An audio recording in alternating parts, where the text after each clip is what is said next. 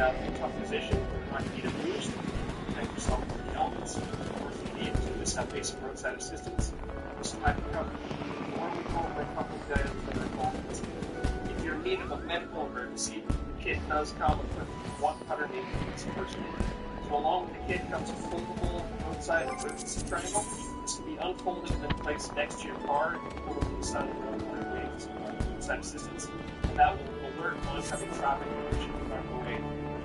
So this kit will also come with jumper cables in case you need to get your car loose. So these are 6-gauge jumper cables. So we can remove some of the jumper cables and go over the gauge or strength and current you can actually handle.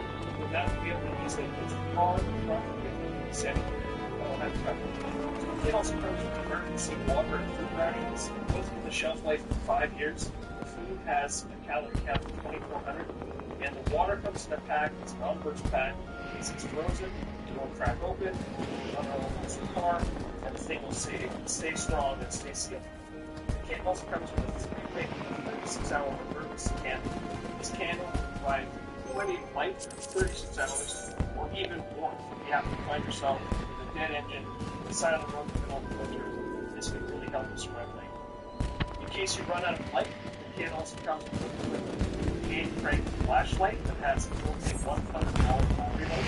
It also comes with an emergency thermal light, which is body windproof, waterproof, and it can come with shelter.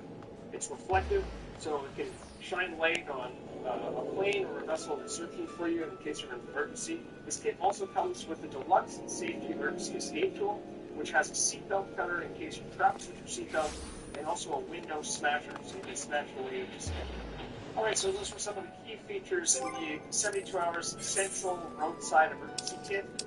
I'm Alex with 72 Hours. Thank you very much for listening, guys. Until next time.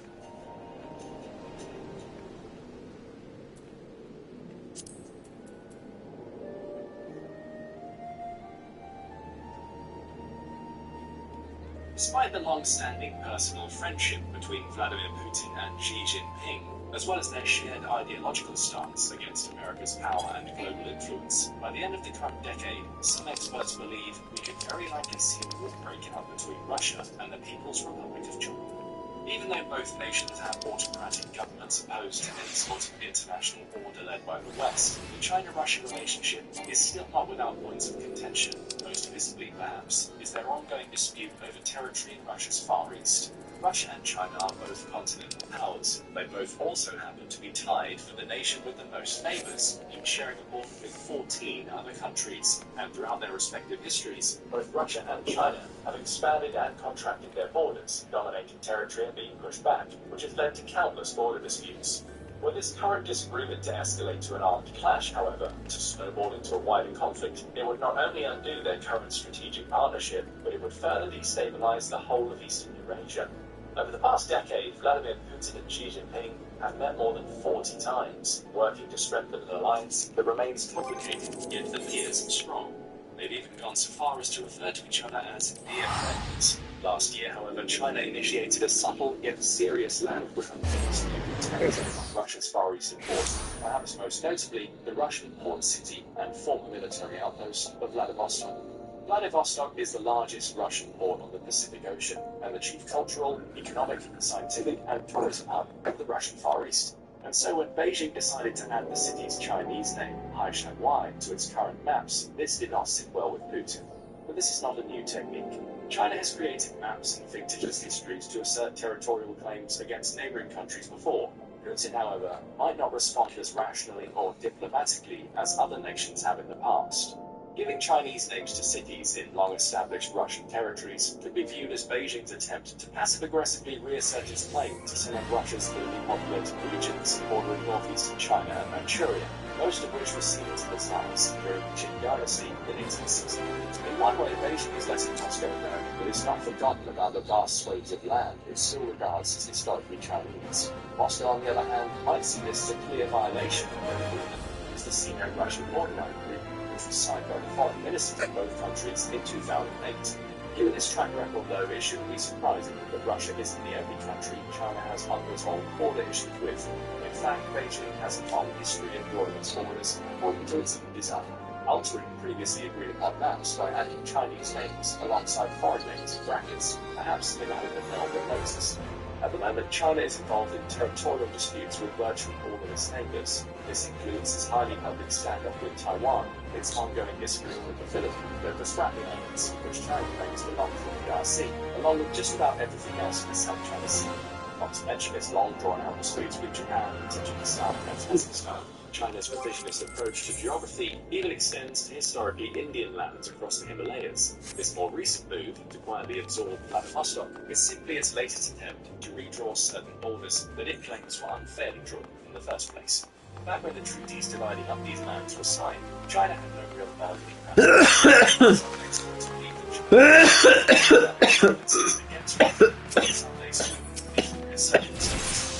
Each new Chinese leader, starting from Jiang Zemin, has assured everyone that the Russian-Chinese border question is officially closed. Is it though? Many experts remain unconvinced. Take, for example, a similar Class A British Azerbaijan, now known as Ivory Town, located in the northeastern part of Heilongjiang province, situated on the Chinese side of the Amur River, which forms the border between China and Russia. In this case, China had the right to change the town's name because of its historical significance. This still led to some controversy. So this was where, in 1858, representatives of both nations met to transfer territory on the Amur's left bank to Russia. Beijing attributed the change to commercial interests of the local government, mainly encouraging tourism, and not as a slight to their Russian comrades, and the matter was settled for the time being. This should give you some idea of the historical weight being dragged behind this current dispute over Vladivostok, aka Faixianghua. So even if China and Russia are presenting a united front against the US and its allies right now, their history is more complex and hostile than you might think. Based on a string of past treaties, Russia has maintained its position that all the islands in the Amur, Argun, and Usui rivers belong to it, while China has long asserted the dividing line actually runs through the middle of the rivers, meaning that according to China, the ownership of each island is based on its location relative to the middle of the river, with some even being proportionally divided up.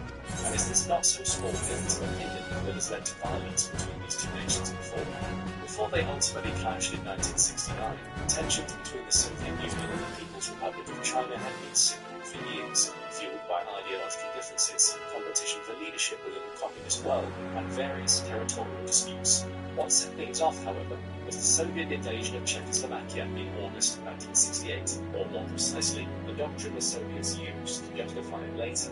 Introduced by prominent Soviet politician Leonid Ilyich Brezhnev, the Brezhnev Doctrine gave the Soviet government the right to overthrow any socialist or communist state it believed to be too liberal or that drifted too far from its definition. This was understandably concerning to Chairman Mao Zedong, who rightly saw the new doctrine as ideological justification for a Soviet hypothetical future invasion intended to overthrow it. Tensions peaked, and what would come to be known as the Sino-Soviet border conflict erupted, starting with a series of skirmishes, the most significant occurring on Zemba. Hi everyone, today's video delves into the exciting world of Solana, a cryptocurrency experience focused in Silicon Valley, capitalizing on volatility. As we know, cryptocurrency prices fluctuate constantly. This dynamic market presents great opportunities for a strategy called arbitrage. The arbitrage advantage. In this video, we'll explore crypto arbitrage using Solana as an example. The strategy involves leveraging price discrepancies across the different exchanges. We'll walk you through a step-by-step process of buying Solana on trusted platforms like Binance, Coinbase, or Binance, and then selling it on Whitehouses. Potentially capture these price differences and generate profits. Transparency and education. While specific price points are hard to predict due to market volatility, we'll provide a clear framework for understanding the process. Remember, successful execution requires ongoing market monitoring. Join us. Coinbase provides a Solana rate that's about 10 to 13% higher than the rates offered by Binance, Bybit, or Coinbase. Here's some ways to make money by buying Solana on popular platforms like Binance, Bybit, or Coinbase, and then selling it on a different platform called White Rose. People have been reporting profits of 10 to 13% per sale on White Rose. Let's break this down a bit further. Binance, Bybit, and Coinbase are all well-known places to buy and sell cryptocurrency. White Rose, on the other hand, seems to be a specific platform designed for selling Solana. Since its launch in 2018, Wagnos has been active on Twitter, Instagram, and Telegram, demonstrating its reliability and reputation as a player in the crypto exchange industry. For further details, visit the project's website or social media channels, all in the description of the video. Let's consider a scenario where we start with a hypothetical initial investment of $10,000. We'll then evaluate the potential earnings in this trade. For this example, we'll assume we purchase Solana on a popular exchange like Binance, Bybit, or Coinbase. The following action is to transfer the acquired Solana to Wagnos. Go to Solana, select the deposit date, copy the Solana address, transfer funds to Wagnos via Binance, Bybit, or Coinbase.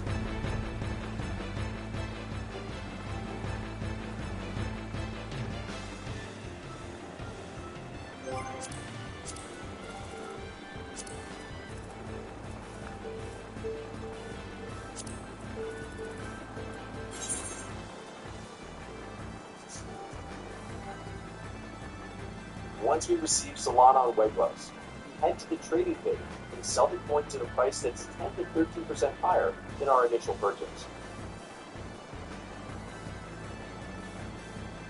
By starting with an initial investment of $10,000, we make a profit of $1,000 or more. To withdraw the funds to a crypto wallet, go to the Withdrawal tab and enter the withdrawal address from a wallet such as Coinbase, Binance, or Bybit.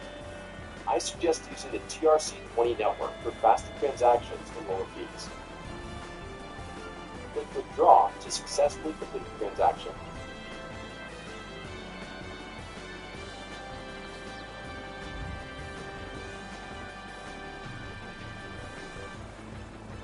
Our funds have been returned to Binance, resulting in a profit of 10 to 13% from the initial $10,000. This demonstrates with a larger initial investment, higher profits can be achieved in a monthly We can increase the starting amount for each trade to the process of profit. In this example, we were able to generate over $1,000 in profit with a few transactions between exchanges. Consider trying this approach to see if a licensed trading goal. To stay updated on future updates, subscribe to the channel, like the video, and the notifications. If you want it, let's see it.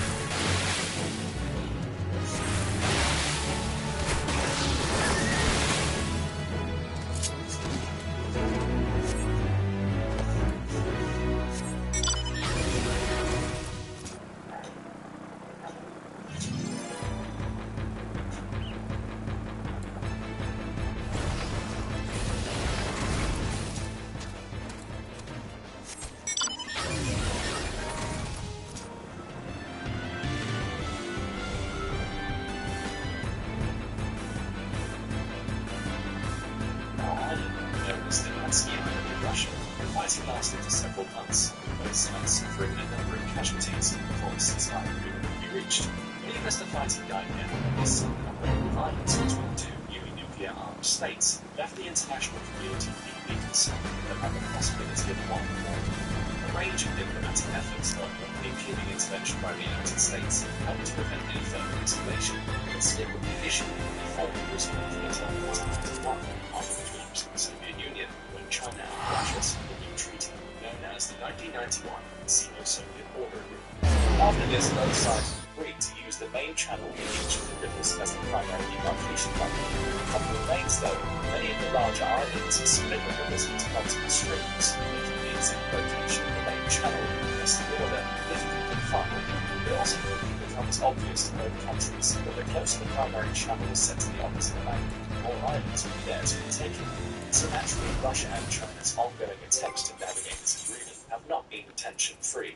Let's take the case of Ultra-Risky Island, for example, which, on a map published in 2023, was portrayed by Beijing as occupied Chinese territory, effectively violating the agreement they'd made in 1991, along with another they'd made in 2004. Previously, it was decided that China would control the eastern half of the island, while Russia would take the western half. And while this provision could have simply been an oversight, it could just as easily be a foreshadowing of China's future plans to expand its territory. The island itself, known as Haixiazi Island in Chinese, is an undeveloped piece of land that would likely have been forgotten were it not for its strategic geographical position. Sitting at the junction of the Amur and Ussuri rivers, the island is dangerously close to Khabarovsk, the second largest city in Outer Manchuria. Also, whichever country controls the portion of the islands where the rivers converge, which at the moment is Russia, also controls the shipping routes that become critical when the river isn't frozen over. At first glance, it might seem like this area is relatively useless to China, but not only does the Amur River have considerable hydroelectric and fishing resources, which China could use to lessen its reliance on energy imports, Outer Manchuria is also one of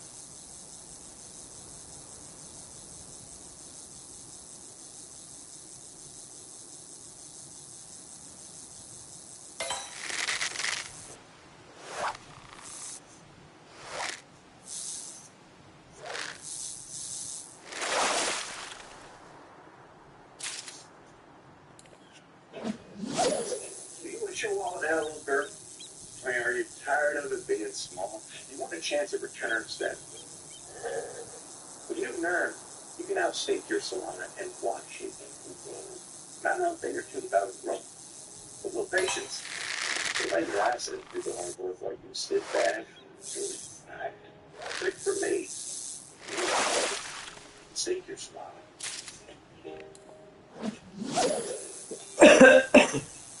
Side effects include sudden fascination with crypto, uncontrollable checking balances, and spontaneous happiness or energy. Staking may cause you to brag to your friends about your Solana gains. Investing in crypto assets is subject to a high level of market risk. Do your own due diligence before investing. Investing in crypto assets may not be suitable for everyone.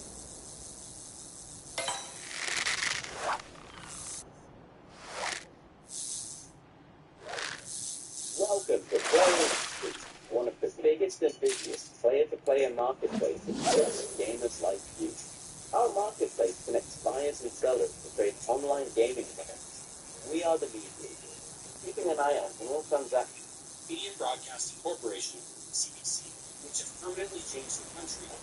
Beloved Broadcast has swept the country in people. This interview not only exposed significant issues that Canada is now facing, but also closely examines its leadership and openness traits. This is a thorough overview of the critical points raised during the discussion. And the people who still believe and have done the math that they were going to be worse off with this, that they plan for retirement, and this changes the game.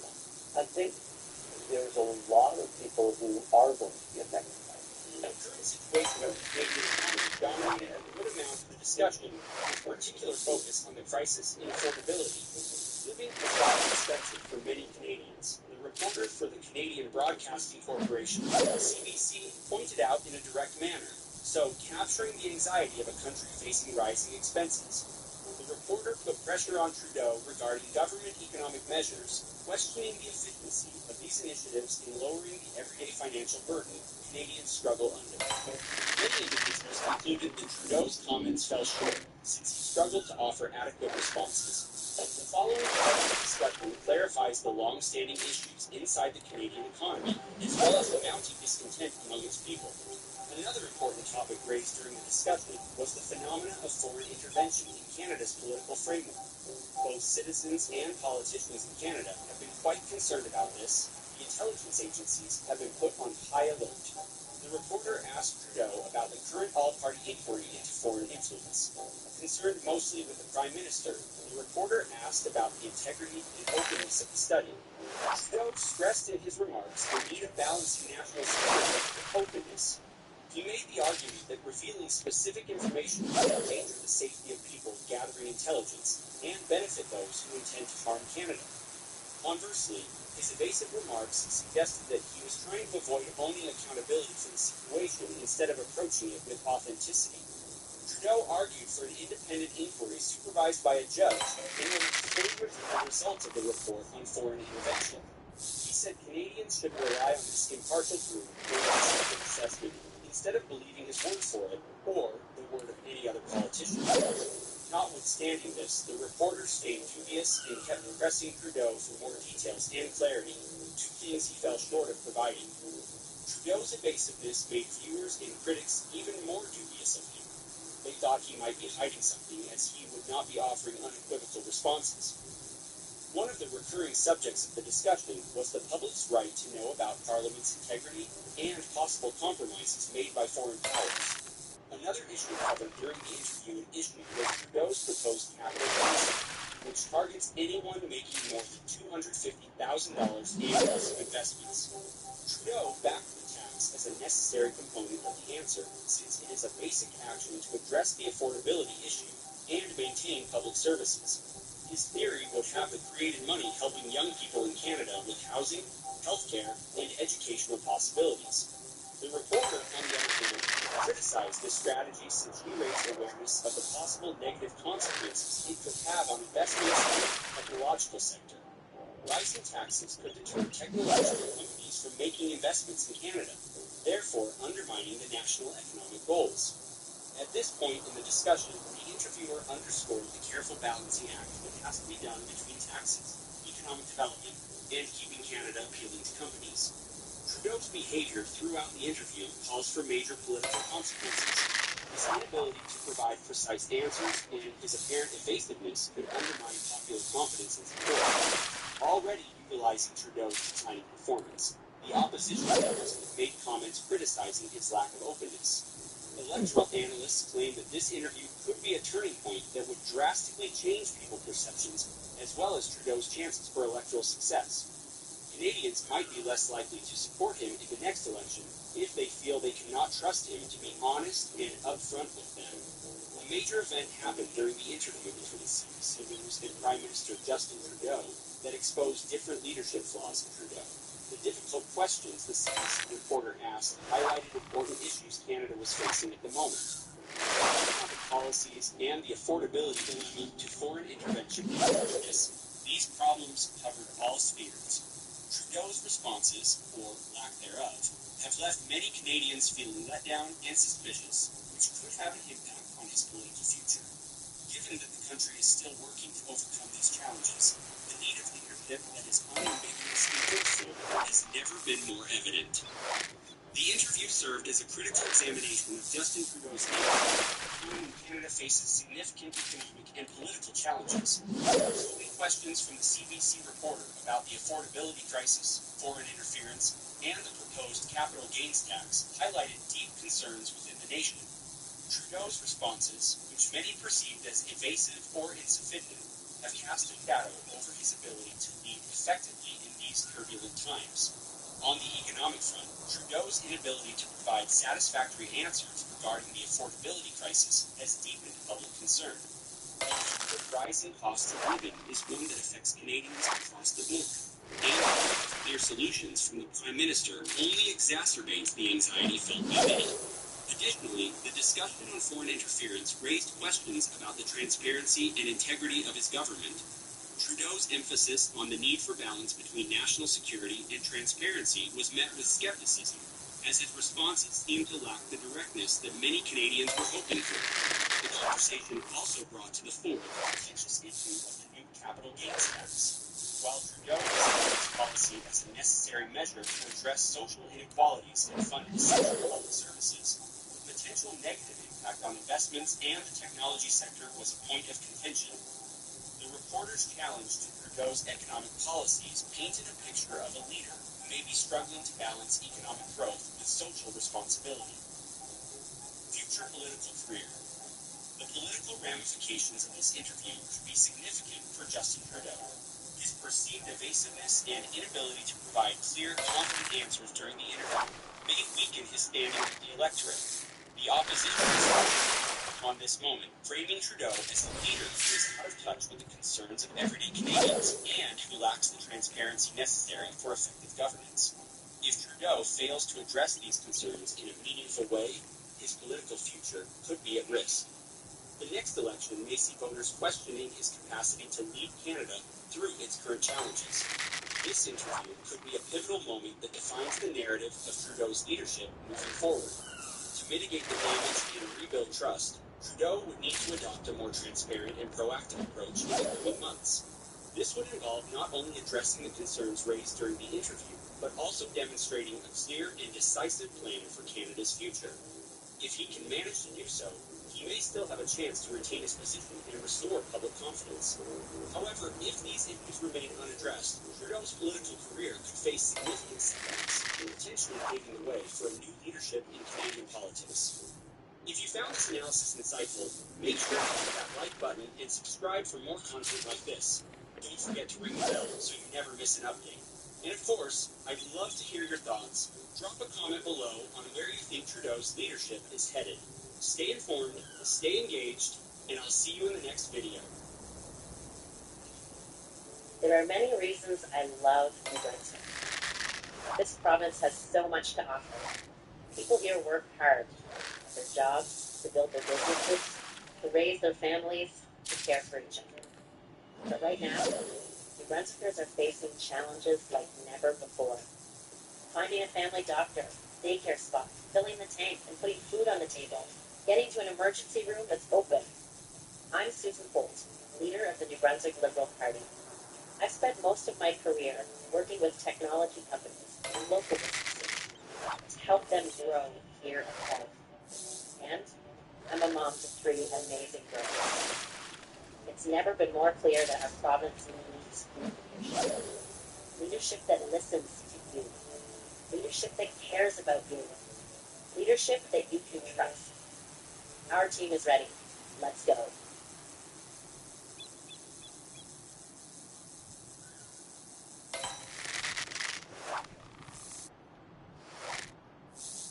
I'm not talking to Megan Kelly, but I'm really fired up. And we're going to stop tonight. And I know her shows are pretty much the same because we're going to talk about Kamala. Kamala not even hiding in plain sight, just outright hiding. The great lady joins us now from the US. Megan, 5 days since the empty pantsuit, rather than Obama in a pantsuit, without, telling us not very much and hope and joy and all that crap. Nowhere to see. Nothing. And as you reported yesterday, as NBC's been backing you today, if she doesn't she'll do it with her governor. If the debate happens, she'll do it with notes.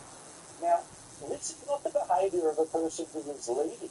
This is the stuff of somebody who is scared. Nor is it the behavior of anyone with any intellectual depth. That's the truth. That's really what's at issue here. She is not a very smart person. She can say enough to get through a short or memorize note cards for a debate, but she does not have any intellectual depth. And that's what we've been receiving for the last 4 years when she tries to offer her brand of profundity, where none of us feel moved at all. We're actually scratching our heads, asking ourselves, what did she say? Why would she say that? And why would she think that that would resonate with any of us? So she understands whether it's going to be her emotional support governor in an interview or her note cards in a debate. She can't perform alone, and she has enough history behind her to know that. And look, whether this works or not, who knows? I don't have a time machine. We'll all find out, first week in November. But just instinctively, I think people by the millions,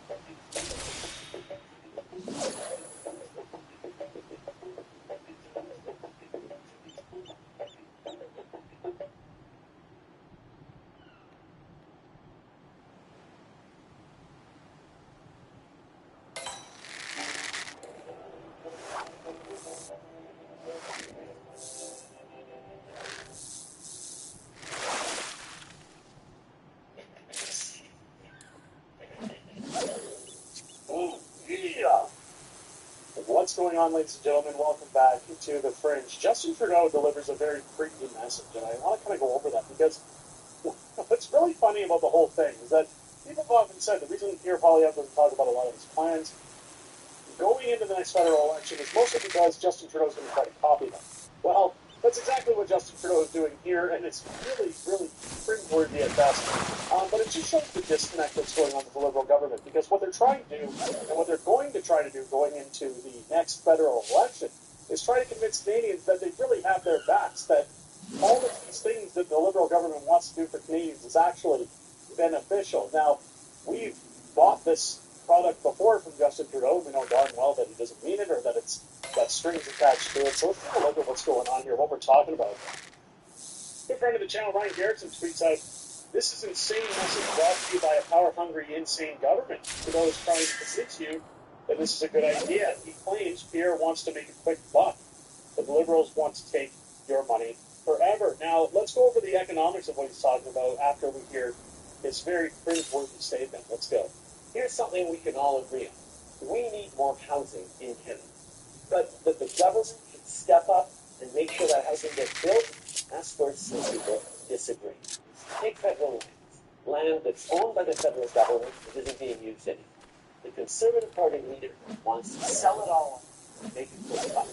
That does nothing for you. The federal government owns tons of land in cities and towns across the country. People build a lot of homes on those lands, so that's what we're going to do. We're offering up that public land for housing. And we're not just going to sell it all to developers, we're going to long-term lease. See, by leasing land, we get to work with communities to make sure that home builders are building the right homes. We've got land, we've got lots of houses to build, but that's exactly what we're going to do. So, follow along with me here. Essentially what Justin Trudeau was talking about is you having no property rights. This is that you'll own nothing and be happy.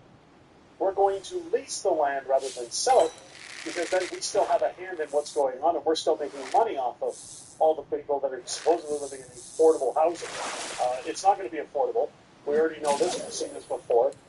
This is how you start things like 15-minute cities. This is Justin Trudeau making it sound like it's so much better because the government's making money on their investment rather than just selling it off for a quick buck like Pierre Poilievre wants to do.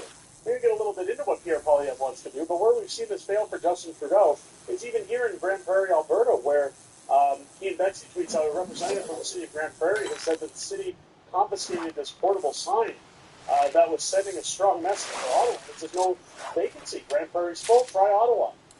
This is the big problem, is that it's not a matter of the government having land and not doing anything with it. It's a matter that there's too much red tape. There's too much going on with the permits to build houses.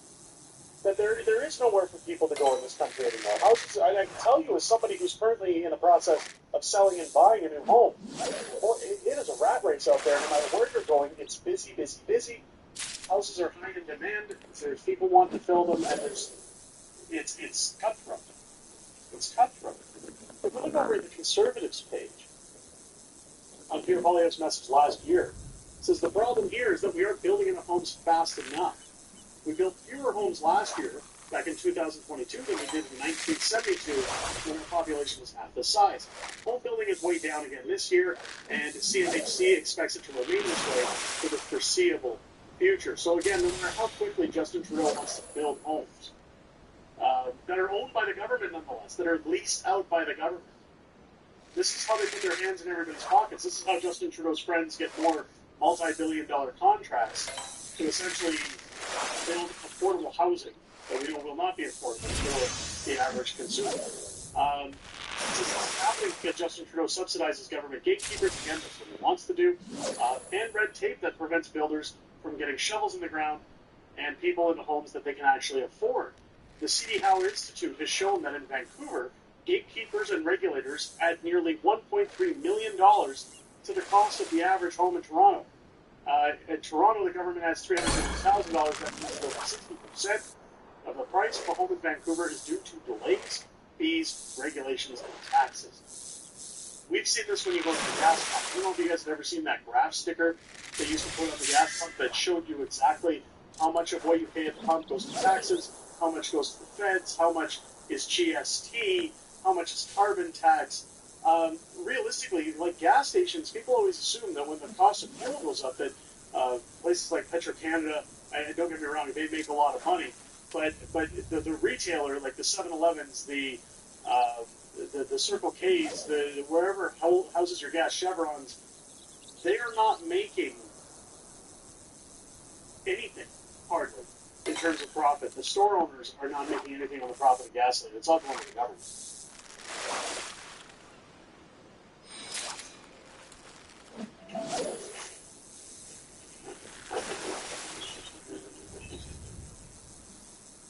So it's here that the true government isn't just protecting these gatekeepers, they're funding them with your hard-earned tax dollars. The bureaucrats at Trudeau's federal housing agency are slowing down financing for builders trying to construct affordable apartments.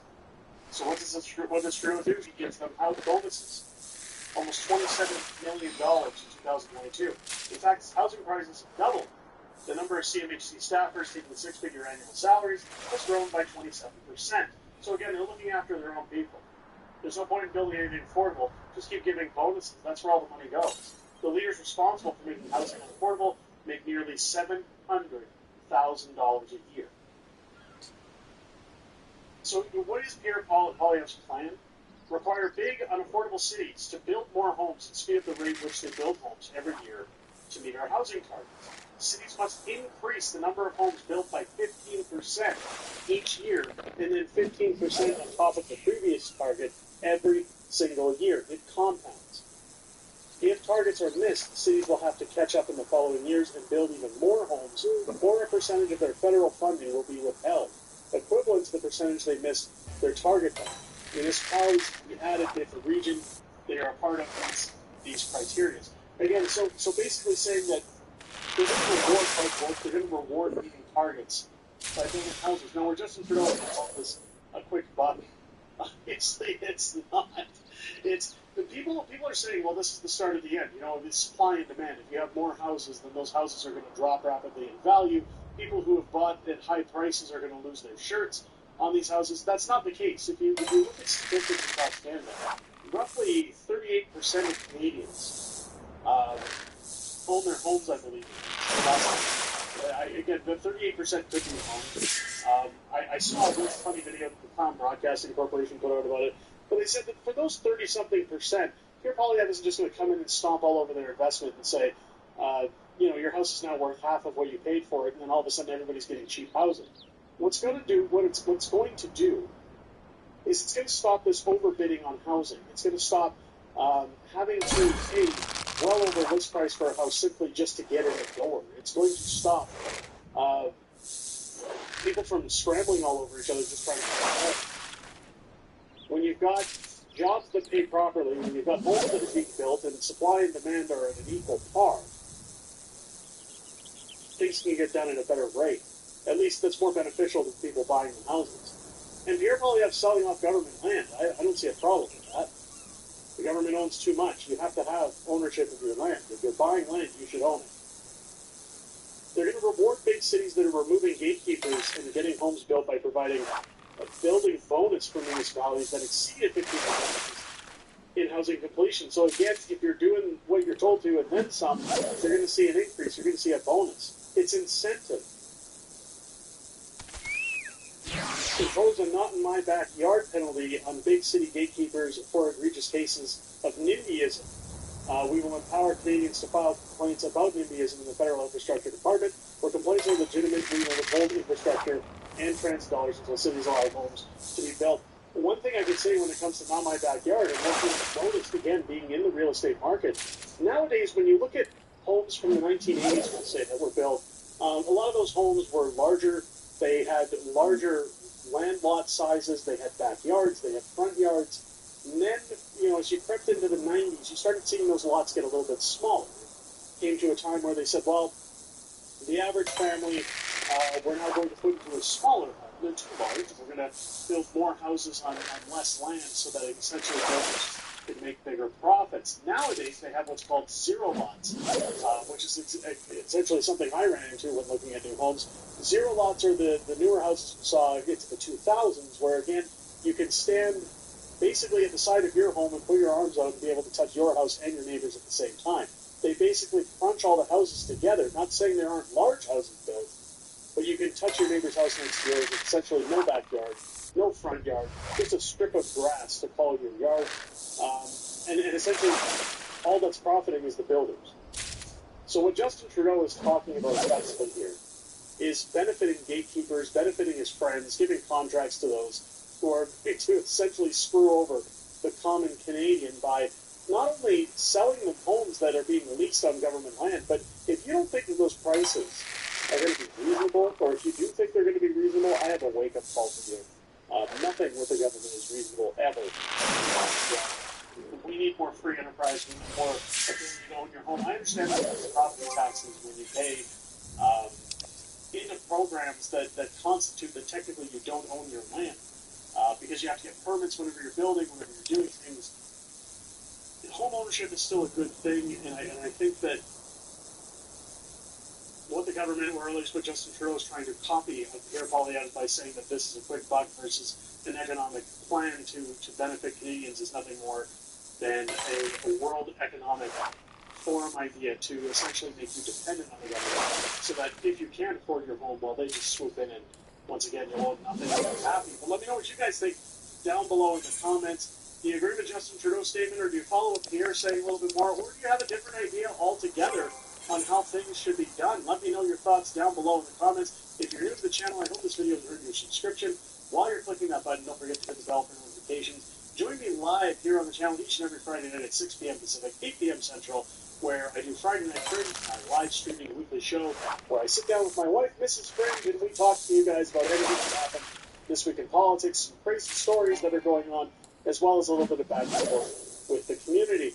We both look forward to hearing what you guys have to say each and every single week, and I look forward to seeing each and every one of you here this coming Friday. I hope you guys have a great rest of your day and enjoyed this video. I'll catch you on the next one.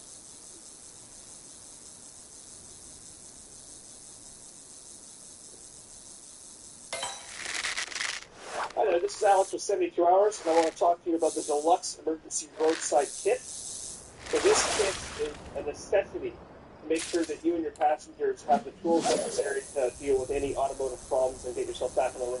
Whether you need a boost, whether you need to protect yourself from the elements, or if you need to just have some roadside assistance, this kit will have you covered so you can overcome most obstacles and make sure that you stay safe. So why don't we go over a couple of the items that are involved in this kit.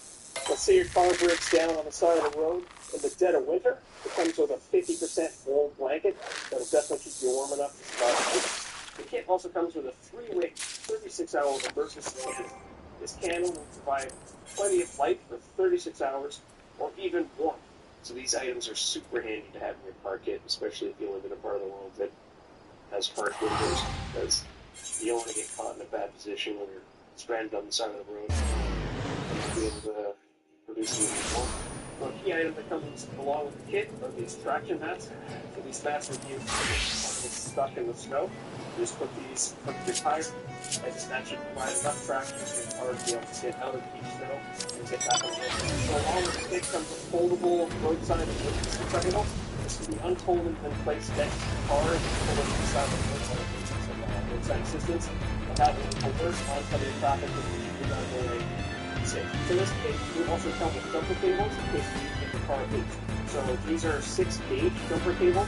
There's a bit of a rule of thumb with jumper cables that the lower the gauge, the more strength or current you can actually handle. But that will be able to use it with the car, the truck, or even the setting. That will have you covered. If you're in need of a medical emergency, the kit does come equipped with a 180-piece first aid kit. Also included in the kit is the roadside emergency LED flare.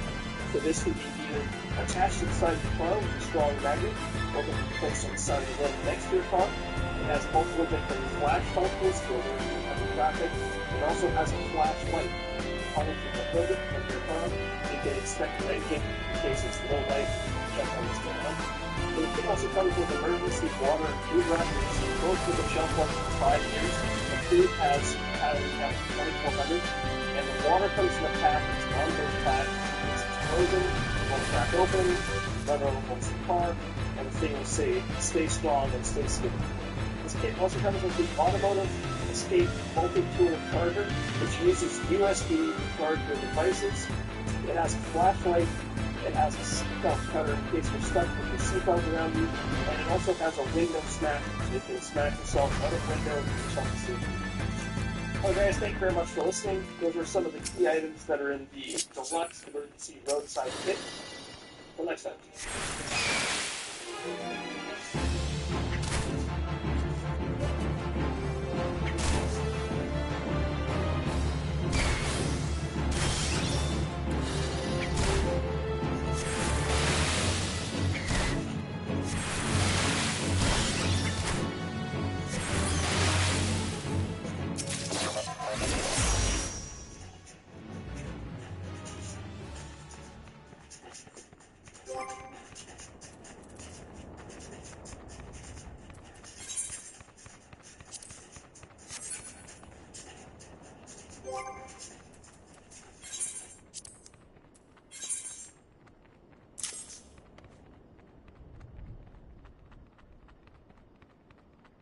Was a defender of the police. She said, let's defund the police. She was the first one to start it, but now, of course, she's tough, did not. They always, one thing about a politician, I guess including me, you always go back to your original thoughts. Now, my original thoughts were very good. Do you like my original thoughts? I'm the only one that probably got worse. It's true. My original thoughts, you always go back to them. And she went back to him, and she will go back. If she never got in, she will go back to all of those horrible original thoughts that she had. She'll appoint hardcore Marxists to the Supreme Court to shred our Constitution, all of our religious liberties. She will do that absolutely. She will try as hard as she can to add as many justices as possible to the U.S. Supreme Court. We don't want that to happen, do we? We like our 9 justices the way they are. We don't want to have 17. I've heard number is 21. 21 sounds like a great number. What about 23? They want to have an odd number. That's the only thing we agree on. In other words, she wants to pack the court, which is their number one agenda. And we can't let that happen. We're not going to let that happen. We're not going to have anybody added. We're going to do it the way we've done it for many, many years. That's really a stopper. It's a stopper. The Supreme Court. And by the way, take a look. There have been many things that have happened over the last few years where there's been great uniformity on things that aren't necessarily conservative, but they did the right thing.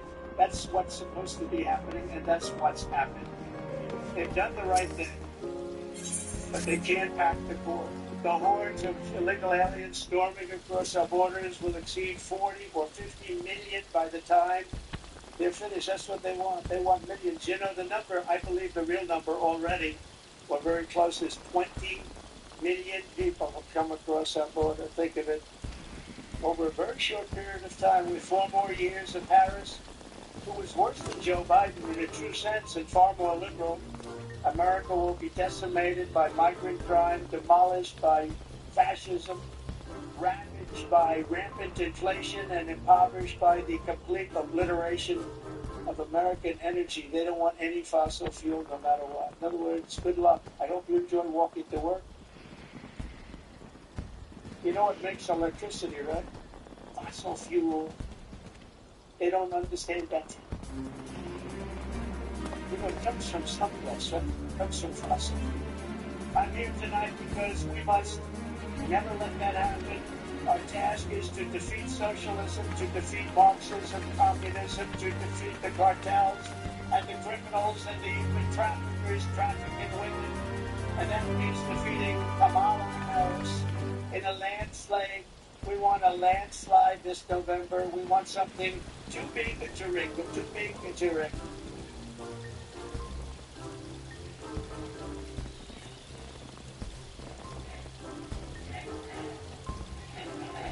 You will be great. You will be great. We cannot let this, I have to say, once great country, but we'll soon be a great country again. But right now, we don't feel like this is a great country. We're a laughing stock all over the world. But we can't let our country fail. as everyone here understands, the radical left ideology Kamala supports is really militantly hostile towards Americans of faith. And you saw that during the pandemic where people couldn't get together, even when they wanted to get together with big spaces outside, they were ravaged. As a senator, she viciously attacked highly qualified judicial nominees simply because they were members of the Knights of Columbus, suggesting that their Catholic faith disqualified them from serving on the federal bench. It'll take something. I don't know, we have a lot of Catholics in here, probably not too many. How many Catholics do we have? Whoa, it's a lot. I don't know how a Catholic can vote for the Democrats because they're after the Catholics. Almost as much as they're after me. I would say I top you, I'm proud to admit. But they're really after the Catholics. And, you know, I met today with Bibi Netanyahu, and I will tell you, I asked him a question, and he said he's getting asked that question about. I said, how can a Jewish person or a person that loves Israel vote, think of this, vote for these parties? I mean, how can they vote Democrats? How can they vote for these horrible people who want to destroy the nation? And if they vote for Democrats, everything is negative. Everything, they want to stay in the way. They don't want to have victory. They want to stop you from having victory. They want to put you in jail. They want to persecute you. How does a Jewish person vote for a Democrat? And traditionally, they have. No, traditionally, they have. And we came to the conclusion it's mostly habit. Because they have for 50 years. I mean, they have. That's what they've done. But how does a Jewish person vote for a Democrat? How does a Catholic person vote for a Democrat? With what they're doing to Catholics, I just don't get it. Somebody doesn't like Catholics in that administration. I don't even know who it is. I don't think it's Biden because I don't think he has any idea what the hell he's doing. I don't think he has any ideas on any subject. Kamala Harris supports California's outrageous new law trampling on parental rights and allowing minors to change their gender without parental notification and consent. Can you imagine? She's in favor of that, by the way. Remember, a politician always goes back to history. Harris wants to forcibly compel doctors and nurses against their will to give chemical castration drugs to young children. You know that, right? She totally supports that. And she supports the Biden-Harris Title IX policy of forcing every public school in America to let men into women's and girls' locker rooms. Can you imagine? It's like, what are we doing? What? You know, the whole world is laughing at us. You do know that, right? We've gone wacko. As president, I will protect the safety and well-being of America's children. I will defend the values of the American family. And above all, I will restore common sense to Washington, D.C., because Republicans, and I said this for the last year, I think it's conservative stuff.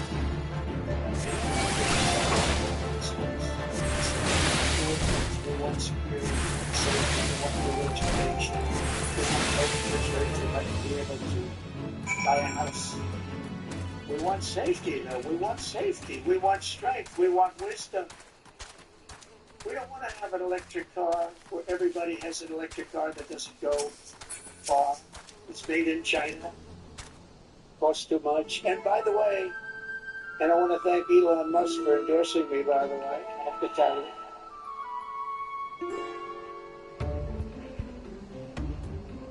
And I said, you know, Elon, remember, I love electric cars. I think your car is great. I love it. But it's not for everybody. And, you know, he never said to me, look, I'm going to endorse you, but, you know, you have to shut up. Because I think the electric car, I think the Tesla, I think it's incredible what they've done. But there are other reasons, like sometimes you want to drive long distances. You don't want to stop.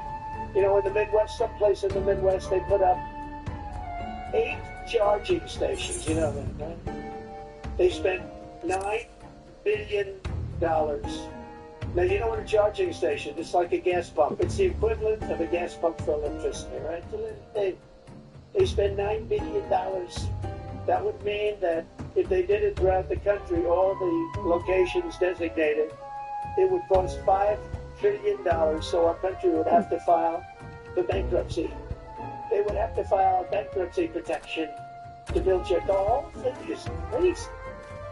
They want everything to be all electric, but Elon's great. He endorsed me. He said, you know, you got to say what you say. And I said, I love the car. I think it's great. And some people love them, and some people want them. But I think if you're going to go long distances, it's a little bit, you're challenged. You're challenged. In my first term, I defended, and like nobody, Christians against hate and bigotry. Nobody did what I did, and Marxist aggression. No president has ever done what I've done for Christians before. I restored religious liberty for doctors, nurses, teachers, and faith groups like the beautiful little sisters of the poor. We defended them very strongly. I stopped the IRS from using the Johnson Amendment. That's that's after Lyndon Johnson, who had a problem with a certain pastor in Houston. Didn't like him, so he passed an amendment that was a disaster. To interfere with pastors' freedom of speech. He wouldn't let pastors even discuss anything having to do with politics. And if they did do that, they'd take away their tax-exempt status. So pastors were afraid because they need the tax-exempt status in order to do what they have to do. And we want to listen to our pastors. We don't want them to be silenced because these pastors are incredible people. That's right. I listen to you. Sometimes I don't listen well enough, though, I will say. You know, Franklin Graham, you probably heard me say this. I said it a couple of times, but he is a great guy and always been a supporter of mine. He was never a supporter of people politically, probably can't be, but he was always a supporter, and openly. But he wrote me a letter a few weeks ago.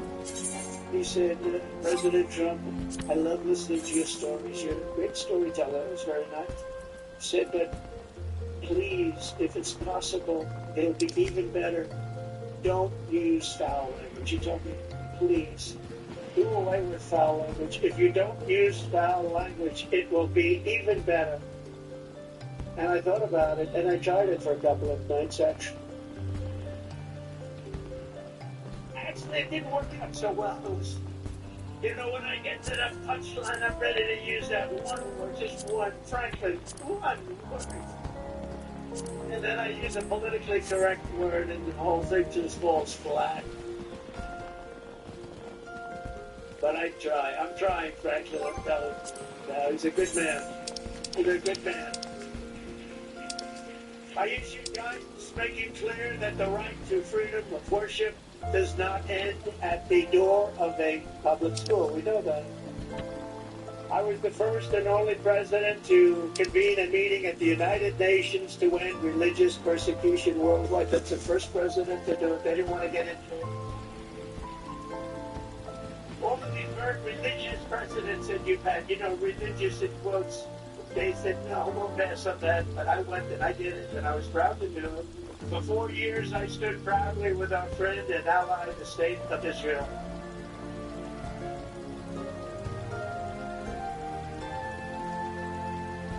And for them and us, I withdrew from the Iran nuclear deal. We left Iran weak, broke, and unable to fund terror. And we would have had a deal if the election weren't rigged and stolen. We would have had a deal within the first week after the election. Instead, Iran is now a very wealthy country. They were a poor country. I said, nobody can buy from them. If you buy from them, you can't do business with the U.S. And China didn't buy, and nobody bought, and they didn't have the money to give to Hamas and Hezbollah. They had no money, they were broke. A Democrat congressman was on a show called Deface the Nation, you know? Ladies and gentlemen, it's Deface the Nation. You know, they spend billions of dollars with people to try and build up their name. If then Trump comes up, makes a speech, look at all the television. Trump comes up, makes a speech, and you go deface the nation. So much for that PR campaign. But it's true, it is a defacing of the nation in many cases. The others are no different. ABC, NBC, CBS, they're all bad. But you know, We have to bring back an honest press. If we don't bring back honesty in the press, this whole thing is not going to work. But I kept my promise, recognized Israel's eternal capital, and opened the American embassy in Jerusalem. It was a big deal. And got it built. For $2 billion under budget. Took an old building and reconverted it for peanuts using Jerusalem stone. A friend of mine said, oh, I love Jerusalem stone. He's in New York. Big, rich guy. Every time I walk into his office, do you know what this is? I know it's Jerusalem stone. You tell me every time, oh, comes from Jerusalem. So now I'm building. But I not only wanted to get it going, but I wanted to build it because I know I can get it built fast. And they had a building. Already you're going to spend hundreds of millions of dollars to buy a site in Jerusalem. So wait a minute, don't we have something to check? Yeah, we always did, because we were there a long time ago. We were there sort of first, always by the post office like I did in Washington. If you get a post office, it's always the first building that they put in years ago. It's always the best location. So I said, do we have it again? And I said, hey, listen to the people. We're going to spend $2 billion on building an embassy. They said, how much do you think we can do it for? We think we can do it for $350,000. We're taking an old building and reconverting it. They said, 300. It's the only time I ever said this. I said, honestly, it's too low. It sounds too cheap. I've never done that before. Usually I say, okay, let's make it 300. Right? Let's make it 250. But I said, I think it's too cheap. It sounds terrible. For under 500,000. Yes, sir. I said, any chance we can use Jerusalem stone? A friend of mine says it's very expensive. He goes, absolutely, sir. It's all over the place. We're in Jerusalem. So we built the whole thing out of Jerusalem stone. Can you believe it? I got it done for nothing. And it's beautiful. It's a beautiful embassy. And that was the capital of Israel. Every president for decades and decades promised that they were going to do the capital of Israel, Jerusalem. But I even got the building built. And we got it built. We had a beautiful opening. I went. It was a beautiful opening. And had a young lady named Ivanka there. We had a great first lady there. We had a lot of my children, a lot of my friends. It was a beautiful opening. Remember, it was always going to be a disaster to do that. And every president was going to do it. They got to the office, they go into the White House, all of a sudden, they get hit by every set. They never get it. They never could get it up. They understand it. There's tremendous pressure not to do it. But I got it done. I got the building built, and it was a great thing. We opened it, and there were no problems. People said there would be big problems. There would be bloodshed all over the Middle East. It never happened. It never happened. And we had it recognized Jerusalem as the capital of Israel. It was a great thing. It was a great day, actually. I also recognized Israeli sovereignty over the Golan Heights. I never even said I was going to do it.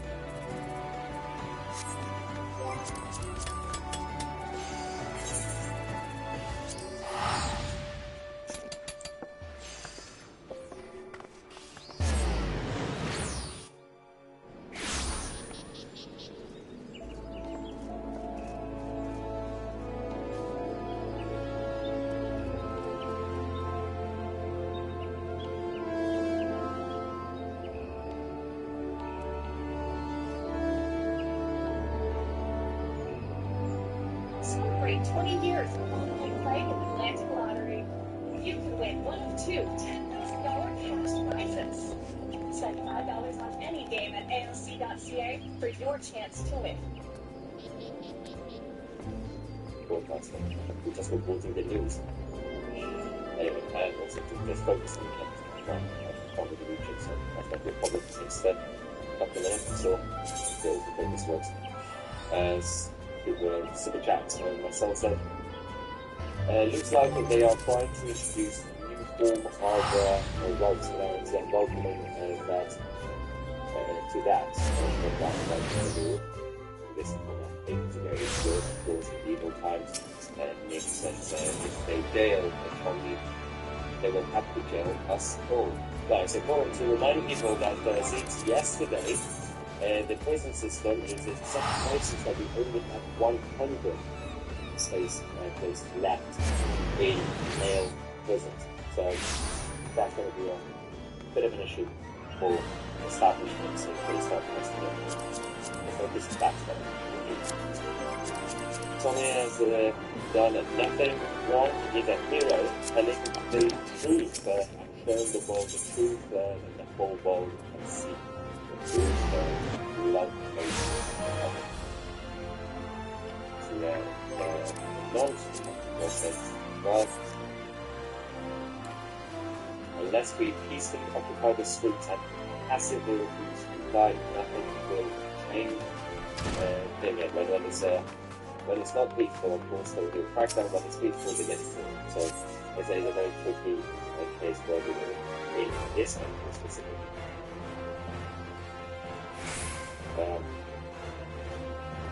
Paul Lockwood says, how can Tommy be jailed for killing the food and beats and stand well, one of the main reasons is because they use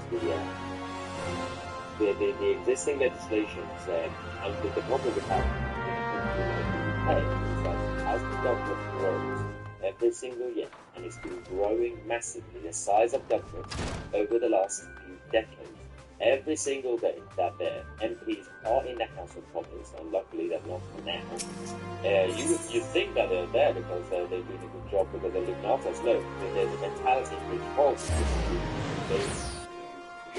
left, right, and centre. It's the opposite mentality that created the United States of America. It's simply about being busy doing things. So every day, every week, every month, we have new laws being introduced, debated, and voted on in the House of Commons. And over the last few decades, we've had so many laws that basically creates restrictions. The bigger the size of the government, the more restrictions we have. Sometimes there are right regulations, correct regulations and laws. Sometimes it's bad, also.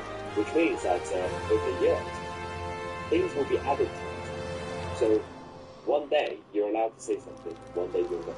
Before we had basic laws about libel, slander, things like that, defamation.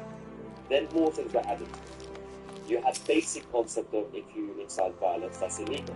Then they started adding hate speech. So if you even offend someone like that, you could get into trouble. Then they added another thing to it, which is if you say something even as a joke, somebody gets offended from a different place on behalf of somebody else in a different continent or a different group, you could get into trouble. This makes it very hard for normal people who are not, for example, intellectually focused on all the legislation to know what's the latest update. Can I do this and can I say this? Now, obviously, we know if you do defamation, you will be in trouble. We get that. But it's about also the level of punishment. At any time, you guys in the live talked about hooligans. We've seen the people who've been arrested at Northern Hill Carnival over the last few days. Did they get the same level of focus from the police when they got arrested, in the media in terms of reporting it, and of course fast-tracking reports so judges could sentence them? They didn't really get that. In fact, a huge number of people are being released by the police after being arrested before they even go in front of the judge if they apologize. But when people were protesting a month ago, a few weeks ago, across the country, now some were rioting, some were looting, but primarily those who were protesting, they might have said something controversial. They might have shouted at a police officer. Some of them were just standing in the corner observing the protest. Some were expressing their opinions on social media, not inciting violence, but expressing their opinions. They all get into trouble and fast track. This is the problem we have. This is the double standard. There's all these different tiers that people are getting frustrated with. They say, well, if you are using taxpayer money and all the public resources to go after one man, even if he's done something legally wrong, why can't you also put the same focus on all the major criminals? Again, including isn't as extremist as including the government themselves.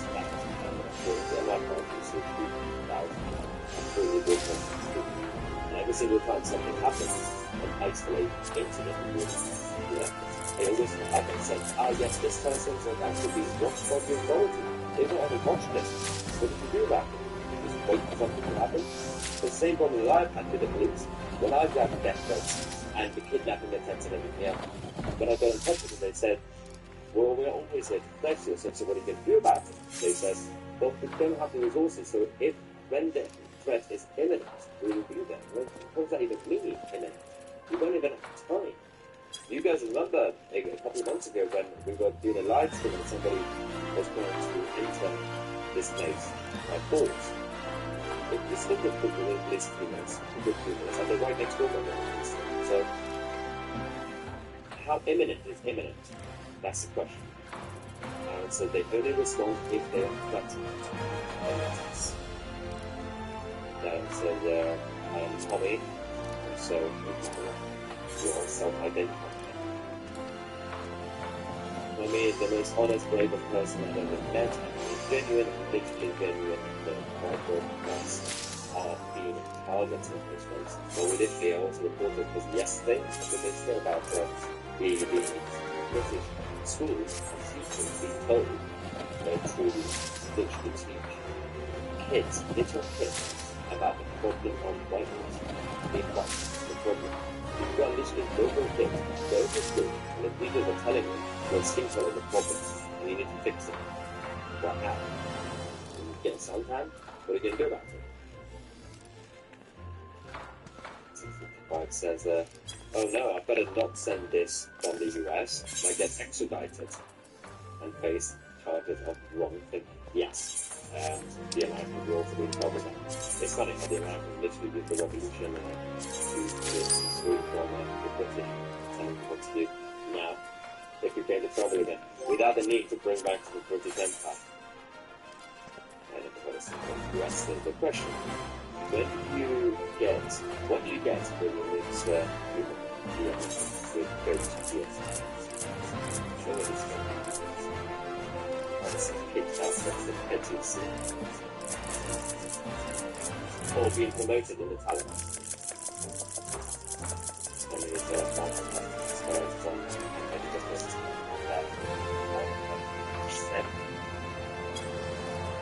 She's hurt. Large right now. But Michael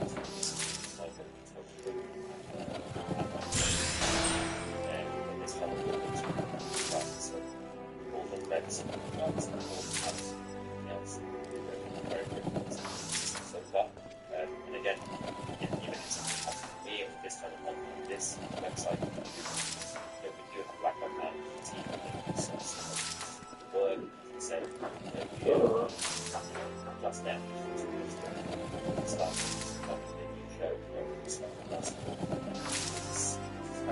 I did look at a spaghetti monster thing.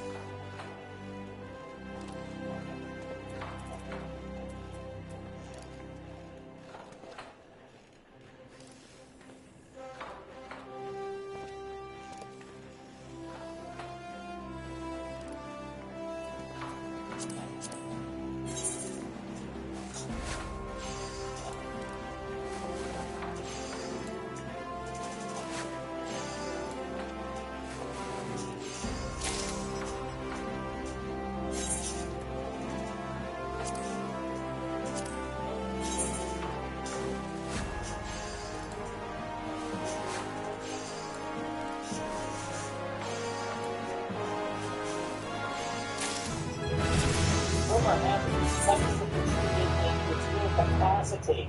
Is that true? Well, Jenny thinks about this chapter. That's an exciting. We're doing 2 million subscribers.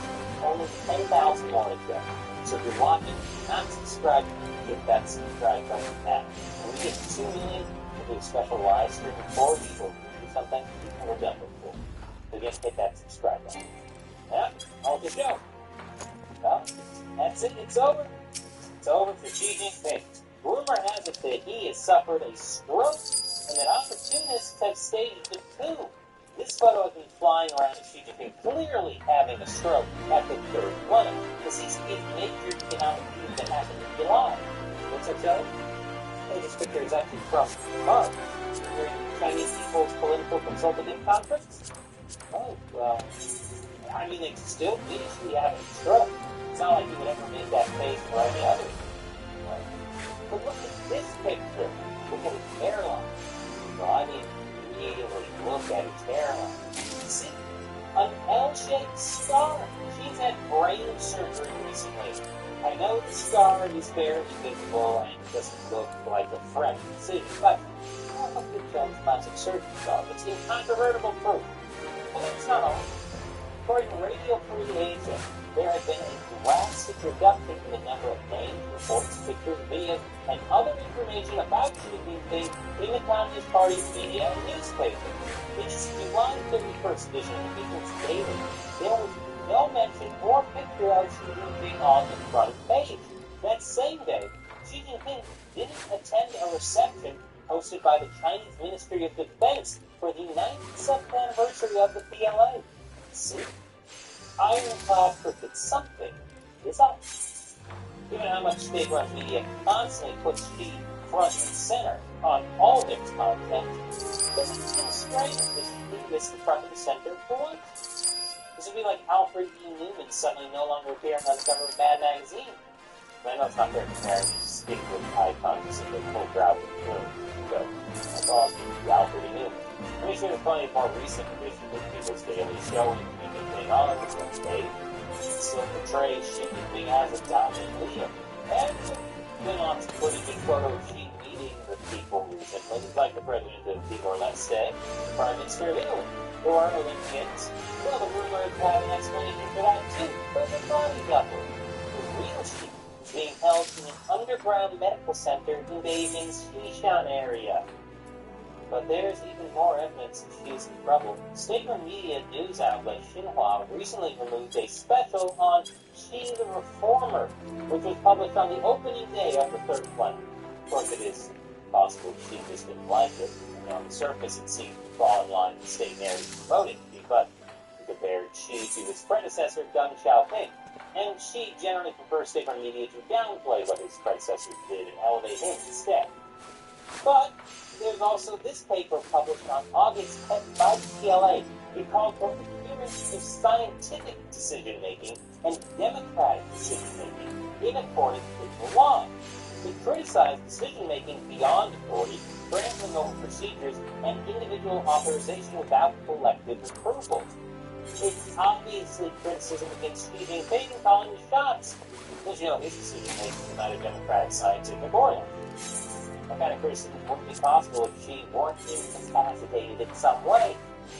There's also speculation that a faction of generals led by Chinese Military Commission Vice Chairman Zhang Youxia conspired to coup against Xi and became chairman.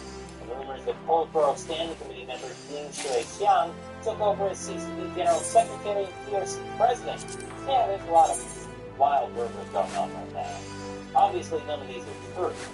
Xi Jinping and the Chinese Communist Party are very well aware of the possibility of peace. That's why Xi made sure to make the military peaceless. It's not the military commissioner who has real power in the military, but the CCP. If Xi truly was actually deposed, his rivals wouldn't hesitate to publish his health issues and failures. We'd be hearing of purges of Xi's loyalists, from the Chinese stock market improving, with business-savvy elites telling the world how China is reforming. Xi is out of the picture. But Chinese stocks still aren't good. Not that they ever were in the first place, when they were highly valued. Threatening Xi's rival would be more than happy to have it swiftly replaced. So why let Xi Jinping body double meet with foreign leaders and send Politburo or keep promoting Xi Jinping ideology? Chances are these kinds of rumors continue to circulate thanks to anti-Xi rivals and in fact. As CNN Insider and China Risk Consultancy points out, the persistent spread of political rumors about Xi Jinping's health and personal safety could be part of the work of anti-Xi forces both inside and outside China who are looking to shape the narrative environment against Xi. An actual successful coup against Xi Jinping would be anything but secret or understated. And you can be sure that if ever does happen, you'll hear about it on China Uncensored. So, be sure to subscribe. Now it's time for me to answer questions from the fan who supports the show. Patreon.com/China Uncensored. Today's comes from Snexy Conquer. I'm not sure what's going on with YouTube. You commented on your YouTube upload of this video shortly after. I was unable to reply to it. I replied multiple times, and when I refreshed it, it disappeared. Now I can't find the comment at all. First of all, they're screaming. But that is embarrassing. YouTube has done all kinds of crazy things to the show. Secretly unsubscribed to accusations, makes me hard to search for this channel, or not notify people of new episodes. Now I'm curious if people are having this or other similar issues common on this channel. So let me open this question up to everyone watching now. Have you ever had issues commenting on China Uncensored? If you have, is it just an issue with this channel, or has it been on other channels as well? It's going to be really important for me. Yeah, so thanks for the responses. Thank you for your support and your questions. This one's a comment. I have another really important video I want to show you about how the Chinese-made game Black Myth Wukong is becoming a massive propaganda victory for the Chinese Communist Party. Click here. This chapel. See you next time.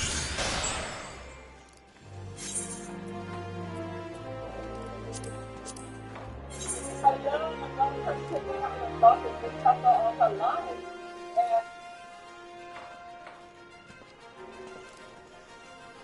In a crazy turn of events, Justin Trudeau has just announced the federal government is going to put back on the foreign temporary worker program because it has flooded bills, authorized all of our jobs. Just can't seem to find work because they're scooped up by corporations that want to cut costs off of their employees that hire subsidized foreign workers using the historic worker program. And in this particular video, taking a look at TV analyst Vashti, who literally confronts the current immigration minister, Sean Miller, on this exact thing, saying, hey, you're noticing a problem now. Well, we told you about this years ago. In fact, the majority of Canada has told you this for years ago. So why haven't you done anything? It's a little disingenuous, but we can take note of it nonetheless. Welcome back to the channel. Welcome back to another video, everybody. Before we get into it, I want to encourage you to smash that like button and subscribe if you haven't already. It does really for the channel. Just a gentle reminder that this is an extra channel, and I would really appreciate if you go and share this one so well as you do all of the others. And without further ado, let's get into this. I am joined now live by Immigration Minister Mark Miller. Minister, good to see you. Thanks for making the time. Let's start off and ask you what the objective of these changes are, particularly with the temporary foreign worker program. Is it, for example, to address remarkably low youth employment rates? Is it more broad than that? Like, when this is fully realized, what is the goal? Well, it is broad, as we've seen recent unemployment rates jump. Earlier on this year, I announced the reduction of temporary workers in this country from 7% to 5%. What that looks like is a lot of temporary foreign workers. Temporary foreign workers are a very small part of that pie chart. International students, the postgraduate work permits that come with us, and come with them. Humanitarian efforts that we deployed to welcome Ukrainians, so they all form part of that category. You can't just send people back to Ukraine and say this is all solved. You have to actually do this in a surgical way that makes sense for Canadians, but also makes sense for the economy. In the temporary foreign worker space, people working in the agricultural sector, transformation in Tim Hortons, we've seen an overheating that needs to be adjusted ever since the end of COVID. That's something I think every Canadian expects us to do. Those numbers do affect affordability, and not all those people can become permanent residents. So the announcements that we made today, that Minister Boston made today, are sort of smart reflection of what we need to do to ramp that down back to what looks like pre-pandemic levels. It isn't the end of the story. Getting from 7% of the population to 5% is a much more significant step than that. I still have adjustments to make in the international student program. I guess it's significant ones in January. It was part of a total package that we are continuing to deploy. The measures, both measures which will be out by the fall. The Bank of Canada said that the measures that we've taken today are not sufficient getting to those goals, but there are additional ones that I will announce. I took 1 2 weeks ago to prevent people with labor market impact assessments that come here on visas from getting jobs here. This they shouldn't be working. So that's sort of some of the measures that we'll be announcing. We have announced, and we'll be announcing again in the fall. Market is the end of COVID, right? As a sort of a point at which things started to accelerate.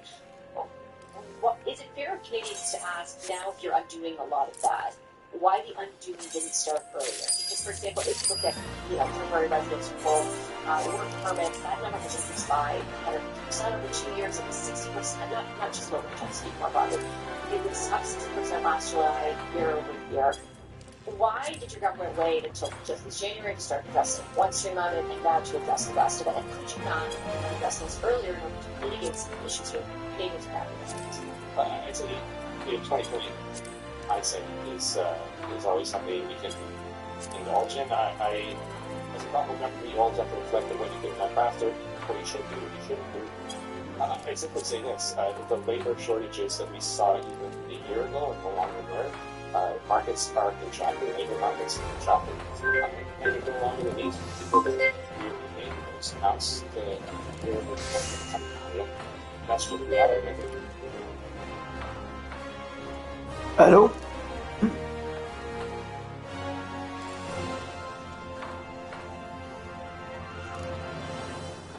Yes.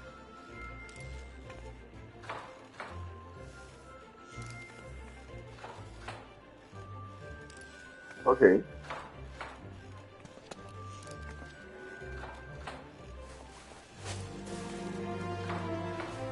What's that?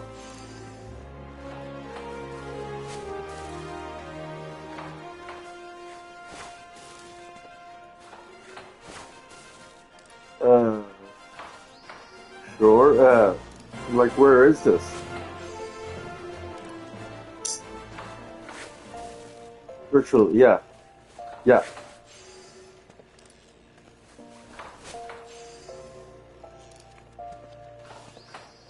Okay, just hold on, I want to write this down.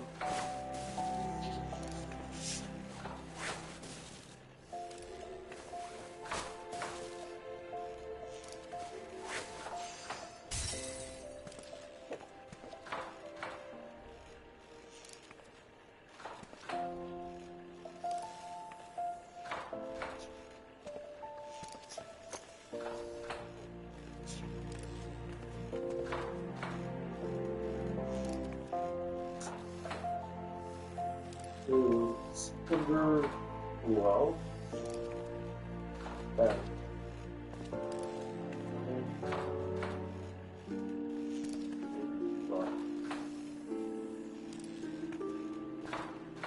Okay. Okay. Bye.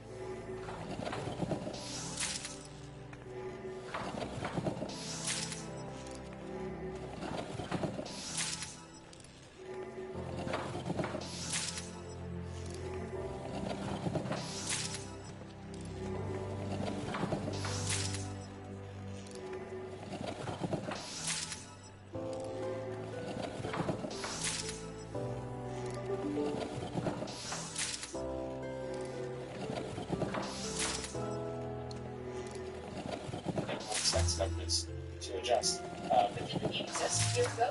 Are you asserting that it did? Well, in some areas it did. I think now it's quite obvious that we do have to adjust.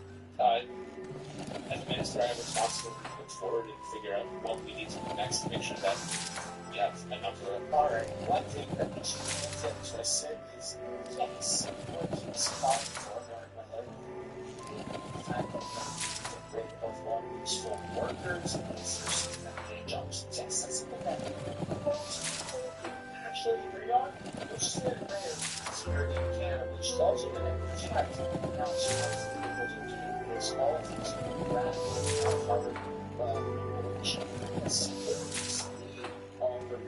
early purchases have diplomats in those paid for the country. So for finding what is right, one can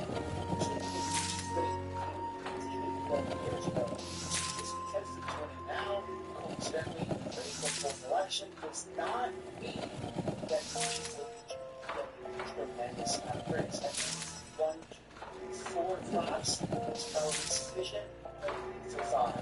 3, if you want, but 4 is probably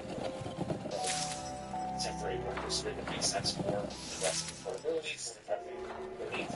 But there's also the risk of over-adjusting and damaging the economy. The International Finance Rate Fund has said that immigration has been a huge tool in making sure that we didn't plunge into a recession like other countries in our situation. And it has been some benefits that Canada has highlighted with some challenges that come with it, in and around housing, in and around affordability. And Canadians, as we've been clearly over the course of the last year, have asked us to make some adjustments, and that's what we're doing, and we're making it so in a thoughtful fashion. And I do expect that you're talking about if you don't want to overshoot essentially and not let it be static and necessarily what it was a year ago. But the Press, I remember 9 months ago, reported that your predecessor received a briefing 2 years ago, in which it was the outline of both temporary and permanent extreme have seen impact on affordability. I have to challenge you on that. You think for at least a year after that. It's like you kind of a blind eye. Is there a reason why? Well, I read those memos seriously, touch them every day, and we expect the public service to be able to grow in response to any measure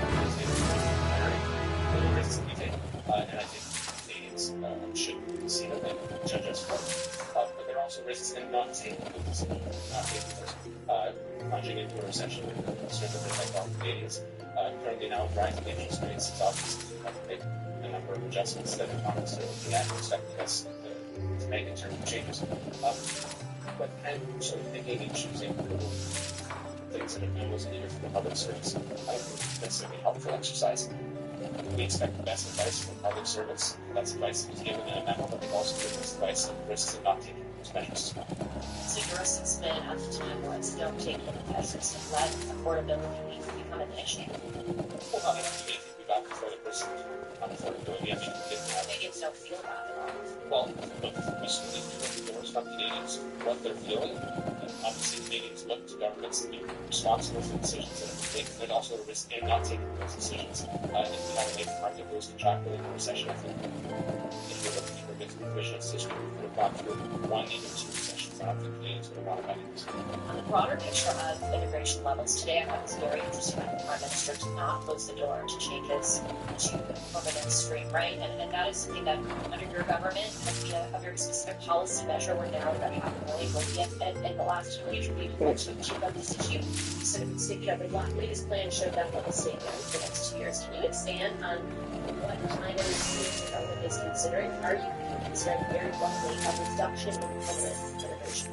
Well, we're actually looking at a number of options. When I paused the levels last year, it was with an undertaking to talk to Canadians and see what those levels look like, or should there has been significant growth, I think, for good reason in the last few years. That economic growth, again, has been indispensable in making sure that the gross domestic product of the country has grown, that the entrance of the workforce, all driven by immigration, was assured. But now it's time to take a look at them and put real options on the table for the Prime Minister and for other cabinet ministers to look at, and not cosmetic changes simply to deal with public opinion. Real significant change to make sure that we have an immigration. What does that mean? What does significant change? When we announce the levels, it's not something that we announce publicly, particularly without having had that discussed its cabinet. It has not had the full, robust cabinet discussion that is due to it, and I expect to hear from my cabinet colleagues who are sometimes different positions and views as to what the immigration levels of the country look like. So when I say all options are on the table, there will be considerations about whether we reduce what type of immigration that we are supporting. 60% of our immigration is economic legitimate. That is probably unprecedented in countries that we compare ourselves to. People need to see that this is the right way, and if that growth merits it needs to be paused or reduced. Why is that decision happening right now? And it has to be respected to permanent, because every interview I've done with you or the Prime Minister over the last year, you have been very consistent that what was driving the ills associated with immigration was the temporary side of things. And I even remember in January asking you questions about permanent stream, and you said the questions in that, you were kind of hearing a lot of questions in that area, and some of them had versions of racism. Like, that is the way that the government pushed back against questions about permanent residence. And now, one of the most politically vulnerable times for your party, you're willing to look at cutting those numbers. Is that why? Well, racism doesn't exist, but there are legitimate issues in Canadian society people are never. Would your government have been more entertaining to that with those changes? Well, I think we should always be open to these points of view, conversations that, for example, around Easter table, Christmas table, there's different views. Some people have a different view of immigration than I do. This is a country that is largely benefited and built in amazing consensus around immigration. But again, we're hearing from different parts of Canada, different people in my own family that are using people and constant government system. Even if we don't Not a year ago or a year ago? Residence levels were hitting 450,000, 500,000. Well, then the empty this year we will be at 485. This year's makes sense. Well, from there's 1,000 people off from half a million, so technically you're incorrect. What a weird thing about this whole thing. But I can't think that that's wrong. That was in heaven. Mark Miller and Sean Fraser and Bob this country. Yes, I think it's a good reason to continue to get members of the economy, members of society. But I think as a responsible country in the current context we're facing, we have to look at those levels and say, something along those lines. Or do we look at the state where can we better rationalize things? Where can we have a sustainable level within the levels that we see in other countries of the OECD? And have a conversation that looks avoid racism, but also reflecting what people are thinking about people from diasporas that we brought in, but also Canadians that have been here perhaps a little longer. And I think that's what Canadians like. And when will that be in the report coming this fall? Like, you have another plan? So when I announced the levels, and I deposit report in front of Parliament, what I meant is here, contrary to other views, is to fold in temporary levels, which often does get confused with permanent levels, and often we get criticized for not integrating temporary levels, which have jumped in the past year. And I think one of the reasons that we focus so heavily on temporary migration is because of the significant jumps that we're seeing in student cohorts, in postgraduate cohorts, and saying that certainly needs to get under control. It's certainly needed. Well, not excluding other areas as well. Do you take responsibility for overseeing, just as this final question, that you get overheated? I mean, the permanent levels you set, the temporary levels you did not impose a cap on until this year. I think every minister needs to take responsibility for files. They also need to take responsibility for the same not dogmatic and society. And I think that's the responsibility I have in next year. You would expect to take aggressive action. It makes sense for the economy in their lives. All right, so if I should do an adequate job of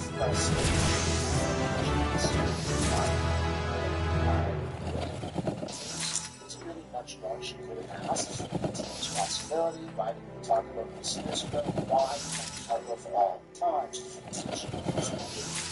Nice. Anyone who's what's happening with potential calling on the massive rotation of 70,000 people in Canada is unprecedented.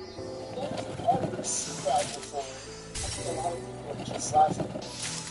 There's a smile on their face going, it's about 40 times. I thought this was going to be bad interview. Canada has been a very progressive country. Immigration has had its benefits, stories. But here's sad for years. For folks in 7 8 since you know fathers, we've seen some of that. Numbers on a chart where it goes a graph, a bigger graph, and then it goes off the graph, and that's just absolutely insane. That chart, I was like holding the graph, so that, but nonetheless, it's happening with the product that how that you do it's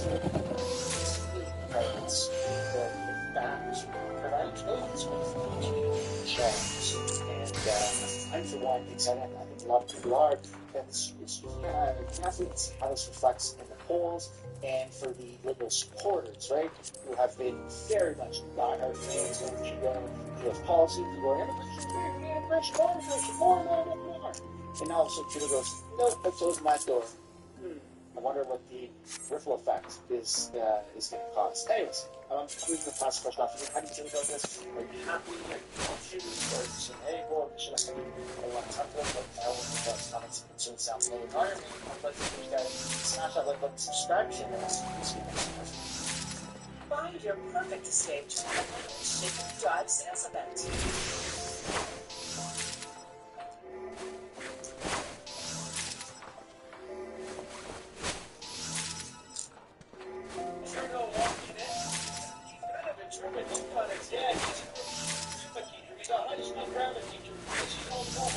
Like Justin Trudeau said, fighting for your false conservatives better watch out.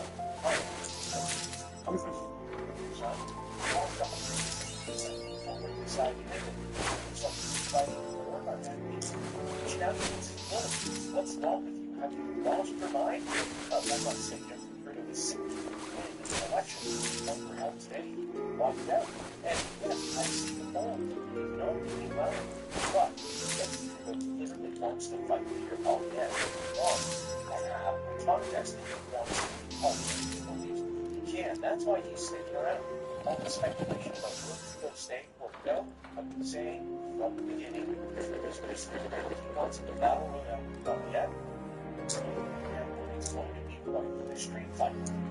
Joliet is the seat of Trudeau's right now. And that would be the vast majority of the happen. But the election is 14 months away, and that is a long time in politics. By 3 rules, voters are fickle, polls can change, campaigns matter. And so the next 14 months is going to matter incredibly for both the Liberals and the Conservatives. The Liberals want to try and turn things around.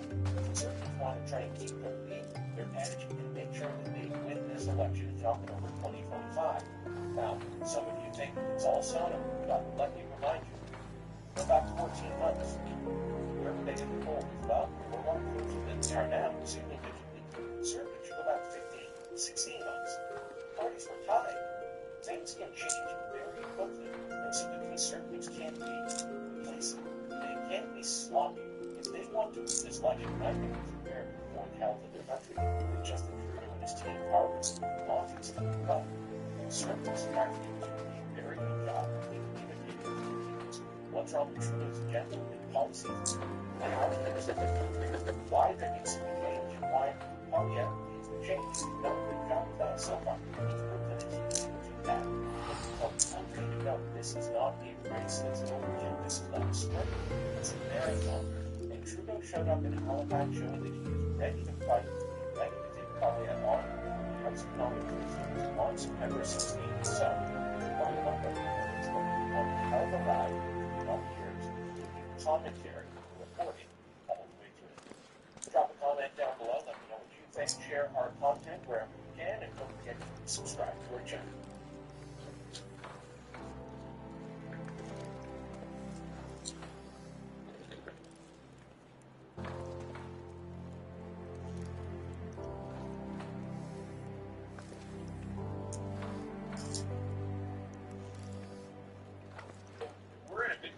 To be able to critique some of the stuff you're hearing about what some of these people want to do with this election in terms of the economy. The fact is, the biggest issue we have to deal with is the interest rates and the high cost of groceries and all those things that were facilitated by the federal government borrowing, printing, and spending ungodly sums of money as if no one was going to have to pay the piper for them?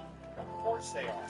So now you have Kamala going out there on Friday saying she has this economic plan that's going to somehow solve it. What does she say? She says, oh, the high grocery costs are because of price gouging by corporations, and she is going to send people homes so that somehow they can get it. I can tell you, if they do that, then we're going to end up having rent lines to be able to get food in the supermarket. It is a truly insane policy. It's an act of desperation because she passed the tie-breaking code for Biden's stimulus in the spring of 2021. She passed the tie-breaking code for the Orwellian named Inflation Reduction Act. So it's not just that she was vice president, she owns these policies that have driven up the cost of groceries. And make no mistake, it's because the supply chains are disrupted, all the inputs are more expensive. That's not just true for groceries, that's true for everything in the economy. So that price control is a joke. When you have liberal media saying that it's a joke, you know, because she's got fawning coverage since they did the old switcheroo.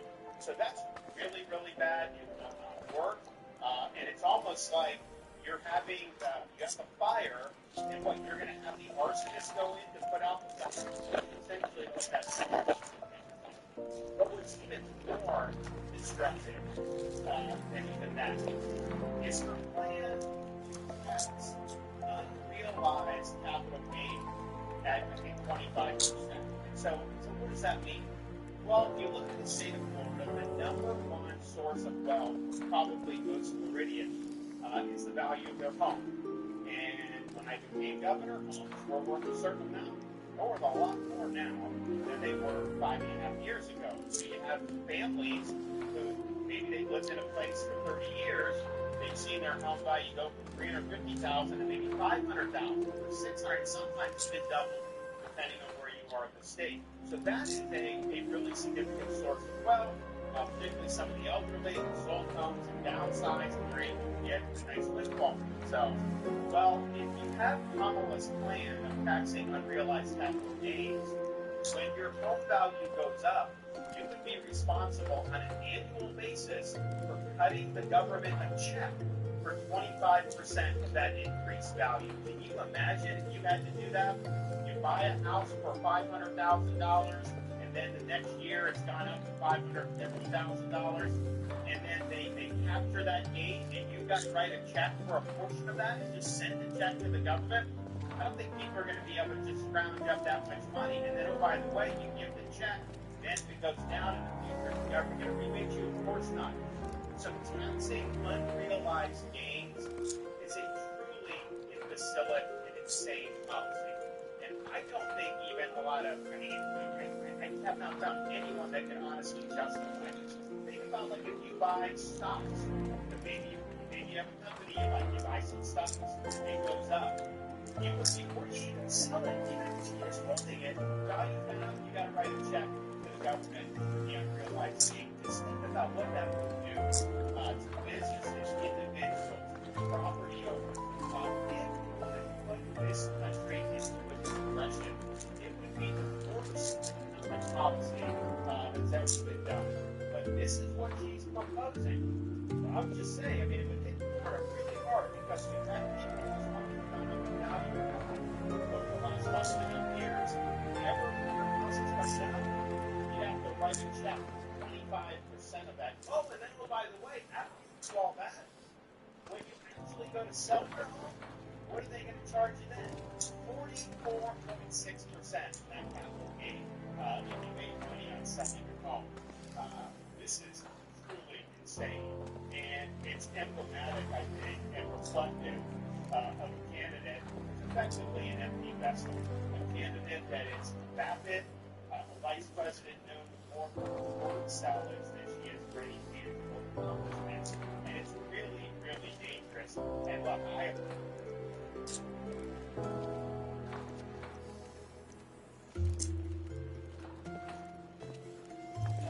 Clover Leaf tuna salads. Taste it and see.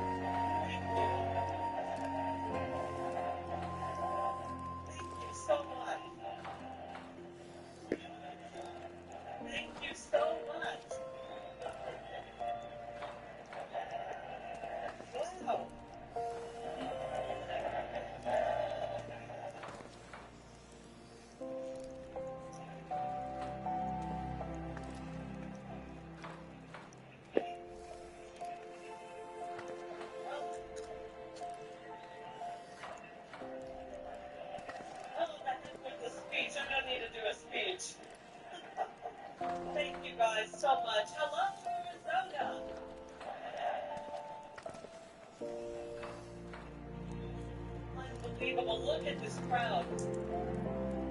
It's amazing. It's all the way up to the rafters, by the way. All the way up. Look at that up there, everybody.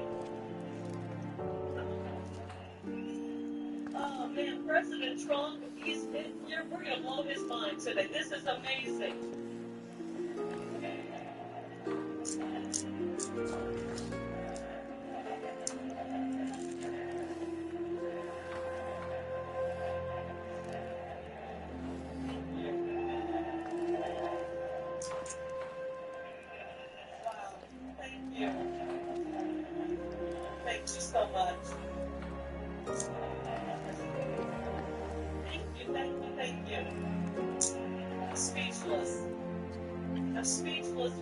Time in my life, I'm speechless. The fake news media really likes the thought of me being speechless. But I'm about to get wound up. Is that okay?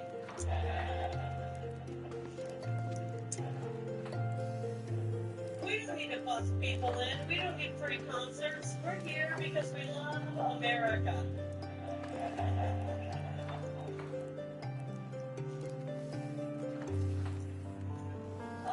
I want to speak to my old friends in the fake news because, you know, it's funny. They've been trying to say specifically that in Arizona the MAGA movement is dying.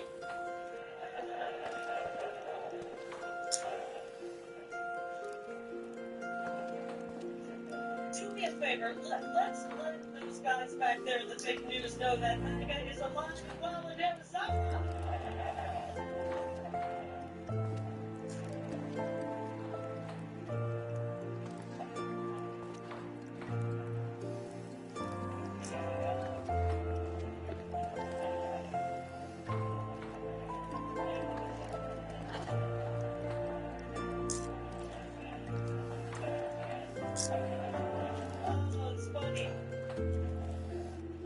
It's actually pretty funny. It's actually pretty funny because they're saying that MAGA is dying, but you know what's dying right before our eyes? The fake news is dying and the propaganda.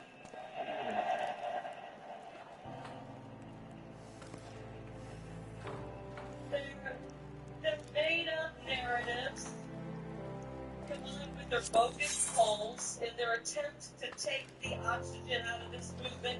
There is no suppressing MAGA. You can't suppress us. So we're not going to let them take this amazing energy in this arena out. We've got to turn them off. Are you okay with that? Turn it off. Turn the TV off. Get rid of your subscriptions if you're still getting the newspaper, because it's not worth it. We need this energy for the next 2.5 months, and we can't let any of it die down. So, by the way, thank you for the beautiful Happy Birthday song. I appreciate it. Thank you so much. It was 55 years ago. Thank you. Oh, we got the rowdy ones over here. Oh, man. Okay, 55 years ago, in the summer of 69, my mom, Sheila, delivered her ninth and final baby, yours truly.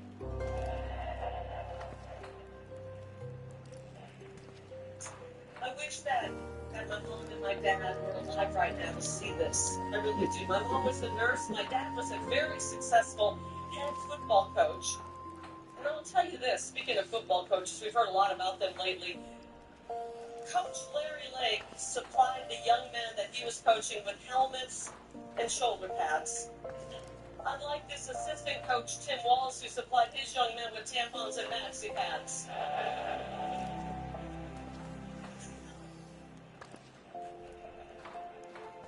What the hell?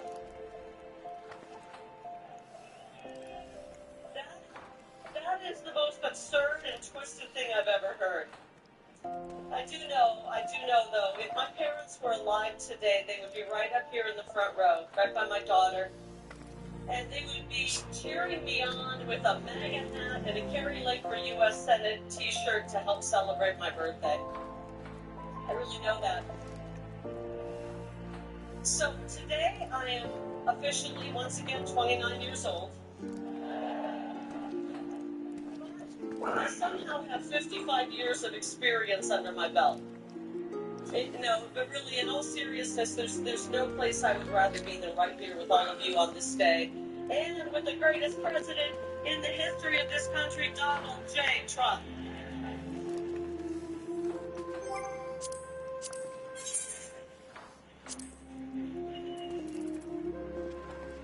I'm worried we're going to wear out our energy.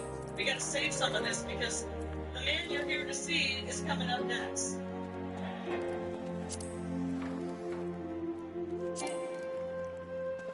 So, I have to tell you a story, okay?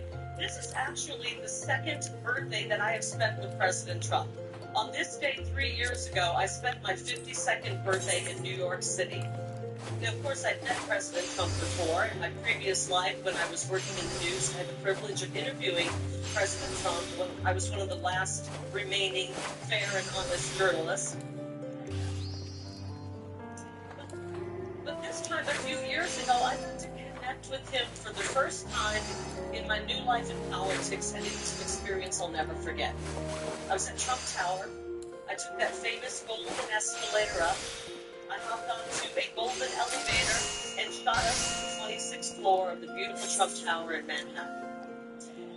And as I was looking out on that skyline, much of which, contrary to a well-known politician who said you didn't build that, Donald Trump had indeed built that, a big part of the skyline of New York.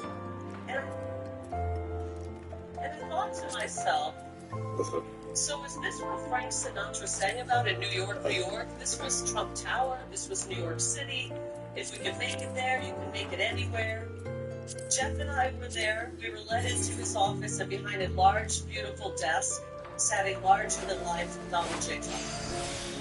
He welcomed us. And immediately he launched into a recap, and he remembered a recap of a Turning Point event that we both attended about a month earlier, and he talked about the huge, loud, incredible warm applause that I had received when he called out my name from you, people of Arizona. And he said to me, I'll never forget it. He said, Gary, this wasn't a poll that we had a pollster to do. That was a real poll. That was the people telling me who they support. Right?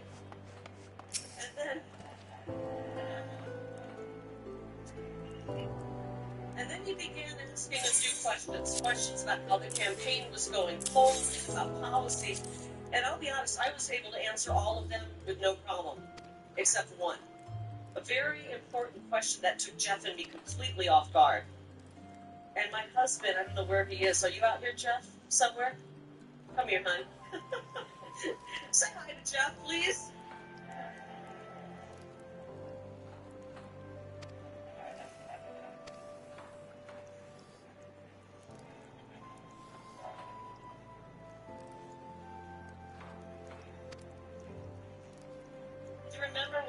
Do you remember what the president asked us?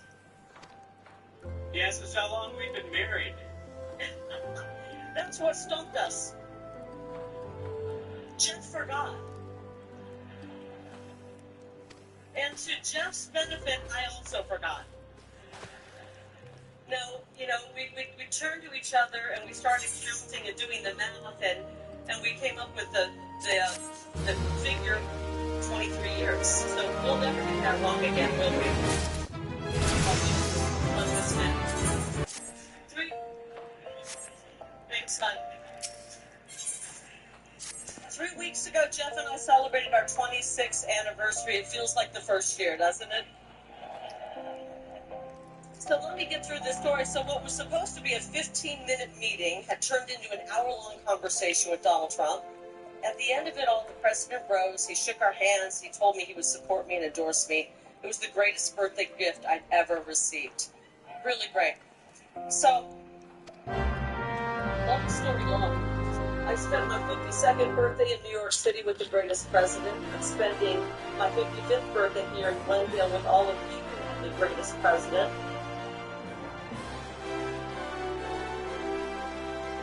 In Arizona, I look forward to spending my 56th birthday in Washington, D.C. with the greatest president representing you.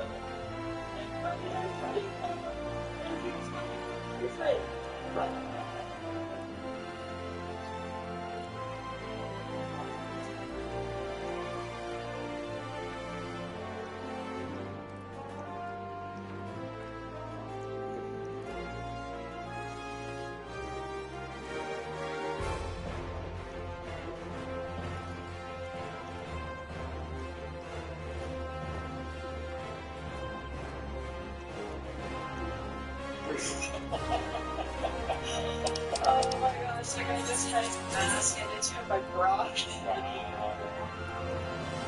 other question.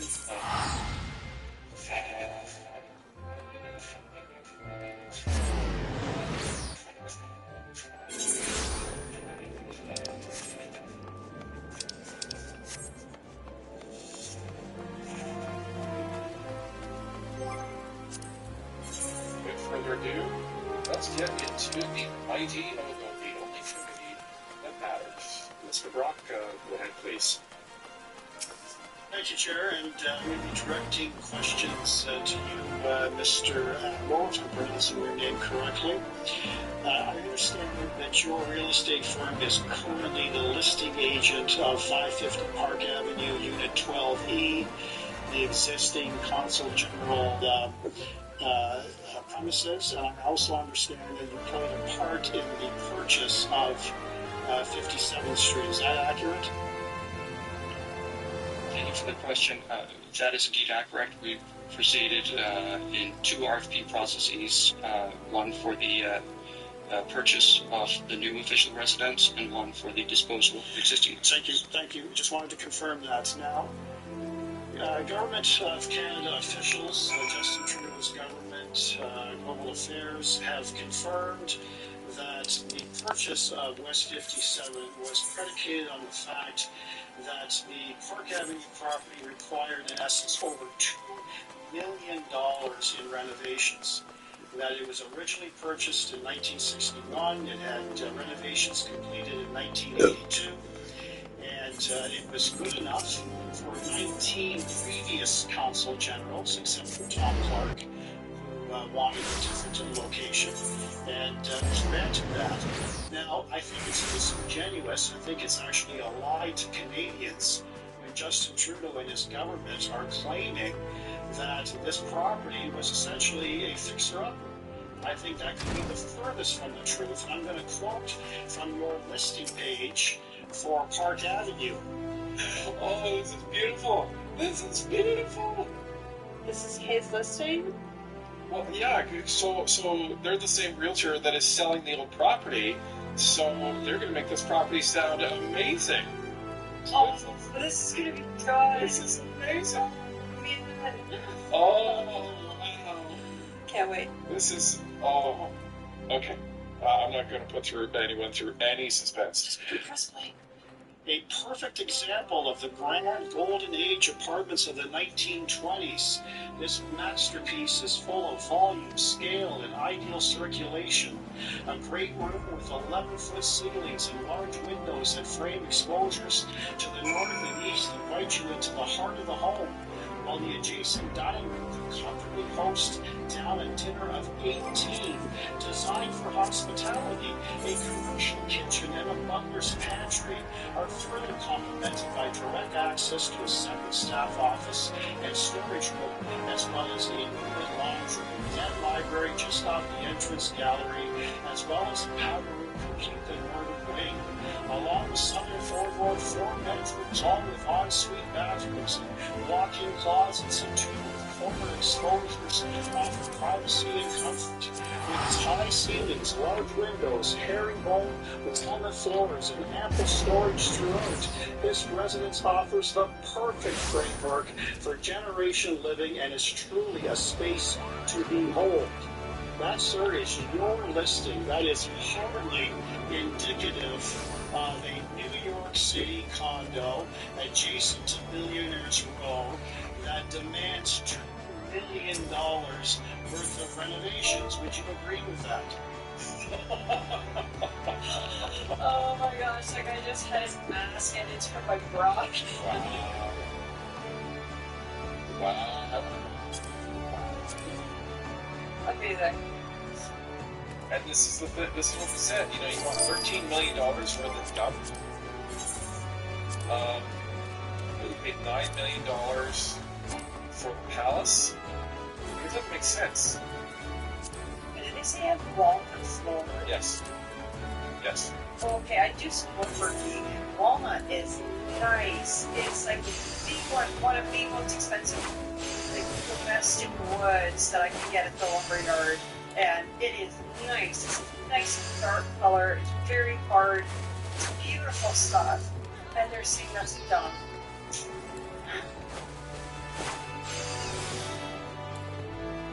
Here's a question.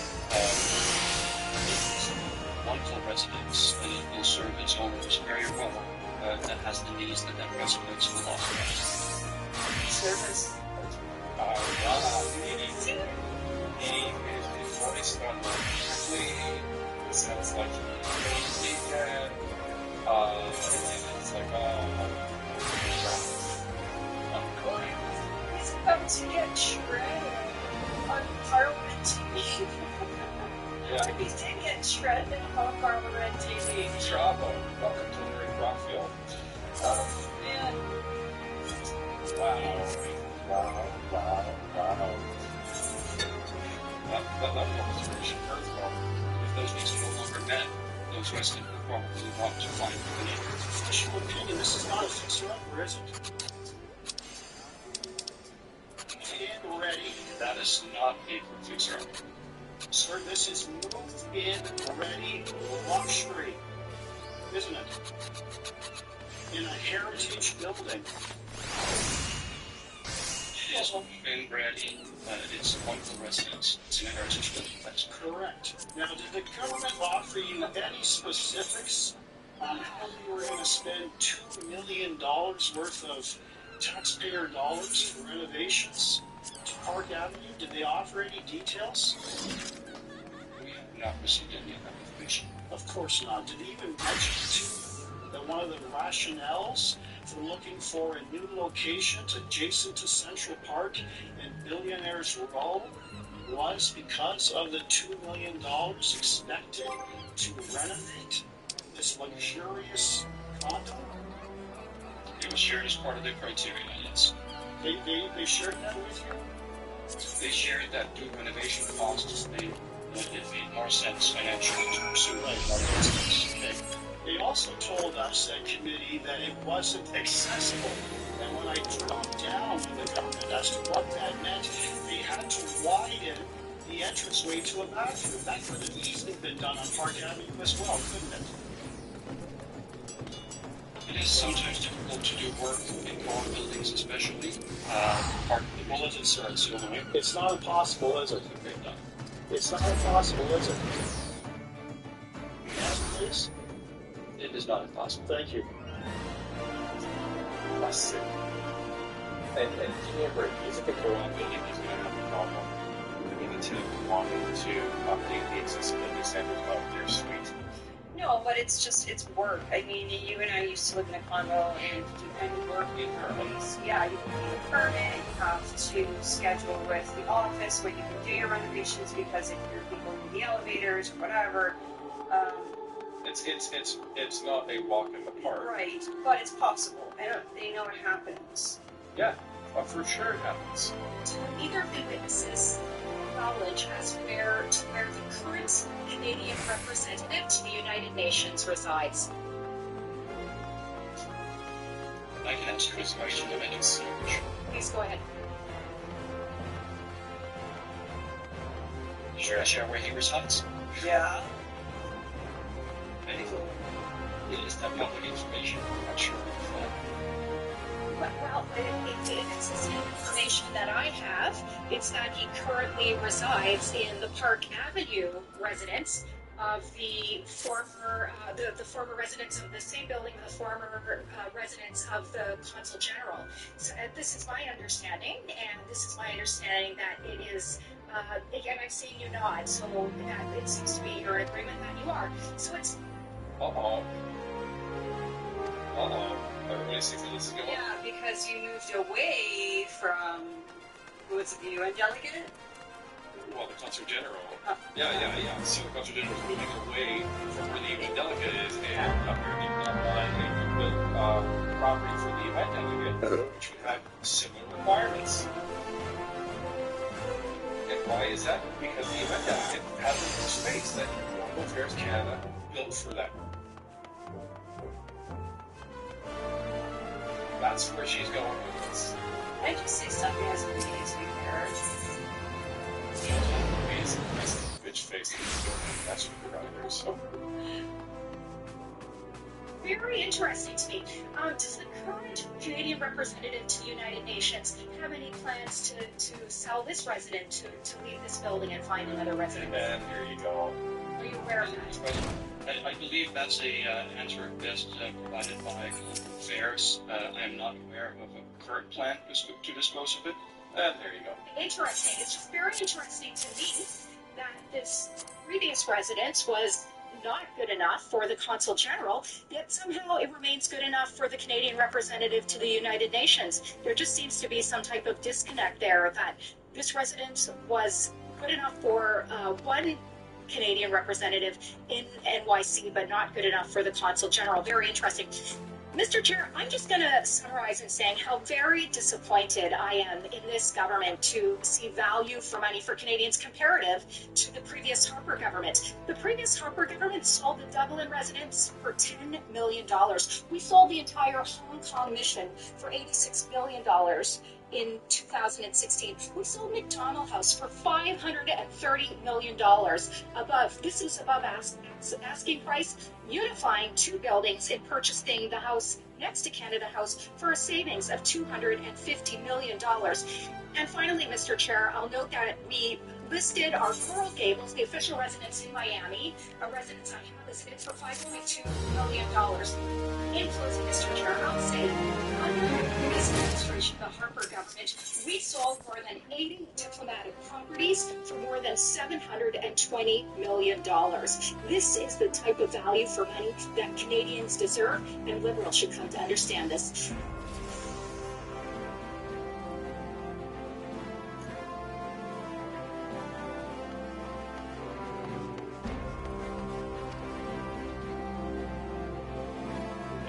For the next period of time, it could be a substantial time. Since March of 2022, the average middle-class household has lost $33,000 in wealth. How about that? $33,000. That's average. In July alone, 350,000 people were added to the unemployment rolls. That's a lot of people. 350,000 people added to the unemployment rolls. And think of that. That's in 1 month. That's in July. Virtually 100% of the net job creation in the last year has gone to migrants. You know that? Most of the job creation has gone to migrants. In fact, I've heard that substantially more than beyond that number of 100%. It's a much higher number than that, but the government hasn't caught up with that yet. But virtually right now, as of the time they did this, virtually 100% of the net job creation in the last year has gone to migrants. Harris gave work permits and Social Security numbers to more than 3 million illegal immigrants to steal jobs from Americans. So think of that. And, they're having a lot of problems with Social Security. I'm going to be the one to save Social Security, but they're having a lot of problems with Social Security because under their system of putting all of these people into it, it's going to blow up and fail. If she's elected, Social Security will fail. It'll be a blow up like you've never seen before. It'll be a bankruptcy of the entire system, probably the nation itself. You don't have to imagine what a Kamala Harris presidency would be because you're living through that nightmare right now, and it is a nightmare. It's a nightmare. And you're going to stop inflation, but we're going to have a crash, and we're going to have a crash like a 1929 crash if she gets in. So a gentleman yesterday got up, one of the top analysts, and said that if Trump isn't elected, he predicts, and he's predicting you have a stock market crash like 1929. He also said the only time and the only reason the stock market has gone up, even though it had some bad moments recently. And I think we'll take a substantial lead. You saw the polls come out today. We're leading in most of the polls, but you'll I have a lot of friends on that stuff. I don't think they're reporters, however. I mean, this was supposed to be for reporters. Thank you very much.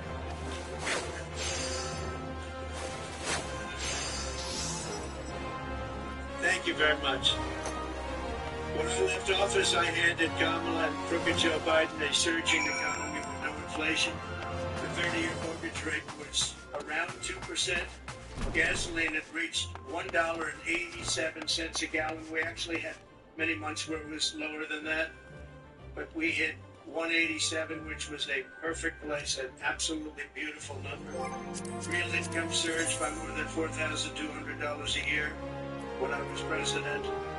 Harris and Biden blew it all up. If Kamala wins the election, the worst is yet to come. You'll have a real problem in the future because people don't respect her in the world. People don't respect her in the economy. Economists are laughing. They can't even believe this is happening to our country. And she wants to change a free enterprise type country into a communist type country. That's what she knows. She's considered far more radical than Bernie Sanders. That's all you have to know. Far more radical. And she picked somebody that's far more radical than Bernie Sanders. Tampons in boys' It's terrible. It's terrible. But that's the person that she picked. Surprising pick to me. I was shocked. She's also got one of the worst states. Many people are leaving the state, sixth most. Agriculture in her state. She destroyed, as the Attorney General, she destroyed California along with Gavin Newsom. And she, San Francisco, was a great city 15 years ago. Now it's considered almost unlivable. You can't live there. And what they've done to that great state with the beautiful weather like this one, they have this weather all the time. And they have the ocean, they have the sun, they have everything good. But what they've done to it is a shame. And she's going to do the same thing to our country. It was the policies. They had a recent article, and I didn't know this, but you're allowed to rob a store as long as it's not more than $950. Has everyone ever heard of that? You can rob a store, and you have these thieves going into stores with calculators calculating how much it is. Because if it's less than $950, they can rob it and not get charged. That was her that did that.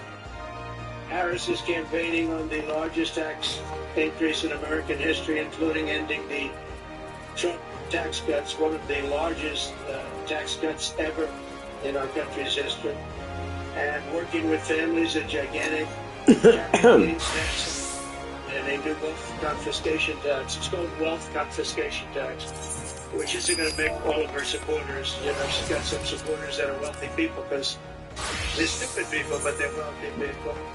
She said that a 70 to 80% tax rate is, quote, a bold idea that should be discussed and studied. 70 to 80%.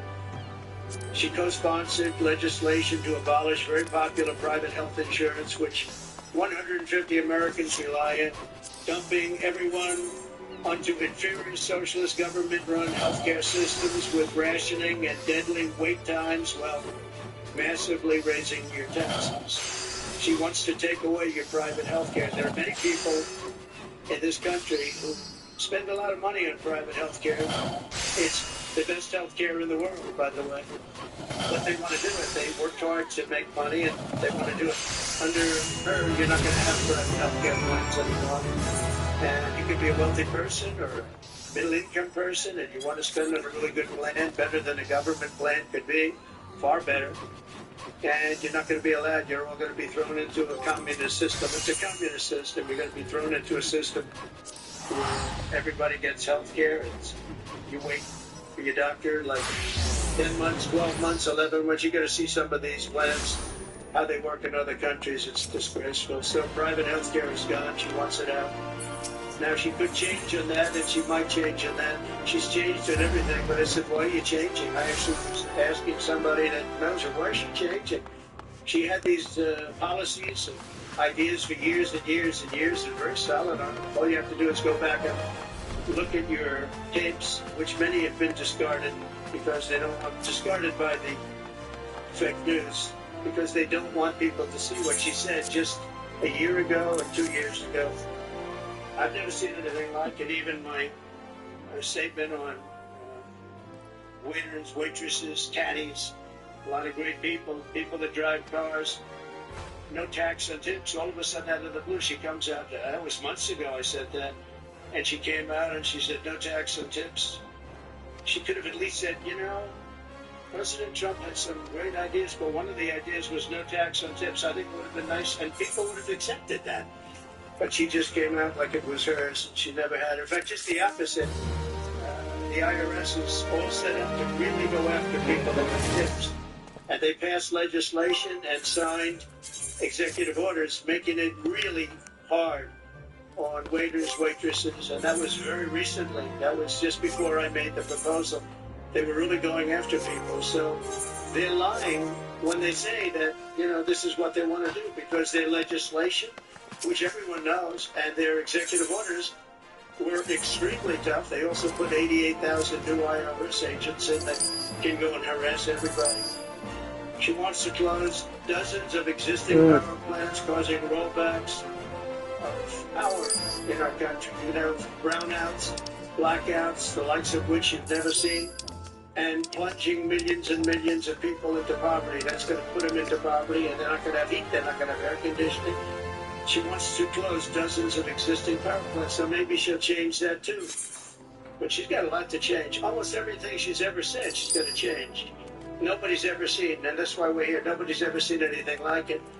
She wants to abolish coal, oil, and natural gas, 84% of U.S. energy supply. And it's the coal and the natural gas, clean coal, I call it, and oil, natural gas that create electricity. And by the way, I'm a big fan of electricity. If we're going to go with the AI, if we're going to do that, I don't know if you know, but we need twice the amount of electricity currently supplied for everything to the entire United States of America. So to be competitive on AI, I was talking to Elon Musk. We had a great discussion the other night. I agree. And he said a big problem is getting the approvals to create all of that energy, all of that electricity, specifically electricity, and you're going to need that for other forms of modern business too. And I'll get it done, but other people aren't going to get it done. They're not going to be able to get it done. As border czar, and she was the border czar. She was, I don't know if she was proudly called border czar, but that's what Joe Biden called her. She's the border czar. Everybody said it.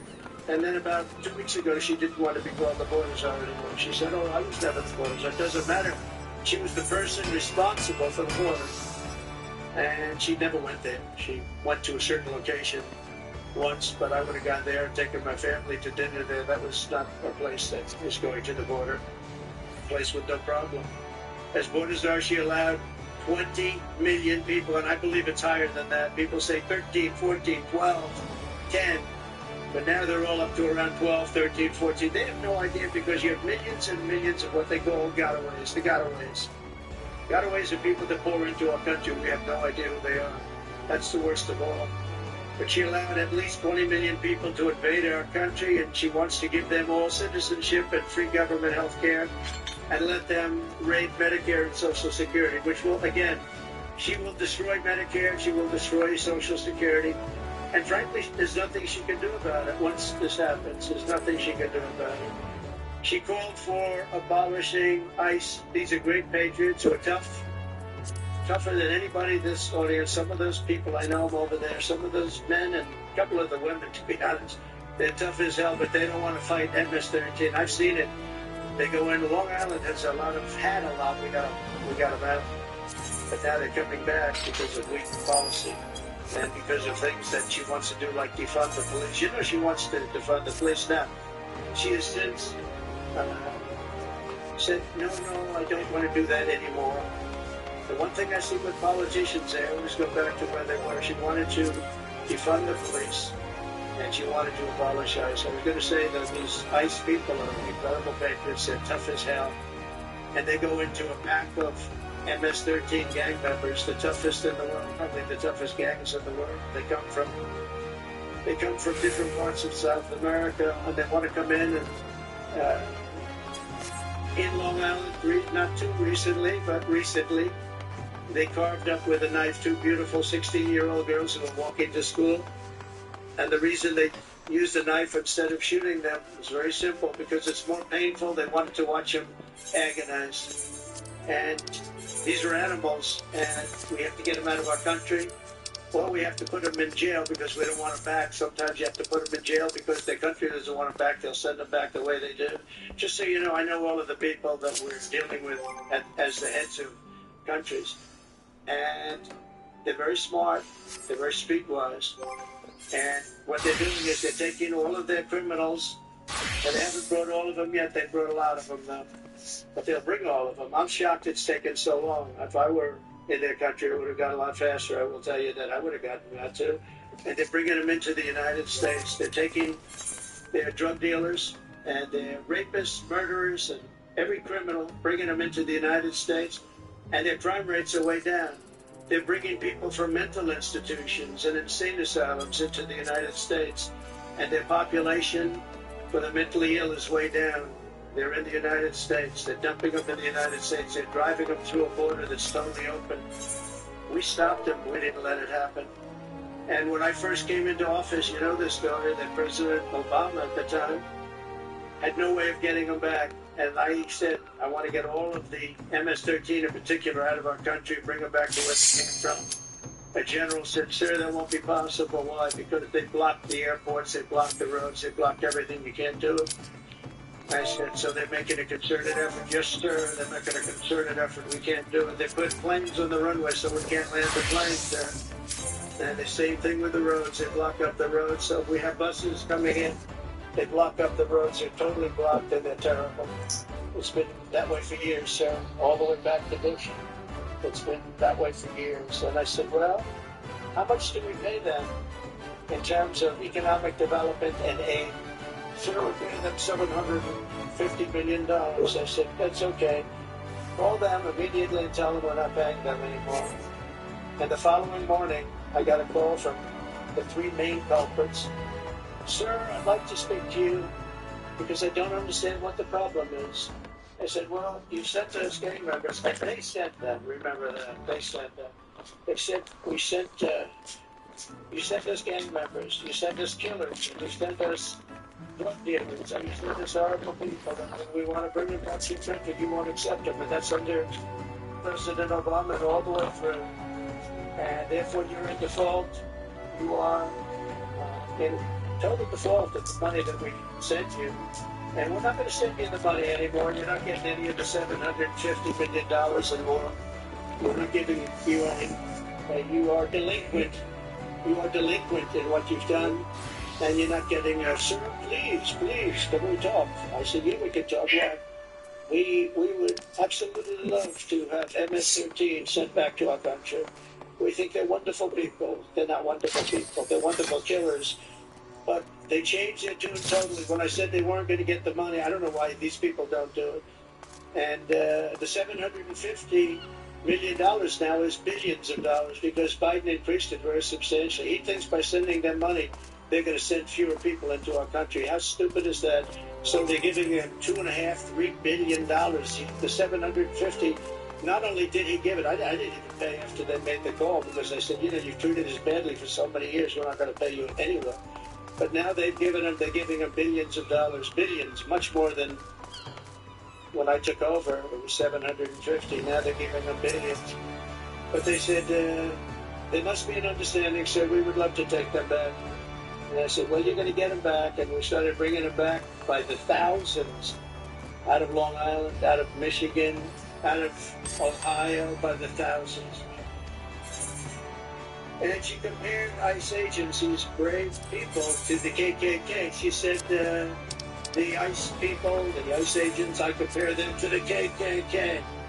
Well, they don't really, because, when you go into like Long Island, like Ohio, like Michigan, we had a lot of them. And you see these men, most cases, the agents, get out of a van and walk into, they call it a pack. It's a pack, not like a political pack, slightly different. Even nastier, hard to believe it. But they would go into a pack of these killers, and all you do, I've seen it so many times, all you do is see fists and feet and hands fighting. 2 minutes later, they stand up and they walk out. They have them by the feet. They walk them out, or they drag them out, mostly drag them out, put them in paddy wagons, and they bring them back to their country. They take them back to the country. The country is open arms now, open arms. And it's an amazing thing for her to say KKKs. It's very unfair, but she doesn't know. She doesn't want to know. She's a very strong communist lady. She wants to end detention of illegal alien migrants, releasing vicious monsters into our communities to rape, maim, and murder our population. She endorsed the funding the police and no cash bail nationwide. She was the original no funder. And the only thing Kamala Harris can deliver is horrific inflation, massive crime, and the death of the American dream. She is in favor of the death of the American dream because everything she does really stops. Any one of these items stops the American dream. We want our youth to go back and dream of being successful. Someday, really successful, and employing lots of people. And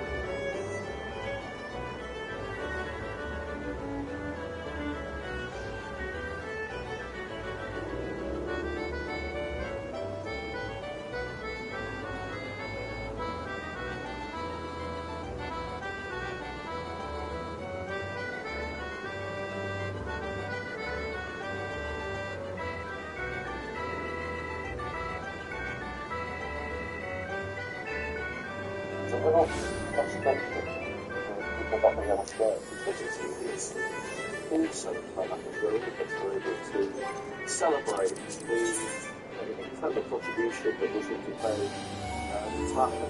Why is it that everywhere you turn, there's a kid promised to Keir Starmer's sticking for Muslims? Could it be down to America's dodgy info on social media that sparked outrage after that knife attack on Taylor Swift being dancers? That incident that left 3-year-old girls dead and several others injured, and banging on about how it was false gossip online. That the attacker was a Muslim asylum seeker and led to all of the backlash against immigrants and Muslims. Was Starmer stepping up for Muslims because of his far-right smear campaign? Or is there more to it than meets the eye? Welcome back to Nowhere Dive. It's intriguing why Keir Starmer is so protective of Muslims. Did he recently convert to Islam? Highly doubtful, though there is always that possibility. Muslims can be very persuasive, but really there's no footage anywhere of him wearing a Muslim skull. It's all to kill. So there's no proof that Starmer has recently converted to Islam. Is he afraid of them? Maybe. though it doesn't look like he's afraid of anyone. Or at least, he talks big and doesn't sound like a pig whenever he opens his mouth. Besides, Netherlands Prime Minister Geert Wilders has a lot of fatwas, while Starmer has none. If Wilders isn't afraid of Muslims despite the fatwas, why would Starmer be? So it's probably out of sheer love for Muslims that Starmer is willing to go through all the condemnation by his people, all the frustration, all the name calling, just so he can protect them. Maybe it's love. But why? What's so lovely about Muslims that Starmer seems so in love with them? That's what we'll talk about this week. Stick around, you won't miss this. You might remember that back on August 5th, Keir Starmer announced the formation of what he described as a standing army of specialist police, designed specifically to tackle riots. Additionally, he highlighted plans to enhance the justice system to efficiently handle the surge of hundreds of arrests following the tumultuous violent disorder in rock cities across the nation. In response to the widespread lawlessness, Starmer convened an urgent meeting. He blamed the chaos on far-right activists and a whirlwind of misinformation on social media. This misinformation campaign incited fury over that tragic stabbing rampage at a dance class. It was quickly spread online, identifying the suspect as a Muslim and an asylum seeker, which unfortunately led to broad backlash against immigrants and Muslims. Starmer was clear in his condemnation of violence, regardless of the alleged motivations behind these acts. Let's be clear, this is not protest. This is pure, unadulterated violence, and our society will not stand for attacks on mosques or our Muslim communities. We are committed to ensuring the full force of the law will be brought out hard when we want those identified as unfitting with moral activities. End quote. Just the previous Sunday, the situation escalated when angry mobs targeted 2 hotels that were being used to house asylum seekers. They vented their fury by breaking windows and setting fires, creating a scene we have continued to be. Crowds were dispersed, and residents were hastily evacuated for their safety. In the grim tally of the week's unrest, dozens of police officers were hospitalised with injuries after being struck with bricks, bottles and large wooden posts, underscoring the severity of the disturbances. Starmer's political allies, like the mayor of South Yorkshire, where one of the hotels suffered an attack, pointed fingers at the far-right thugs for violence. During his chat with the BBC, Poppard echoed Keir Starmer's sentiments, those of every leftist person, lamenting that the riots had no justification whatsoever. Meanwhile, the Home Office, the department in charge of law and order, stepped up to offer mosques armed protection. They introduced a new rapid response process aimed at strictly addressing the potential threat of further attacks on places of worship. This initiative underscores a proactive approach to safeguarding these critical community spaces from potential harm.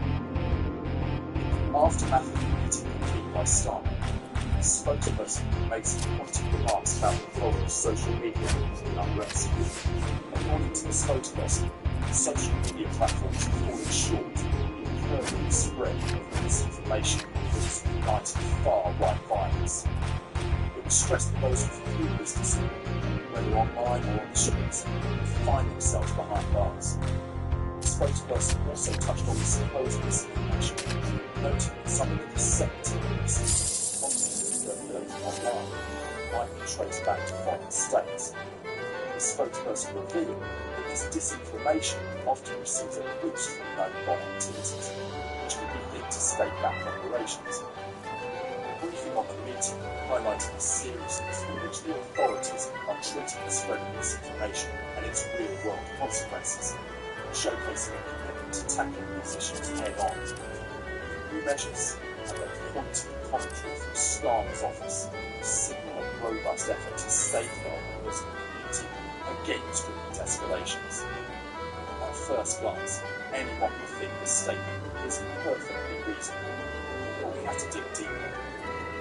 Recently, Keir Starmer and Sadiq Khan have found themselves at the centre of a heated debate tackling the thorny issue of Islamophobia against a backdrop of rising anti-Semitism. While the focus on Islamophobia is important, we'll touch on this later, it brings to light another pressing concern. Anti-Semitism should not take a backseat, but unfortunately, it's on the rise. Keir Starmer's approach to tackling Islamic extremism has ruffled more than a few feathers, spotlighting his pandering tactics towards Muslim communities. In that discussion with Sadiq Khan, Starmer's focus towards amplifying the dialogue around Islamophobia, sidelining present concerns about rising anti-Semitism and the broader spectre of extremism. Critics argue that Starmer's strategy is political ridiculous and ignored the leftist communities globally by addressing the supposed root causes of extremism. This selective outrage is not what I noticed. It raises questions about the sincerity and effectiveness of his leadership, particularly when it comes to protecting communities. By prioritising the one converting the twice narrative, one that can be backfired by alienating American society is meant to be. However, calls for harsher online regulations to combat hate speech are seen less as a solution and more as a potential overreach of free speech. Irony here is obvious. While politicians this policy also suppress the legitimate discourse on issues critical to national security and anti-safety. This narrow focus on business shows Starmer being out of touch with the lecture. Many Brits realising their own point, then this strategy is dismissed by a leadership concern with actions. As Starmer continues down this path, is creating desperate disaster where real issues are glossed over in favour of appeasing vocal minorities. I utterly condemn the far-right coverage we've seen this weekend. Be in no doubt, those who have participated in this violence will face the full force of the law. The police will make arrests, individuals will be held on remand, charges will follow, and convictions will follow. I guarantee you will regret taking part in this disorder, whether directly or those whipping up this action online and then running away themselves. This is not protest. It is organised, violent coverage, and it has no place on our streets or online. Right now, there are attacks happening on a hotel in Robin. Marauding gangs intent on robbery, or worse. Windows, fire set ablaze, residents and staff in absolute fear. There is no justice, none, for taking this action, and all right-minded people should be condemning this sort of violence. People in this country have a right to say, and yet we've seen Muslim communities targeted, attacks on mosques, other minority communities singled out, Nazis taken to the street, attacks on the police, wanton violence alongside racist rhetoric. So no, I won't shy away from calling it what it is. Far-right coverage. To those who feel targeted because of the colour of your skin or your faith, I know how frightening this must be. I want you to know that this violent mob does not represent our country, and we will bring them to justice. Our police deserve our support as they tackle any and all violent disorder that flares up. Whatever the apparent cause or motivation, we make no distinction. Crime is crime, and this government will tackle it. Thank you. In essence, Starmer's handling of the extremism debate showcases a worrying trend of political pandering at the cost of effective governance. For many Brits, this approach doesn't just fall short, it stirs up resentment and distrust in a time when leadership demands clarity, fairness, and above all, a commitment to safeguard the interests of the entire nation. Starmer doesn't appear interested in meeting any of those demands. Instead, he conveniently dismisses the resentment and distrust as either Islamophobia or efforts of the far right, or both. And to be able to leverage Islamophobia, Starmer has to change its definition. The traditional take on Islamophobia involves genuine instances where individuals face discrimination or hostility simply for being Muslims. This is something across the board everyone can agree needs addressing. Fair play.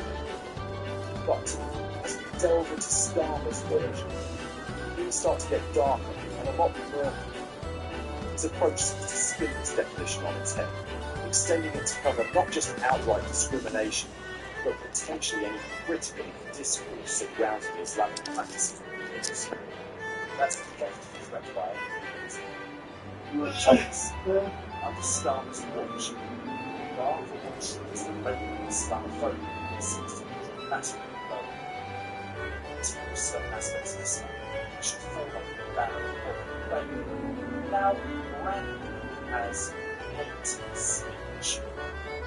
This isn't just a minor tweak in terminology, it's a shift, clamp down on free speech, turning robust discussions into teetotally technical topics. Take, for instance, a conversation around social practices in Islam. In a vibrant democratic society, every idea, every belief system should go to school, right? However, Starmer's proposed definition turns such scrutiny into a legal minefield. We're looking at a future where discussing the philosophical arguments becomes a dodgy endeavour. The implications of Starmer criticizing the multiplication aspects of Islam becomes tantamount to Islamophobia. There will be no more public discourse on any criticism as Islam related. That means only positive comments past the muster, while the only critical gets the down. This isn't just about protecting things, it's about potentially missing things. It's a without definition, converting extremes to Islam. Necessary criticism. Moderate Muslims, or anyone for that matter, fear the repercussions of speaking out against radical elements because they might be secular. They might be accused of Islamophobia, while risking the silence of the very voices needed to hear from.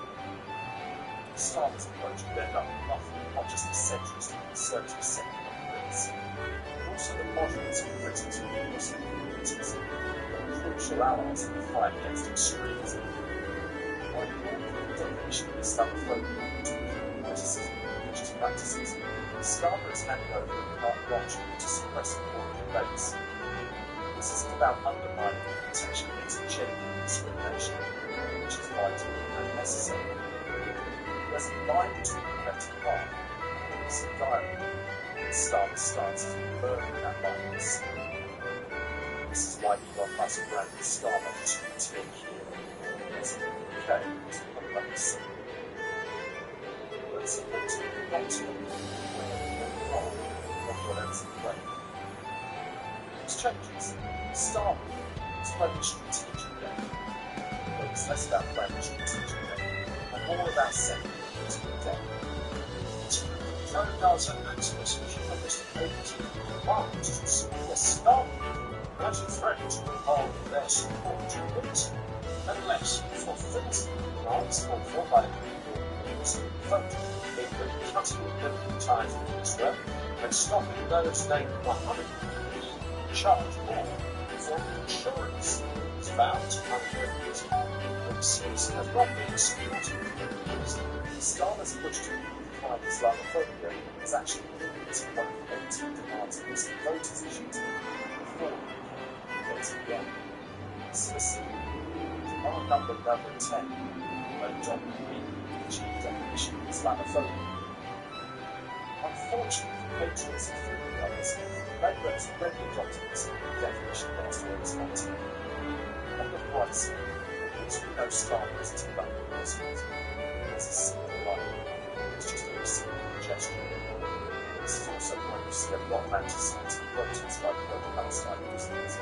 Starmer and the team are tweeting about sadly, by the extended sexuality, Starmer uses alienating other sections of the community to cherish over time and freedom of speech. This is a political miscalculation of ethnic relations. Starmer's written the definition of Islamophobia is a type of use of the very liberties, such as speech and debate, that underpin free society. Thus, instead of fostering a culture of mutual respect and understanding, this approach risks creating an environment where certain topics are off limits, not out of respect, but out of fear. Imagine a scenario, a society tiptoeing around crucial conversations, walking on eggshells in our own backyard, as the political narrative demands, but we carelessly balance that with teaching on the silence and unity. The rest of the period has the time we have today. We'd love to do a deep dive on Islamophobia and how the evil enterprise imposed on liberal leftist politicians and members of mainstream media is weaponized. Let us know if you want us to do a video on that topic by commenting below. Please like, share, subscribe, and click on the bell icon for more of these videos. Thanks for watching, and we'll see you in the next one.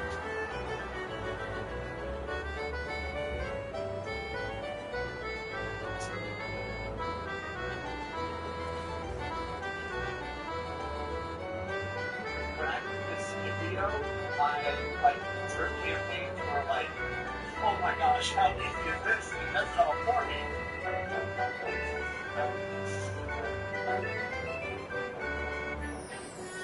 Let's start today. Oh yes, question. Hello, I'm the Deputy of the New Home Secretary. I, guarantee I'm going to lock up and deport more migrants. I'm not going to tell you how. I'm not going to tell you when. I'm not going to tell you anything. I'm just going to say that's what I'm going to do. Because I've run with every single politician since I sat down here some years ago to tell me that Home Office in the Fifth of Purpose was run by a bunch of opinionated civil servants. What difference does this make to workers with me? Yeah, well, absolutely right. I mean, they've been since the Home Secretary repeatedly saying, we're going to deport anyone who enters the country illegally will not be allowed to stay.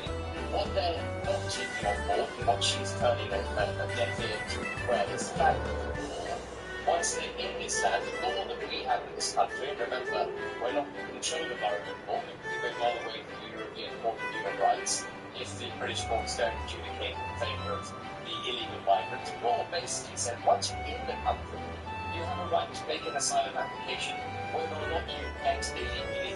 Now, the Illegal Migration Act, which Suella Braverman brought in, tried to distinguish between those who came here on an aeroplane, then presented themselves for asylum, versus those who came across the channel illegally. But the Labour Party has already turned its back on that. It's turned its back on the Rwandan scheme, and its approach to date has been twofold. The first is to accelerate asylum applications, in which I read basically rather all that wait for asylum, which is so that the optics of being detained in hotels and whatnot disappears, and the cost apparently disappears. The second approach is to sign into the European Union scheme for the resettlement of illegal migrants, and it will be coming down the track soon, where basically they're going to legitimize again illegal migration by allocating countries a certain number of migrants. Russians will do this. They'll come to our country and we'll be told, well, this is our allocation, they're legal and we need to settle them. So that's the first two things that they're going to do, basically encouraging more illegal migration through those first two steps. And then the last thing is this border security command they've set up, which is the bringing together of 5 domestic agencies, National Crime Agency, Border Force, Crown Prosecution Service, MI5, and one other, I can't remember what it is, but they're all domestic crime agencies, none of which can tackle the people smuggling gangs that the agency, the border command has been set up to tackle. because illegal smuggling gangs aren't based in the UK, they're based in Europe. And this is the domestic security agency. So the whole thing is optics again. And, one of the things that, was banged on about, Starmer's banged on about, was the cost of Rwanda. And I agree the cost of Rwanda was massive and no results to show for it. But the 6,000 people that have come in across the channel since Labour have been in office is going to cost this country £300 million a year. Let me stop you there, because you're absolutely right. I'm asking you two questions from my point of view. You know far more about this than I do. I wasn't a fan of Rwanda, but unless you have a terrible good sense to people, if you come to this country as a simple for me, you just say to people, come with the evidence, by rights of the law, we let us help. So if you work the law to get me, you haven't done rights. It's fast. Please just send me a text. Please read this to Ben and people I love. When we be a foreign country, if we can't control and explain our own purpose, I think that's absolutely relevant. It's a fact, isn't it? He's absolutely right. And I do recently calling Starmer, and we're going to talk about Sally Khan, I think, people like them, anti-British, because at their heart, they're prepared to be governed by a foreign power and to take down our borders. If you take down a country's borders, it is no longer a nation. It can no longer call itself a country because it's an open mass of land which anyone can travel to without any prohibition or inhibition. And so I call them anti-British and left sort of open border lunatic brigade no doubt have their eyes swimming in their heads and eyebrows going up and down when I say that. But I can't describe them in any other way. What better to make them in the borderless? British, that's it. And that's how I see them. I mean, many people will say the ECHR is a thing to leave. What I don't understand is a country that the other red races weren't like this. It's for a country that fought, right, for its independence, its island. For a country that, I believe most people that voted for Leave expected us to take control. Now, for whatever reason, that didn't happen. It's a massive thing to want to do that. I find it astonishing that we're attacked in a negative way. If we say, what's wrong with us making up our own rules? I don't understand. Also, in my point, I've seen it before. Why would you not do more in long-term unemployment? Not the real the fact that it's really important, which is what Blair started. People to be fruitful, hospital courses, and what people judgment questions. By second is the most people want to go something to do with the world. Something to do with us. It's not in a rut. I want you out of bed, get something that's in music, get something on your speaks. If it doesn't, you ain't getting it done. And it sounds well, I can describe it by words. The same person to be a tin hatter. It's to send people back on time. I think it was 90% of something. We haven't done the terms of agreements left. I'm not sure about it. To come in, it's not as soft as whatever. But everybody else around you can't because they're tough. I couldn't agree more. I mean, the whole thing is wretched. And, all the issues that you cited, the long-term unemployed and not working, mass immigration and inability to control our borders, of course they're all linked, aren't they? Because, if you import cheap labour, what you do is keep a lid on British wages. You make it impossible for the average Brit to earn a decent wage because then the rug is being pulled out from underneath them with this constant supply of cheap labour. You also force business who don't put any pressure on businesses that automate and upskill, so productivity goes through the floor. We get poorer as a nation. GDP per capita goes down, and we've seen all of this play out. And then these lunatics will say that, well, that's all Brexit. It's got nothing to do with Brexit. It's got everything to do with open borders, mass immigration, and inability to get our economy going forward. And of course, they couple all of that with high taxes. So small and medium-sized enterprises, working class, middle class, who aren't earning a lot anyway, they have to pay massive taxes, which then, as you And then you see what payments, Jeremy, which then you use to pay for the benefits to those people who are long-term and the whole thing is a vicious circle. And we've got to break this. We've got to fight it. We've got to slash immigration. We've got to cut taxes on the working middle class. We've got to cut benefits on the long-term inactive. And we've got to make the economic and cultural constitutional machine that is the United Kingdom moving forward on all cylinders. And we're never going to do that with a kind of model being practiced by the Labour Party and indeed by the Conservative Party. Completely agree. I want to ask you a couple more things before you go to the car. It's funny that it's not to make the Labour system allowed to play with the UK will soon be joining the EU. I bet they prefer raising around number 10. There's many Tories, many Liberal Democrats, many Brexiteers believe that it's just a matter of time, Ben. Yeah, well, Keir Starmer is going to align us very, very closely with the EU. Boris Johnson never delivered Brexit. He never delivered it. He left part of our country behind.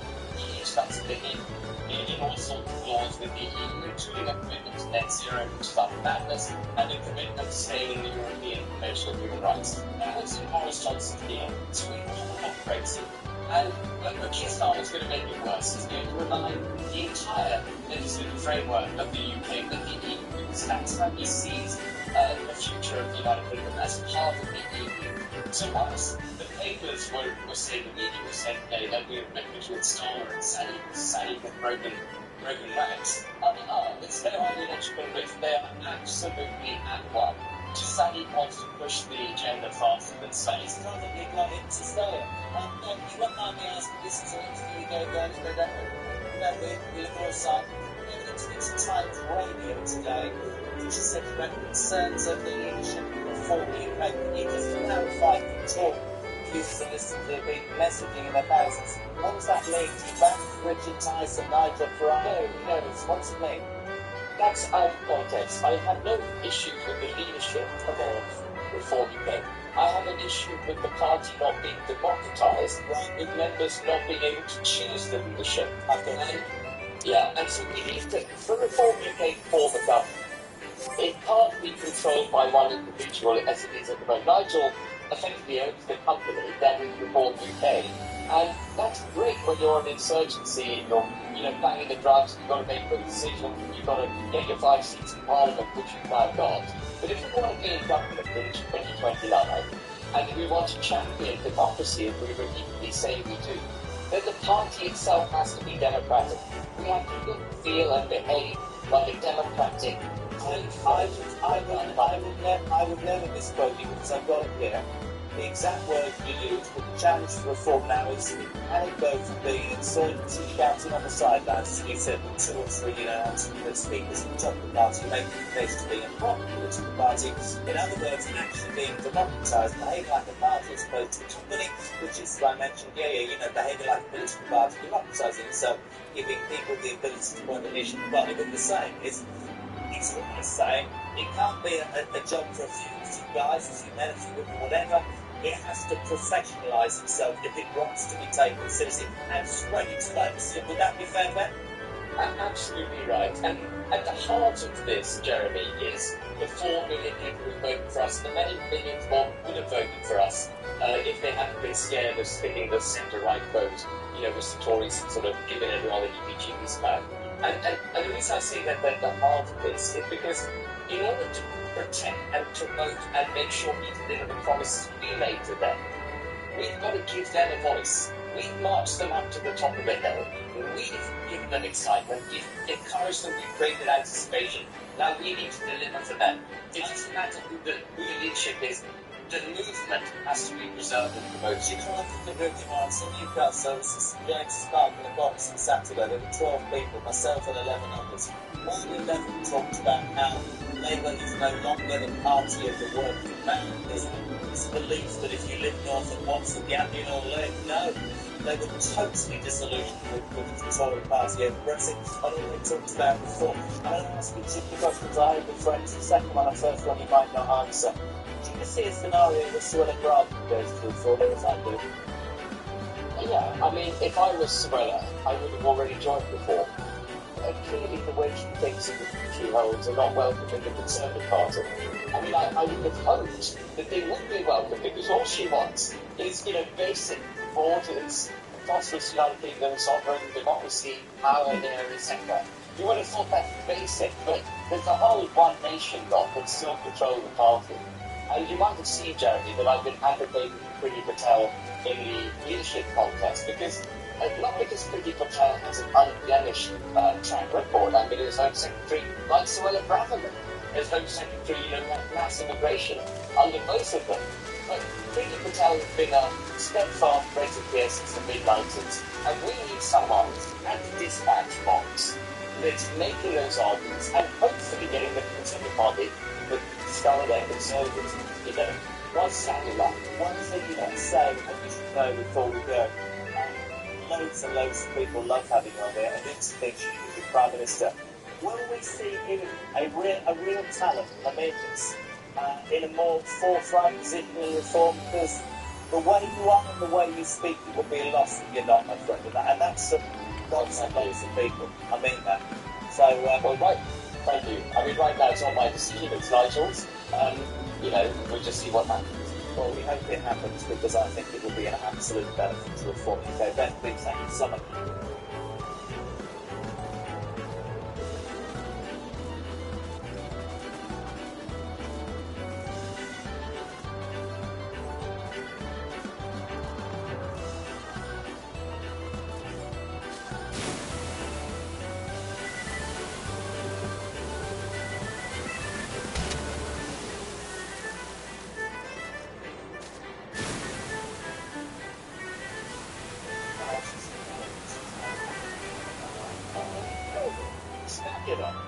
We are delighted, by the way, to welcome our next guest. I expect him to be in a suit and tie and then time to be of a rather light blue, as he is. The Deputy Republican UMP for Boston and the Skegness, Mr. Richard Tice. Very good evening.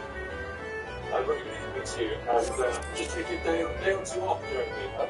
This is very good. Even the polo shirt is in the full blue colour. Of course, you have to keep up standards. How are you, my friend? You alright? Yeah, very good. Yeah, quite a lot going on. Very rest of it we'll be talking about. But it's only before to wear. So when an MP is on holiday, is it like I always moan about teachers getting 20 weeks of the year? Are you literally? How long have you got off?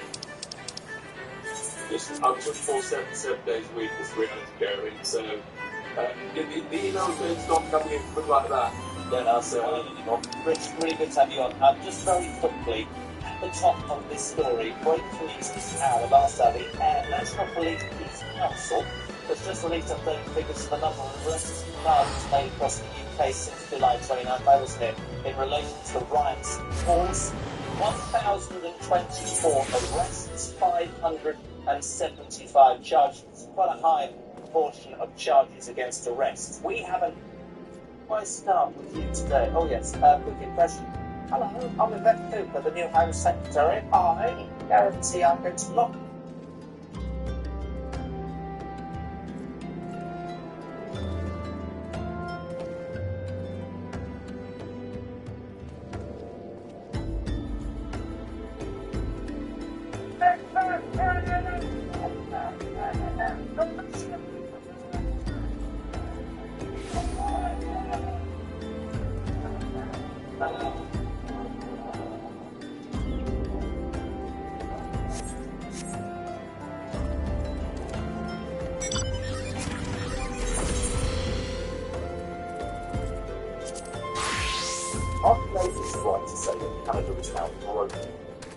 This just another right-wing conspiracy theory? Is the leftist liberal narrative that Muslim immigration is helpless Canada? Welcome back to Nowhere Diary. Before we get to the heart of the matter, please allow us to thank you for the love and support you've given us. If you haven't subscribed yet, please subscribe so you don't miss out on some exciting new content we have lined up. In this video, we're tackling a topic shrouded in controversy and urgency. Join us as we peel back the layers of rhetoric to uncover the real impact of Muslim immigration on Canadian society. Buckle up. This journey through the facts might just change how you see Canada and its real Muslim-related problems. Canada's vision of multiculturalism, particularly its relationship with its growing Muslim population, presents a contrast between idealism and reality. The policy of multiculturalism, initially not focused on religion, has now brought religious diversity to the forefront, creating a unique social dynamic.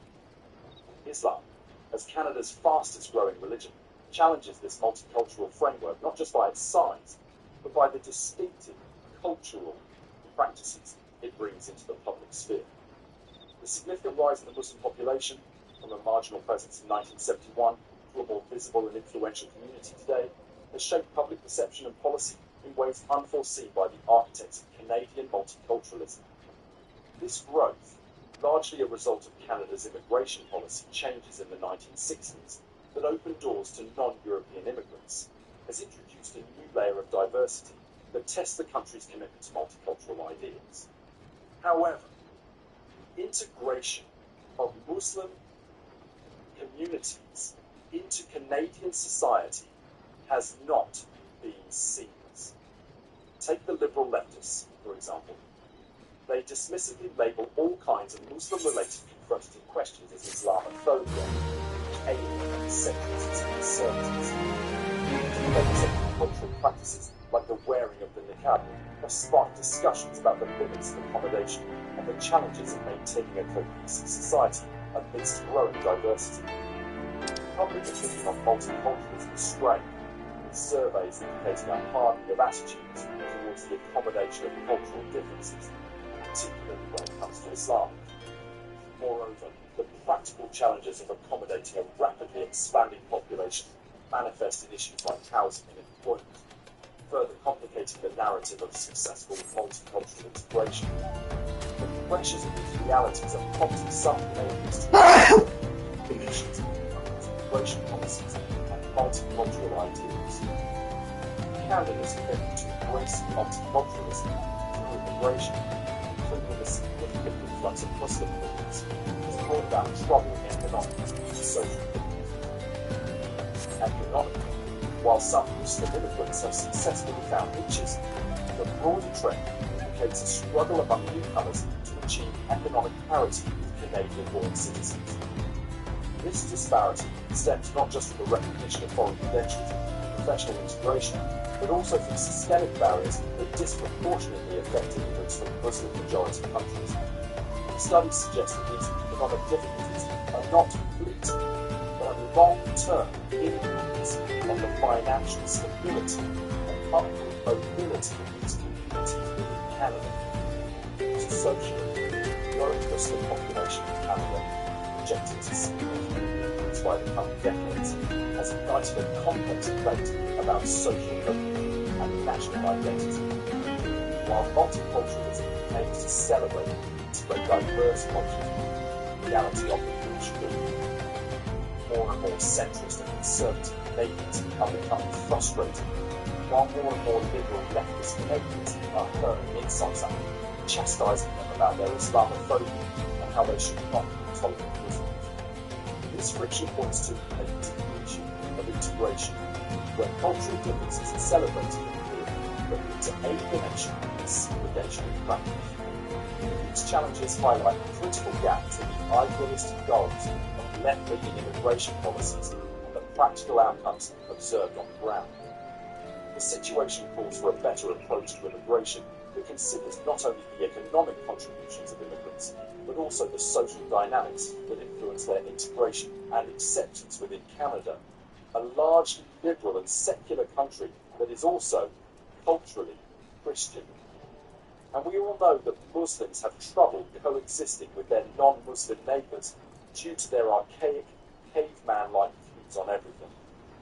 Recent trends in Canadian public opinion reveal a complex and evolving landscape concerning immigration, with a particular focus on the economic and social challenges that have stirred a shift toward a more critical perspective on high immigration levels, particularly from Muslim-majority countries. A series of surveys by Immigration, Refugees and Citizenship Canada, or IRCC, indicates that worries over the impact of immigration on housing affordability and availability, as well as on public services, have worsened over recent years. For instance, the percentage of Canadians who believe that immigration is exerting too much pressure on housing and public services has seen a huge increase from 2022 to 2023. These shifting sentiments are not just numbers.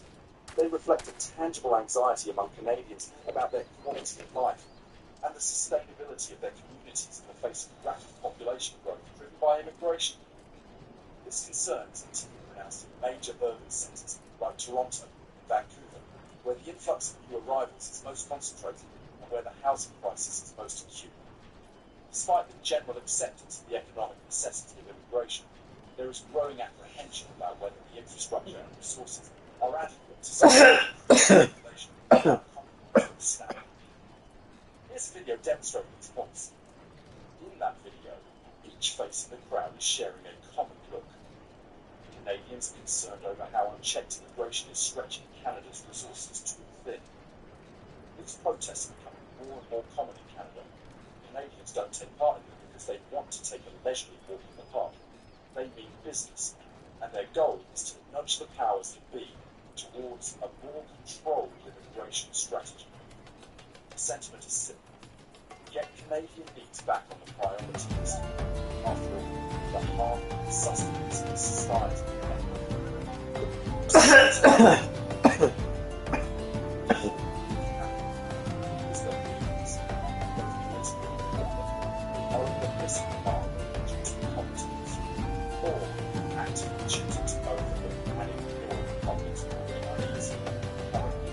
side. And realities like this, there are stories of young Canadians elbowing their way through crowded job markets and families rapidly with sky-high rents.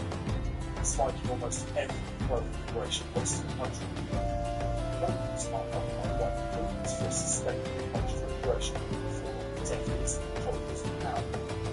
This is a small tool together. It's a growing voice that's getting louder by the day. Cities bulge with the cities. To keep it today, the status quo might just not continue. And contrary to what those leftists and the left-leaning and heavily biased mainly these protesters are far right. But there's also the possibility that few are. Just fascinating is take back Canada's celebrities, crisis events. Protests. It's the kinds of ethnicity that to picture in diversity. It's just makes one Canadian's voice against it. It's the models of immigrants themselves are stepping up, advocating for regulating immigration policies. It's the larger voices of diversity and narrative. Issue of immigration transcends cultural and ethnic lines, making it so value of society themselves. Such diversity in protest highlights a critical point. The conversation about immigration reform is complex and nuanced. It's not a black and white or left versus right tableau, easily dismissed by the dominant liberal leftist society. Beneath the slogans and banners lies a deep-seated anxiety about the erosion of Canadian cultural identity and the tangible economic pressures mounting on the horizon. Protest is a voice of concerns that the very essence of what it means to be Canadian is now under threat. A sentiment that resonates more widely as citizens across the nation and much of the Western world feel the pinch. With immigration at unprecedented levels, the competition for jobs is intensifying, and the strain on public services is palpable. These aren't just abstract worries, they are everyday realities for Canadians who find themselves competing in an increasingly tough job market and grappling with overstretched healthcare and education services. The economic implications are stark, and the cultural shifts profound, prompting a call to action that seeks to preserve the Canadian way of life. This is more than a policy debate. It's about the survival of a national identity cherished by many Canadians. As these protests unfold, it becomes clear that the protesters harbour a growing disillusionment with the current Trudeau government. This isn't just about the typical ebb and flow of political dissatisfaction. There's a deep-seated feeling that this leftist government doesn't have a clue what the nuances of immigration and its broader implications. This sentiment on the ground is Trudeau might as well be in a different stratosphere, far removed from the day-to-day realities and struggles of their electorate. Many are convinced that his ears are tuned more keenly to external interests than to the voices of his own citizens.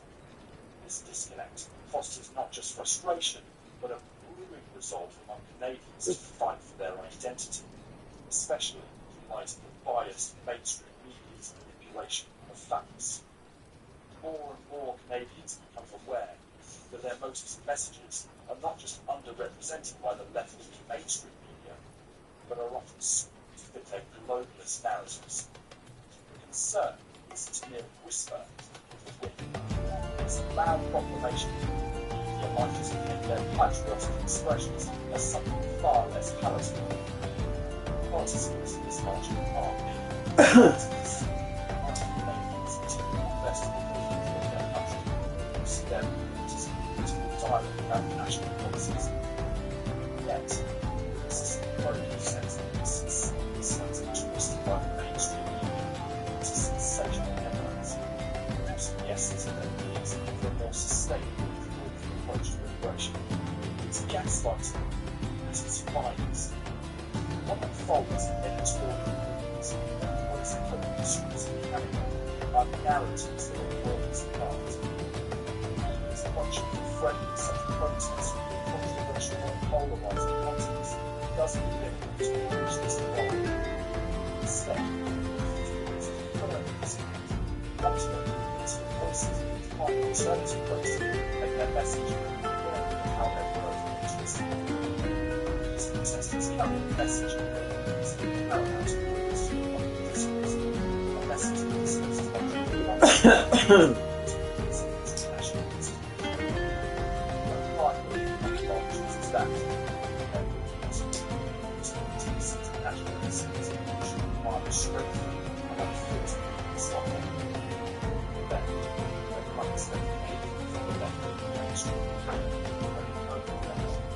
their left government. Despite the dissenting voices, the government continues to promote multiculturalism and diversity as central to Canadian identity. Trudeau believes that these protests are driven by nothing else than Islamophobia. For that reason, the Canadian government addresses the public's concern by employing several measures to tackle Islamophobia, evidenced by the hosting of a national summit on Islamophobia, aimed at improving the safety and inclusion of Muslim communities. The government also focuses on programs like the Security Infrastructure Program and Anti-Racism Action Program to increase their effectiveness in combating discrimination and supporting vulnerable communities, all while dismissing the growing discontent and frustration centrist conservative Canadians have. And that's it for this video. The Western world is plagued by Muslim immigration issues. It's no different in Canada. From economic pressures to identity crisis, many feel that their concerns are overlooked by both political and media narratives. What's your take on this issue? We value your insights. Please sound off below. And if you found this discussion enlightening, don't forget to like, share this video with your friends, and subscribe to our channel. Click the bell icon to stay updated on our deep dives into the topics that matter most. Thanks for watching, and we'll see you in the next one.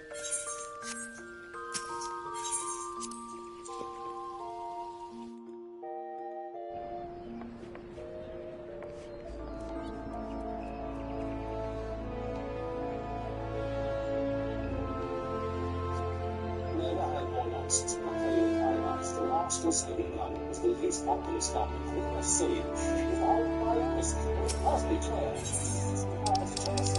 it's all your fault. It is.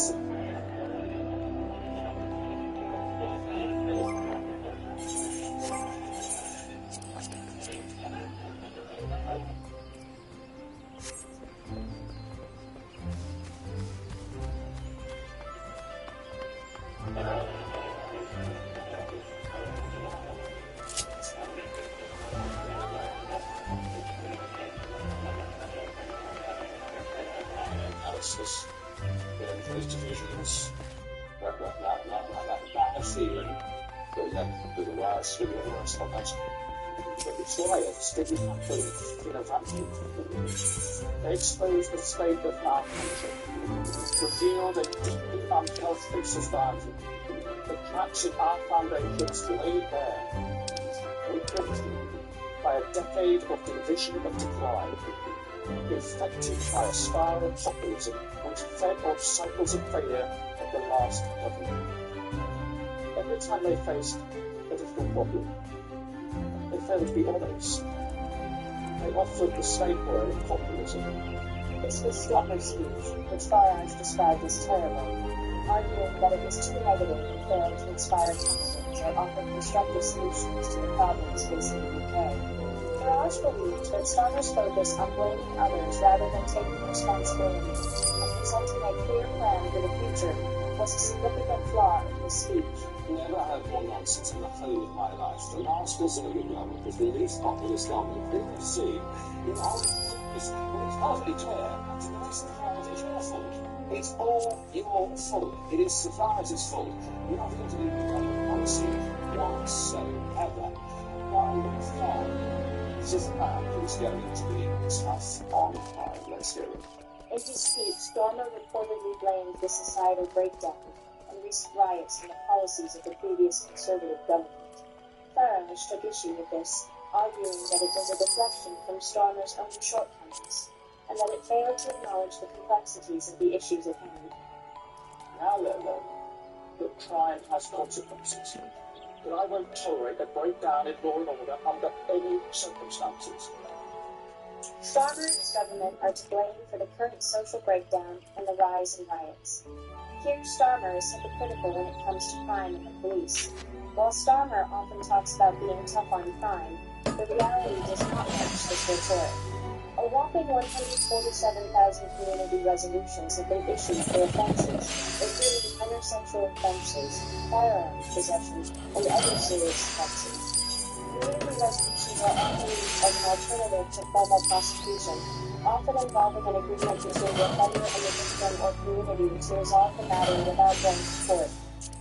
Really? Is that right? Is that right? 147,000 people last week been given community resolutions, which means nothing will appear on their police records. That includes offences such as minor sex crimes, violence, and possession of weapons such as knives. That's absolutely bizarre.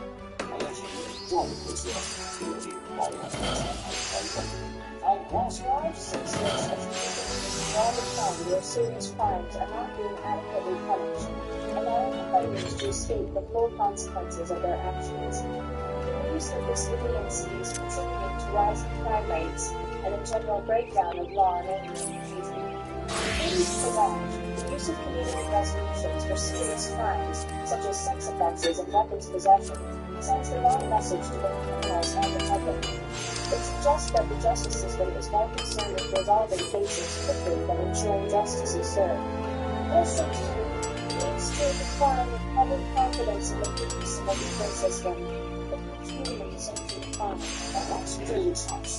Once we disorder on our streets, well, I was like, what about the 61 police officers that were assaulted over the weekend and the Liverpool Carnival, as I would say, of that so-called festival. I was wondering, I want to answer this question for me. Is this two-tier policing from two tiers of Nigel Farage has issued a stark warning about what he sees as a new societal breakdown in the UK, which he attributes to a two-tier policing system. Farage warns that the inconsistency in how justice is administered is contributing to a broader societal breakdown. He argues that when people see that justice is not being applied equally, it erodes their trust in the legal system and in public institutions more generally. This erosion of trust, according to Farage, is leading to increased social tensions, as different groups within society feel that they are either being unfairly targeted or that others are getting away with crimes without proper accountability. Really, with former story and detective life level. My not includes every single year. It's contentious. More stabbings this year than last year, more arrests this year than last year, more sentencing police officers this year than last year, more sexual offences this year than last year. It's not really good news. You know, it's the ultimate truth to police, and I said that in the press this weekend. What you have all the time, if that was in here, I was serving, and that's said, I know I'm still serving. You'll see people openly smoking drugs, you'll see people smoking their face, twerking with female officers with violence, sexual assault. And it's what's some methods. I'm not saying it's been brilliant, but you've got slightly to do that because it's not like the same standards to football fans who walk into the ground. If they started twerking the female officers, openly smoking drugs and stabbing the officers, they will be swiftly arrested. And what we see here is that people committing very violent crimes, stabbings, those people involved in 24 hours having some kind of show trial that we saw on the news here. Now, a woman, This Tower Carnival in London saw a disturbing level of violence, with 61 police officers reportedly assaulted during the event. This violence has sparked significant concern and debate about the safety and management of such large-scale public events. The high number of assaults on police officers raises broader concerns about public safety at such events. It highlights the potential for chaos when large crowds gather, particularly when tensions run high or when there is inadequate security. The speaker and Farage highlights what he sees as a disparity in how the police treat attendees of the Notting Hill Carnival compared to football fans. He argues that football fans often face stricter policing and harsher penalties for similar behaviors, such as public disorder or assaults on police officers. This, he believes, reflects a broader issue of inconsistency in the application of the law, which undermines public trust in the justice system. A woman sentenced to 15 months of a stupid and foul Facebook post about burning down a mosque. She had no ability to burn down a mosque, no intention to do a stupid foul post. It's still wanted to do it. Able to do but it's a part of the person who should have some community resolution. It's a part of leaving the local and discuss what she's done, and realize that she's not taking on this. Because the less let go of the prison, unless they go like the people that come in there. So everybody's a victim of policy, and that now from saying that I do pass because they're on so much right, but if you're if it's anything, but if it's too casualty, as we see the police and so disagree with the illusion of the problem. It's a problem that starts in the last half of the student office with the occupies that myself and it's analysis and academics. We also see which facilities apply from the university background, they believe in non-ethnical values, most of them challenge their own future increases, the less percentage reduced in the police force, which is by force or anything else. And I've always said this, no one's ever said to me, why the sex are coming with the officer who came to help me. What they say is I'm a terrible service, my burden wasn't investigated, the person assaulted my wife was arrested. No one tries to make this local apart from this big which is in charge of this country. The average person, gay or straight, black or white, just wants to be service for the police or the violence and working not against the business. It's not structured. But these things probably won't. The UK is experiencing societal breakdown due to two-tier policing, where senior officers prioritize diversity and left liberal values over crime prevention and effective service. Farage claims that violent criminals in the UK are not being adequately punished for their offences. He points to cases where serious crimes, such as assault or even more severe offences, result in lenient sentences or alternative resolutions like community service, rather than imprisonment. In contrast, Farage highlights how individuals who make offensive comments on social media are often met with swift and severe legal action. He argues that people are being prosecuted and even imprisoned for expressing opinions online that are deemed offensive or politically incorrect, while more serious offenders, such as those committing violent crimes, face less stringent consequences. Farage views this as an example of the law being applied inconsistently. The with the justice system focusing more on policing speech and thought rather than addressing tangible threats to public safety. And to some extent, in terms of proportionality of the crime, but the murder, if it's effectively offended someone else, the reality is the whole society ignoring what you can't ignoring destroying the rule of law and the law of how society operates. Now, so society itself always has punishment of people having no justice. Not a piece of one glass person. It's not a huge cyclist. It's all totally disproportionate. The same in Manchester, you know, those people in the open riots where people are being locked up for months for taking an ice cream. It's always been the case. So that's not too easy. That's a societal act that we've made. But so rioters always ignored. The second component of the UK is experiencing a societal breakdown due to what he perceived as lenient policing of riots, disturbances, and other forms of public disorder.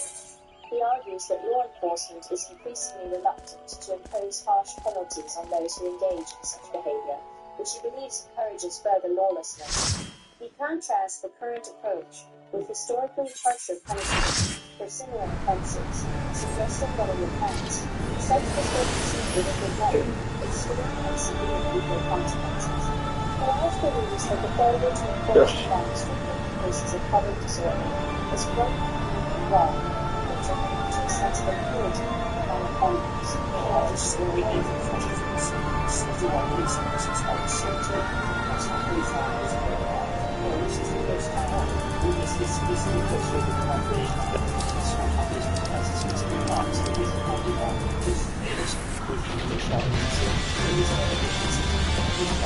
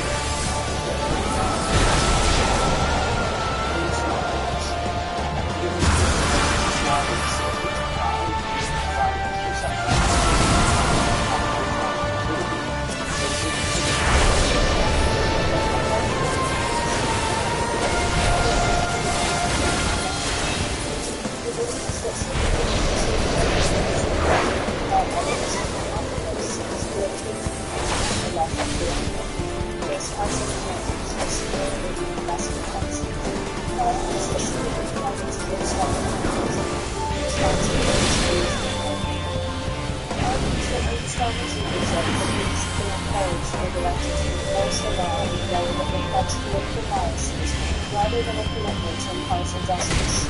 One of these criticisms extends to the suggests that the parties that tend to be known for their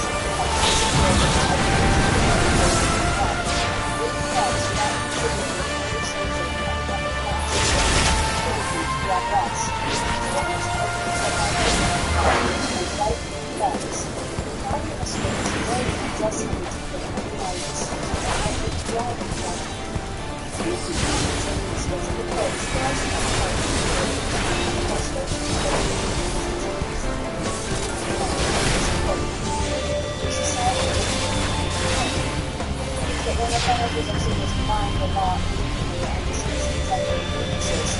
It leads to the fierce social fascism which causes development of law enforcement. United scholars for law violence and fair place in peace governments. He advocates for addressing economic causes of violence rather than resorting to physical violence and uneven enforcement of the law. Police should only pursue all citizens equally under the law and take the government what he describes as a systemic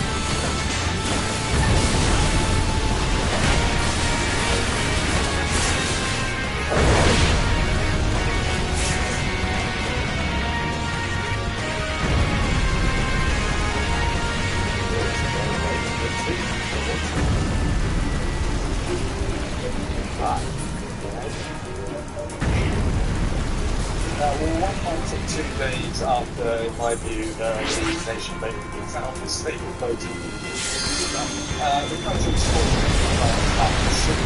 We've seen the rise of rages since the night after the way up. Everyone goes to see it.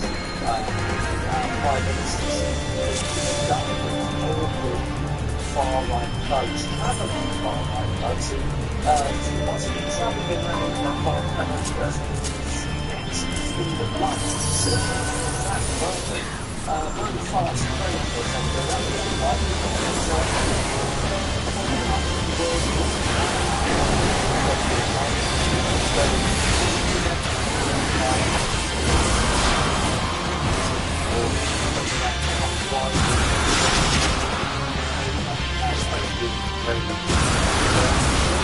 remind ourselves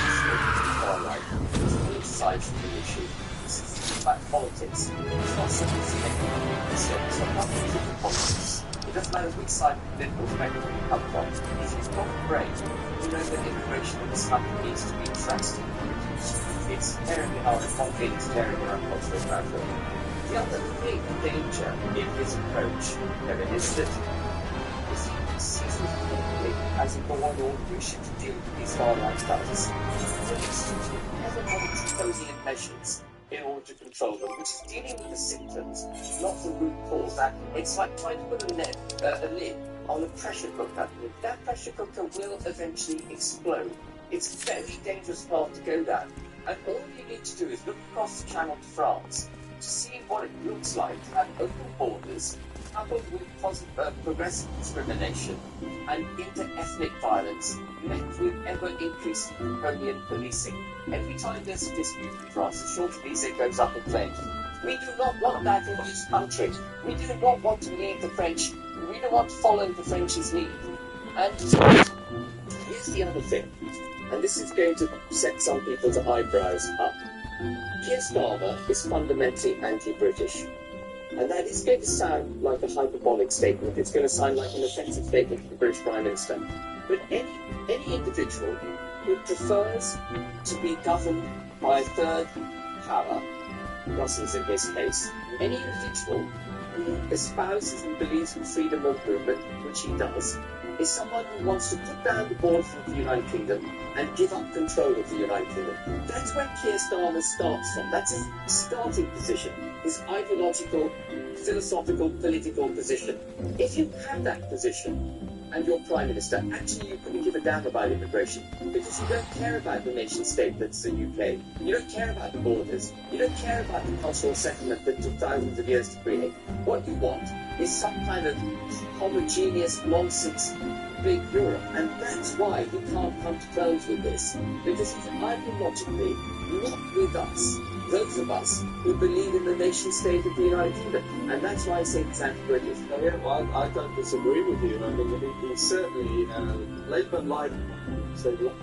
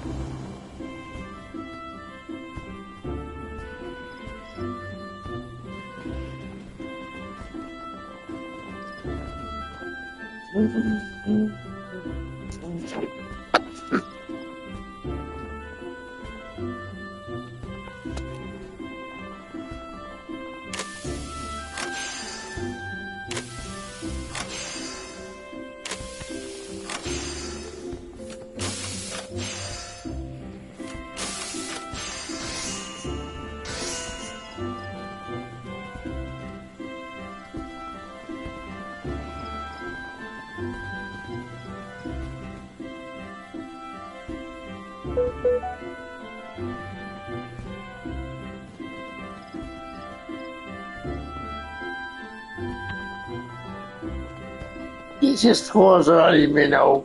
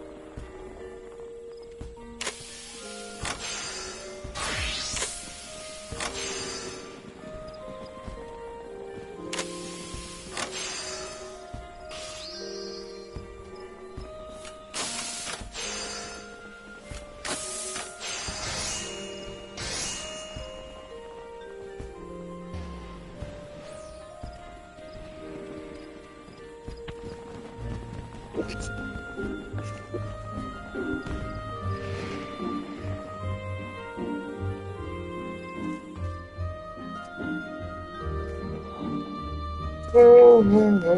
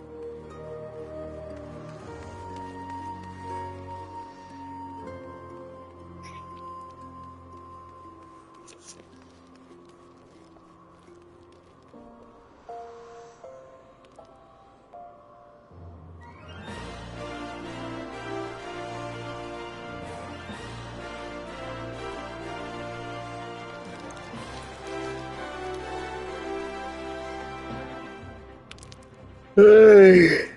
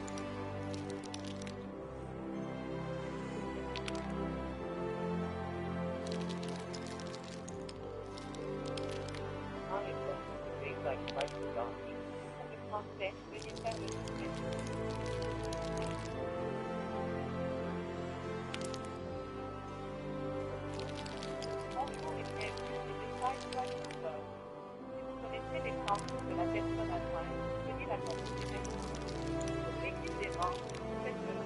Pour le département du service, faites-le. Pour l'équipe des pièces, faites-le.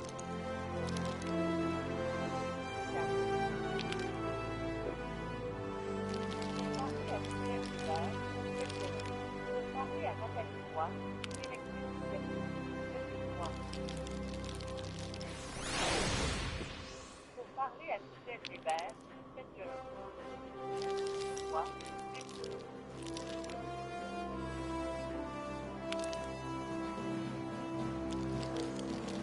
Good afternoon, it's my president. Allô, j'aimerais, c'est Pierre Dumarais, j'aimerais savoir si mon Jeep serait prêt ou qu'est-ce qui se passe avec. Ok.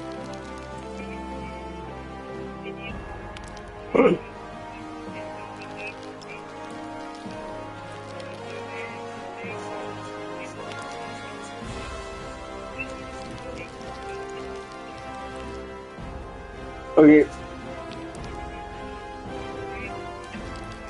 Yeah. Ok. C'est bon. C'est.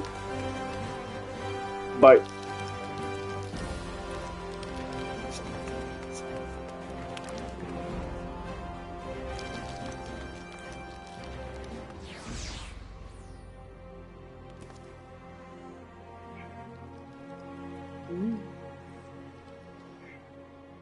Il est pas 11h, il est pas 3h midi, c'est 3h minutes. Il est juste 3h minutes. Il est juste 3h minutes.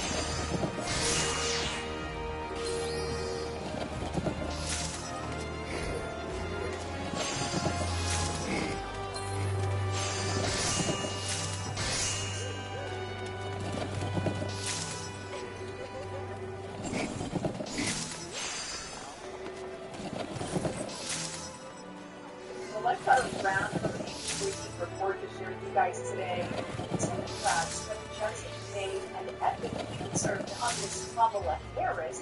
In fact, Times, The Hill, and Wall Street Journal have just time shall use simultaneously printed articles. This is Kamala Harris. You guys are for now. Just put remember, before I show you these articles, I want to say this.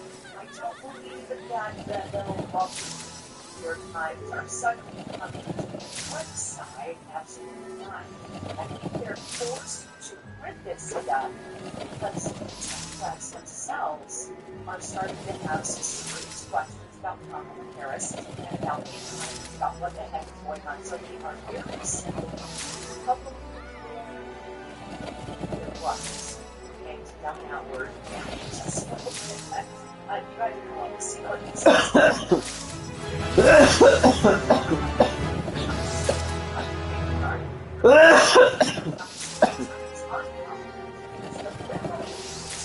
runs a string of op-eds. Harris has been a moment and big friend and a important something on the actual article. One of the articles this is what we should like times joy. Yeah,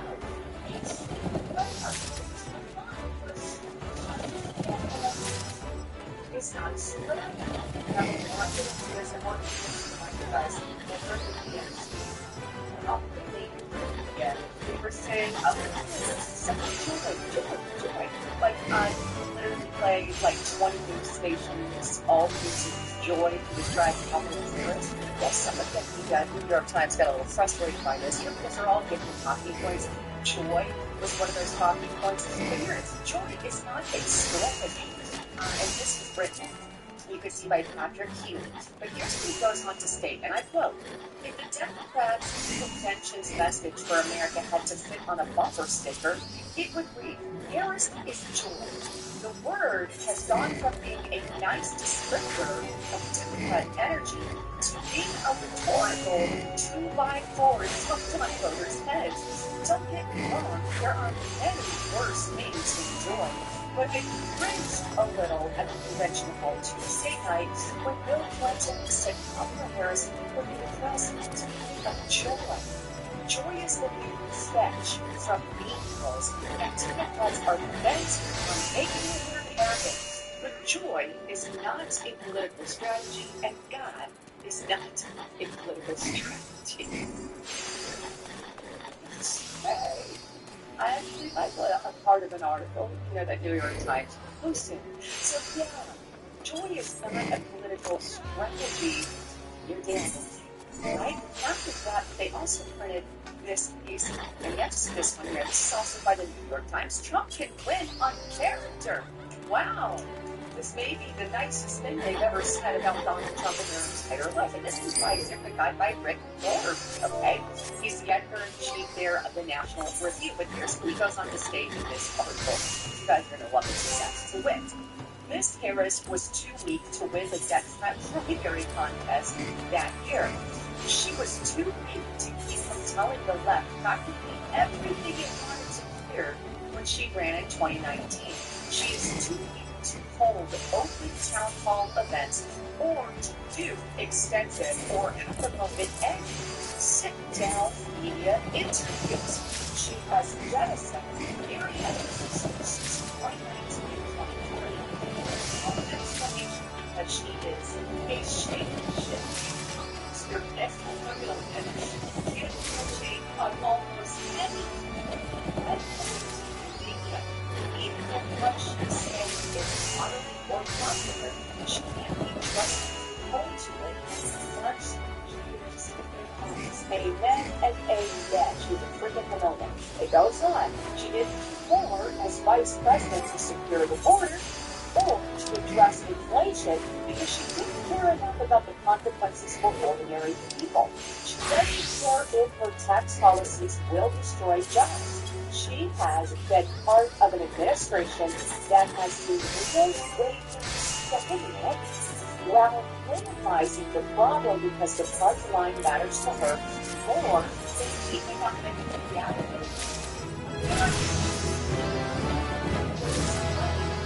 Trump campaign to her so that smile. She's turned out an active to a learner. She's not going to take one minute. She really possibilities are because we all know that the cards want to open the border again. We want to close the border or show the ads that Donald Trump's border boss basically don't have taxes, not to them. It's a right vote on inflation problems we have now. They're all calls this news and all people are trying to sell it. But because their house in the budget say what the hell is going on here? Kamala Harris is flip-flopping on everything. And this is why the New York Times finally went away about it. Yes, they're advantage control right now. They're not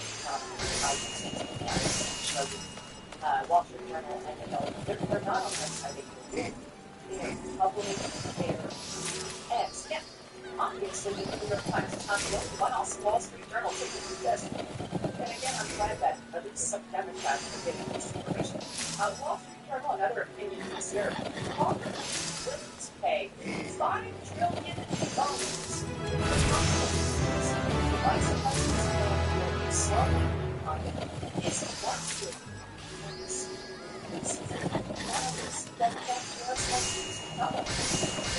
Harris comes to you with their taxes. And yes, that is going to really class regards. They say it's always false. Rightly does. This based on the Wall Street Journal. The economy has lately been growing about half as fast as when Harris took office for some time.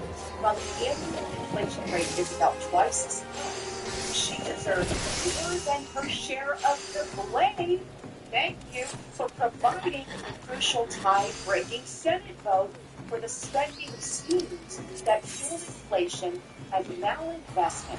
And now she's promising to impose destructive new tax hikes on our slow growth economy. In fact, the economy is growing so slow that the Federal Reserve officials are worried that pretty soon it won't be growing at all. And you know, this is funny, and not funny for Wall Street, but they were all bored.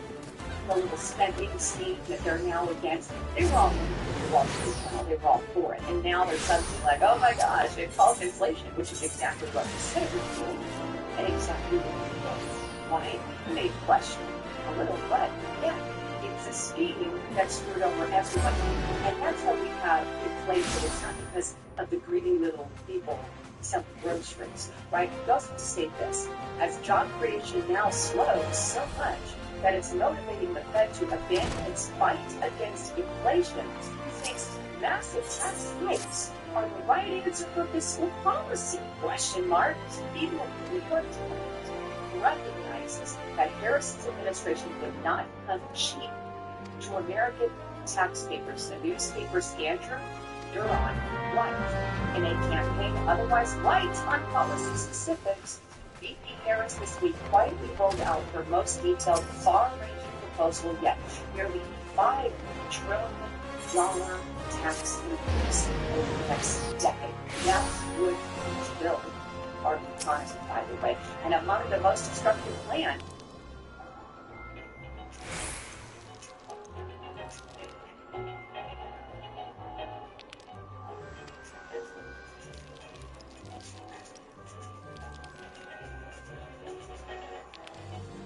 Is to surge the federal corporate income tax rate to 28% from 21%, which Donald Trump moved that down to 21%. And they actually give you credit here on this article. The Harris plan to destroy this policy shows just how fiercely, ideologically she is committed to ignoring the experiences of recent years. We're not just talking about failure to acknowledge her own mistakes, but also use it to run a successful Trump policy, even in the face of evidence that it worked.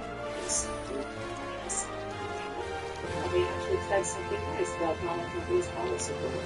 We are screwed if she goes back to that 28%. We really and honestly and truly. Now, the Hill took a little bit of a different approach, and I'm going to show you this. In an East Kamala's moment, the pantsuit is truly empty.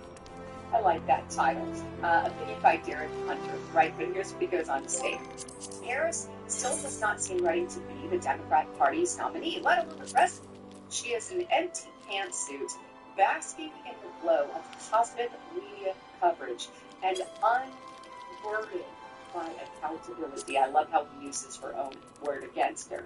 But she has no accountability because the mainstream media is out there putting her up. But there's nothing to place her on. She doesn't even really have a strategy. It goes on. Harris has now officially accepted the Democrat Party's nomination. Her nomination was historic, as liberals like to say, but not because of her ethnicity.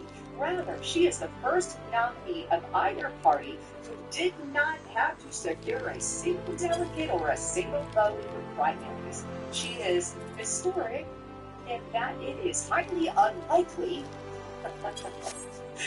that she could have secured that nomination had there been any sort of competition for that. Well said. Well said again. They haven't done anything. They're just happy to face the facts of the country. In fact, listen to this. I'm going to want to ground there. I won't give you the details. But here it is. And this is from Gateway Pundit. Far left presidential candidate Cornel West says Kamala Bride could drop out, probably the job and to pay off some of his debt. Right? But she is desperate, though. She is absolutely desperate. Getting more hope as we go more and more into this election season. There's a lot of things that we're going to have to do.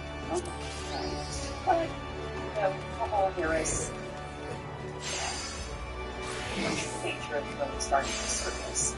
And that's why she hasn't had interviews or public things, because she knows she's only kidding herself. She's debated her own policies for the last 3.5 years, and it's really slapped in the face because people are starting to ask those questions. In fact, she actually did just agree to do an interview with her say this is a radical leftist herself, but we shall see how that shall pan out. So that's the first one she's ever said she would do. Anyhow, I think I need to send my emotional support pickle to the series. My friend got this for my birthday this weekend. You guys got to see it. You got to go that. There, emotional support pickle. You can kind of see, and it says, "I will always be around to let you know that you are a big deal." Pickle. I read that pickle. But anyway, maybe I can compliment her for her first interview. I'm sure she's a pretty nervous lady. And again, I love all of you. Have a quick reminder, expressrepublic.com. I really hope to see you guys there. This is one of the ways that we can combat everything that's going on, all the censorship that's happening. As you know, the CEO, the guy there at Telegram, Pablo, has been arrested, and he knows what they can do with his platform at this point. So please send us up with the public. That is how you can get it for $5 per month. Use the coupon code Lisa and number 5. I really truly hope to see you there because we do exclusive content. Just this night has just put up a big video regarding the Unpops. You're going to want to see it. But it's exclusive. I'm just keeping setting out.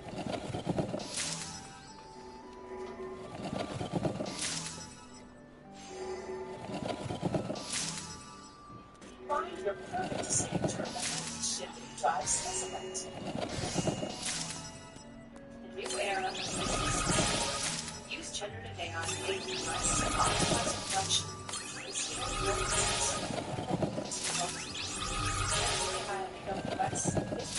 Push the boundaries of innovation.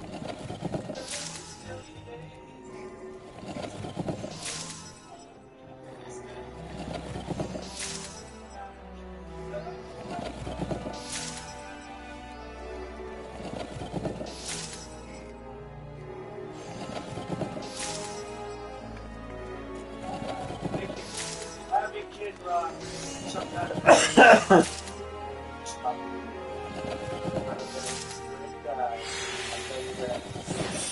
talented one, and it's an honor to be incredible things to do.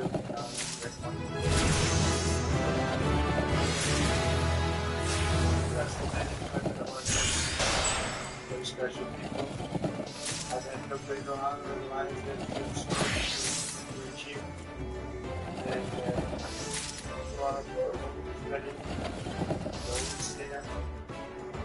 Us. President of the United States will tell you their ultimate refuge.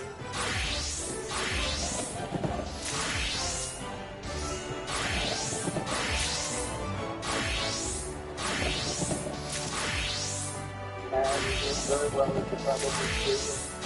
Hopefully I can say when I'm back in the White House, I'll give you the support, funding, training, equipment you need, and I will give you the pay raises that you really deserve for a long time to really take care of.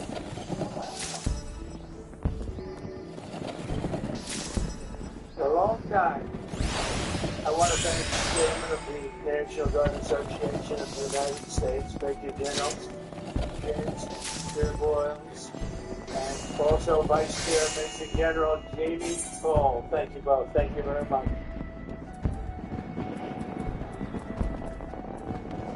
I also want to thank members of Congress, very special warriors and patriots, and very strong. Playing was recently so incredible. Lisa, thank you. Thank you, Lisa. John James, John, thank you. John James is a star, doing really well. Thanks, John. Tim Wahlberg and Michael Walsh. Thank you very much, Michael and Tim.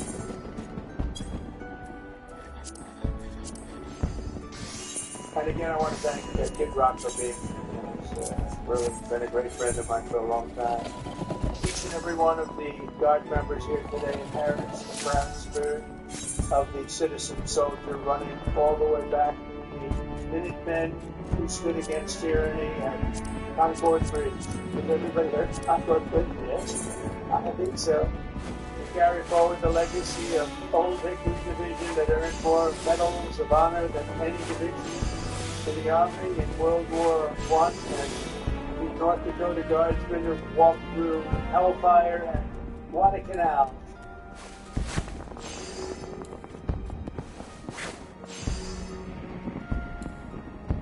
And it was the Air National Guard that thundered into the skies to defend us on 9/11. We all remember that all too well. And when our country is hit by fire, flood, or vicious storm, America turns to the National Guard because we know we can always count on you. We always can count on you. I've counted on you a lot. The National Guard is America's first and last line of defense, and you do not get the credit you deserve, but actually you do, because down deep everybody knows it. You get a lot of credit in your own way, a bit different, but we really respect and appreciate the job you do. Thank you to every Guardsman for your selfless service. I want to thank also our amazing National Guard families, because especially the spouses and the children, I mean, let's face it, without which it would never be the same, right? It would never be the same. But they sacrificed so much. All of us in this room have something very special in common. We are proud, hardworking citizens who have stepped forward to defend American freedom. We continue to do that. And it's why I'm here today, because America's future is under threat like never before. Right at this moment, in my opinion, our country is at the most dangerous level we've ever been.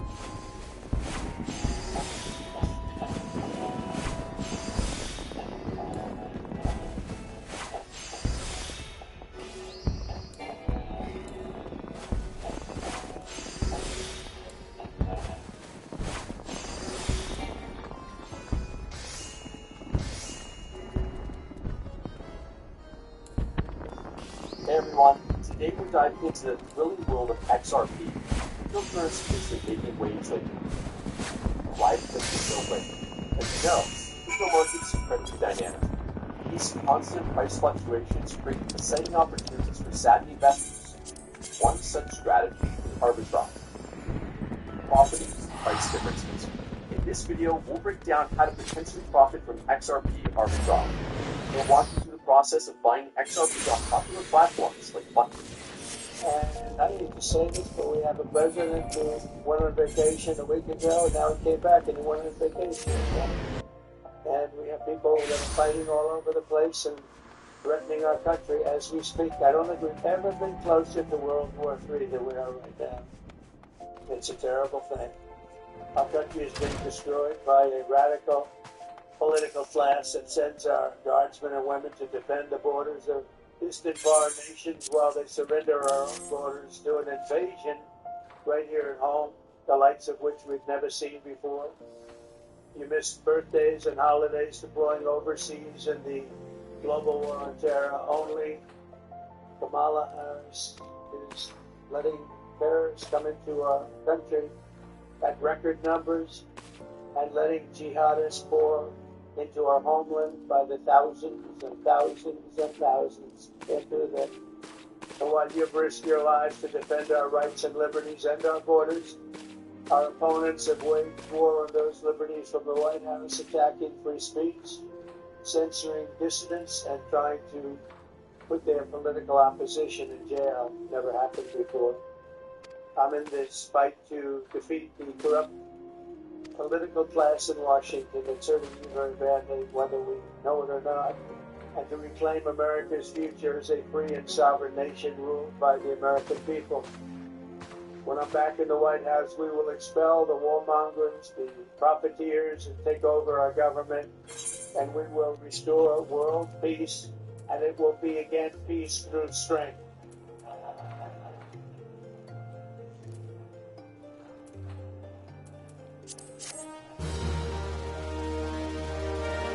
On day one, I would seal the border and I would stop the invasion of this country. What we should do for our country.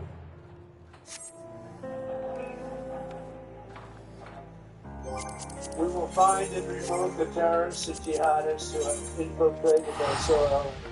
Under my leadership, we'll bring back the values that we used to realize to defend sovereignty, liberty, free speech, and fair, equal, and impartial justice under the constitutional rule of law.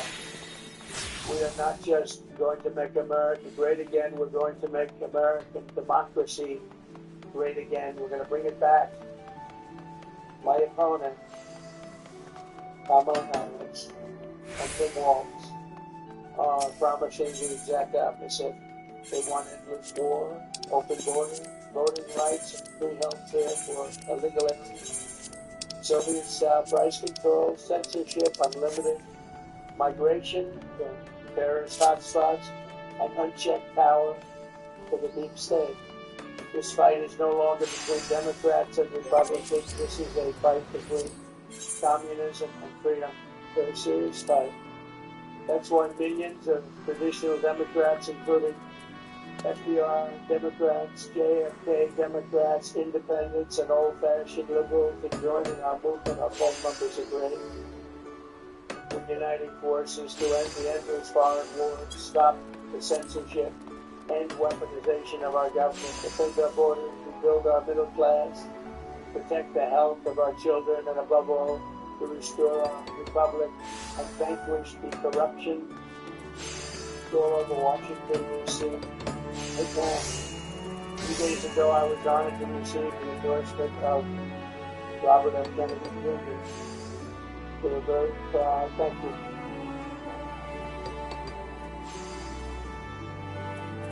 We're very proud to welcome Bobby to our cause. He's really a terrific guy. He's a terrific person. And he's going to do a lot of great things. No doubt about it. Got some very good ideas. Some ideas that people want listening to turn out to be right. Today I'm honored to officially welcome another true American patriot, a 17-year veteran of the Hawaii Army National Guard, a fourth-term Democrat congressman, very, very popular, the former vice chair of the National Democratic Party, and a 2020 Democrat candidate for the United States presidency. You know, it's a very good candidate.